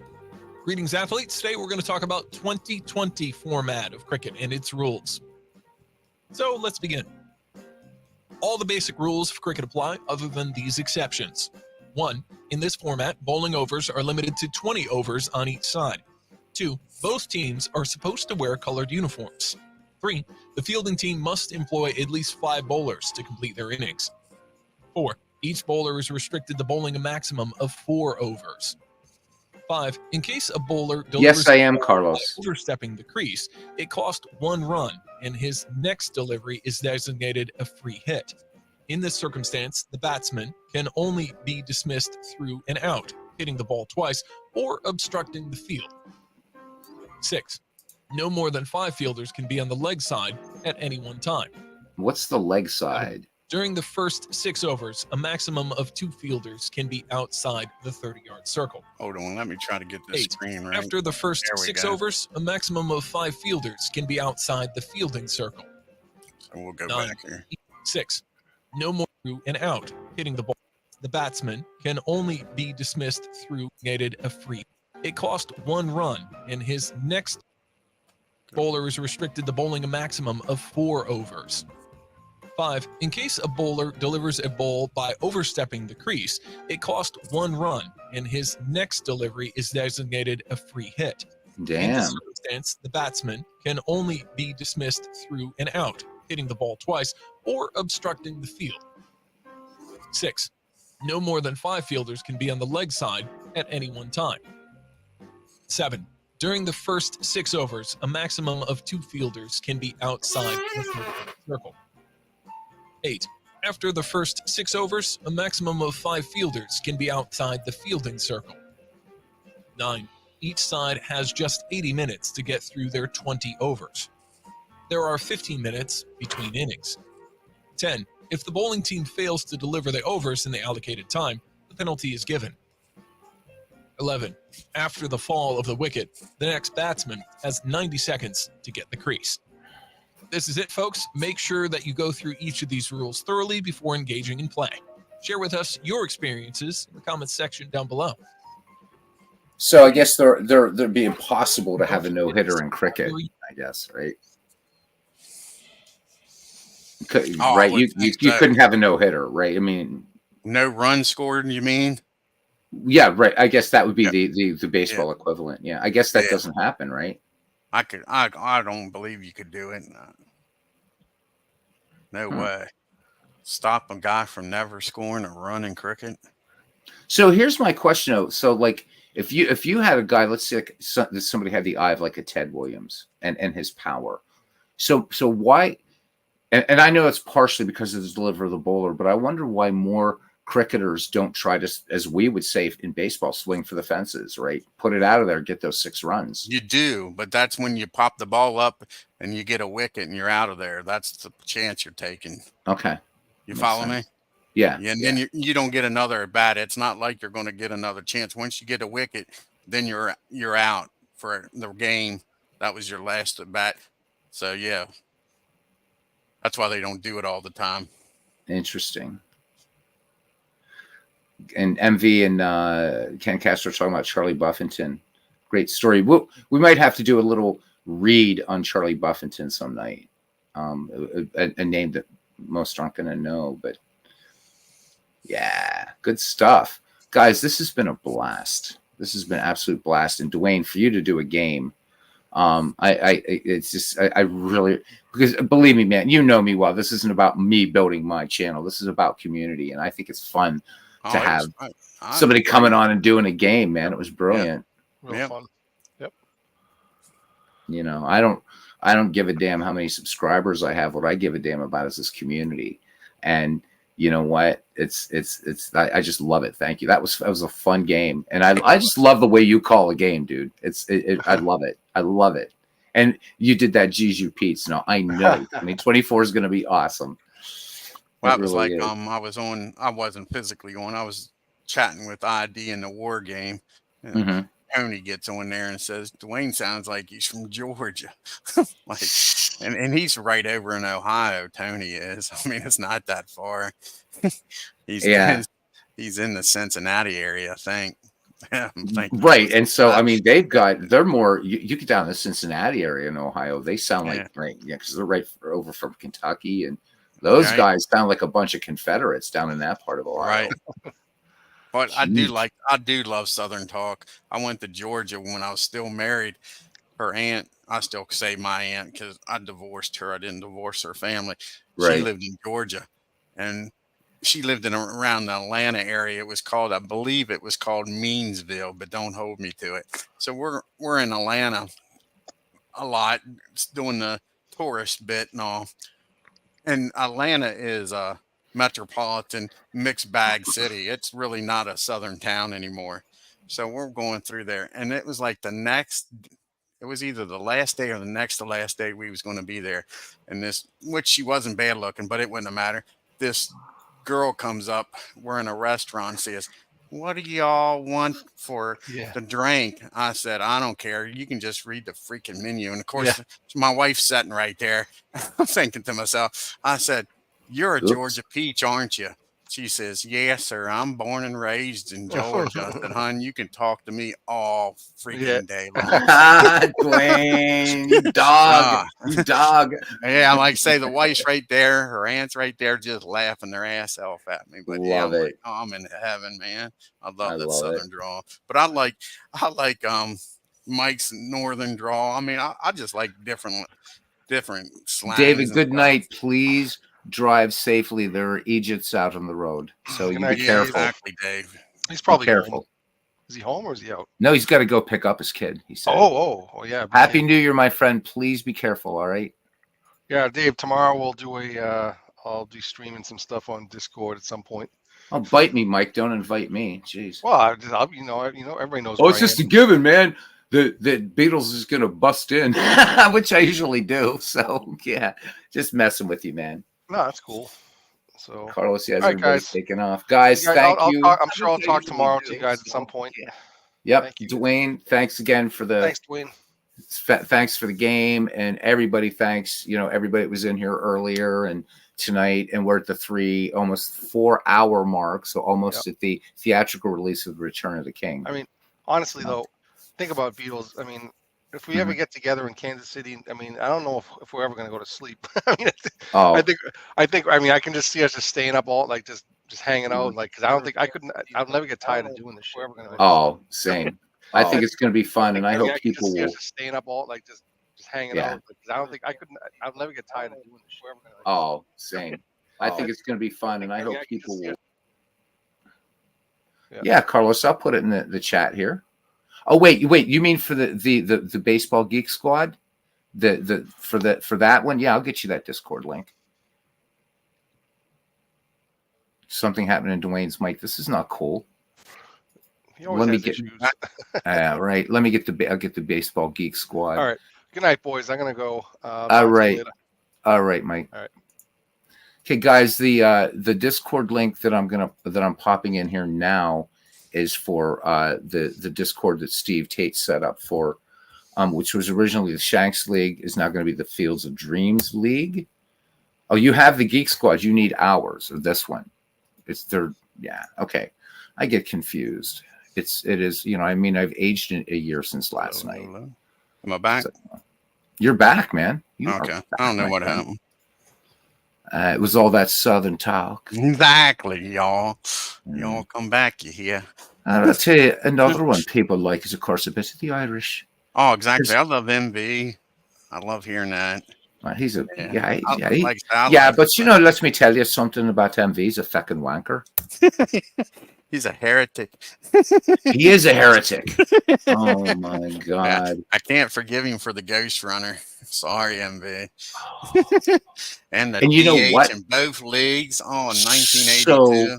So MV has this voodoo going on because I've been going off about this all-time quick start, which you really got to get for Out of the Park baseball, and I didn't realize that the guy had it defaulted to a Ghost Runner. And it's just my luck.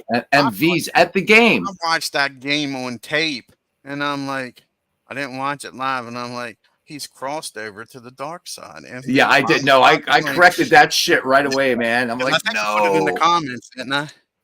Yeah, you did. You did. You did. Yeah. Oh my God, MV. I think that's clearly what I said. You crossed over to the dark side, but then I watched, and after an inning, you noticed. You're like, how did a runner get down at second?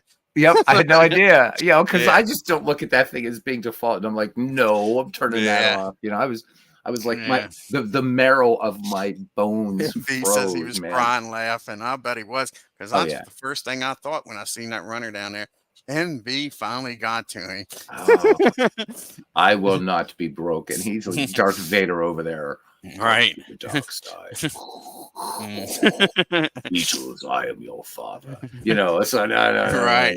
Right. Yeah. Oh my God. So I don't know what you guys are going to do the rest of the first day of the new year. At least, some of you are turning in. I'm going to go watch Road to Perdition because I just love that movie. So I think I'm going to go do that. Because we don't. I'll let you say goodbye to everybody. You have a good one, Beatles. Hey, you too, man. Okay, and man. everybody. Thank you. I appreciate it. Yeah. So MV, hopefully going to see more broadcasts from you. And again, hint, hint, hint, I'm off till Wednesday. So, yeah, hopefully looking forward. So I can't go back. Obviously, YouTube limits me. So I just want to say to everybody that came in tonight, it looks stupid with this halo around me, but I'm a bit holy. I want to thank everybody for coming in and making, on a personal note, you really made my New Year meaningful. I'm not a fan of New Year. If I'm in a band, you know, I then I don't mind. But, you know, this year, you guys really made it awesome for me on a personal note. So thank you. Jamie, you get the last word, my friend. Thanks, guys. Happy 2024. Yeah, that is me. That is I. I'm the hippie in the community, if you will. And this is taken in a gig that was played not too long ago. So you can't see under here, but I'm playing keyboards. So that is I. And women look and say, "Oh, you have lovely hair. Let me fix it." And I'm like, fuck off. Anyhow, guys, take care and see you later today. Maybe we'll get together, do some baseball again. Doug, thanks everybody for coming in. It's been a blast. And until next time, see you around the batting cage and have fun, whatever you decide to do today. All right. Good night.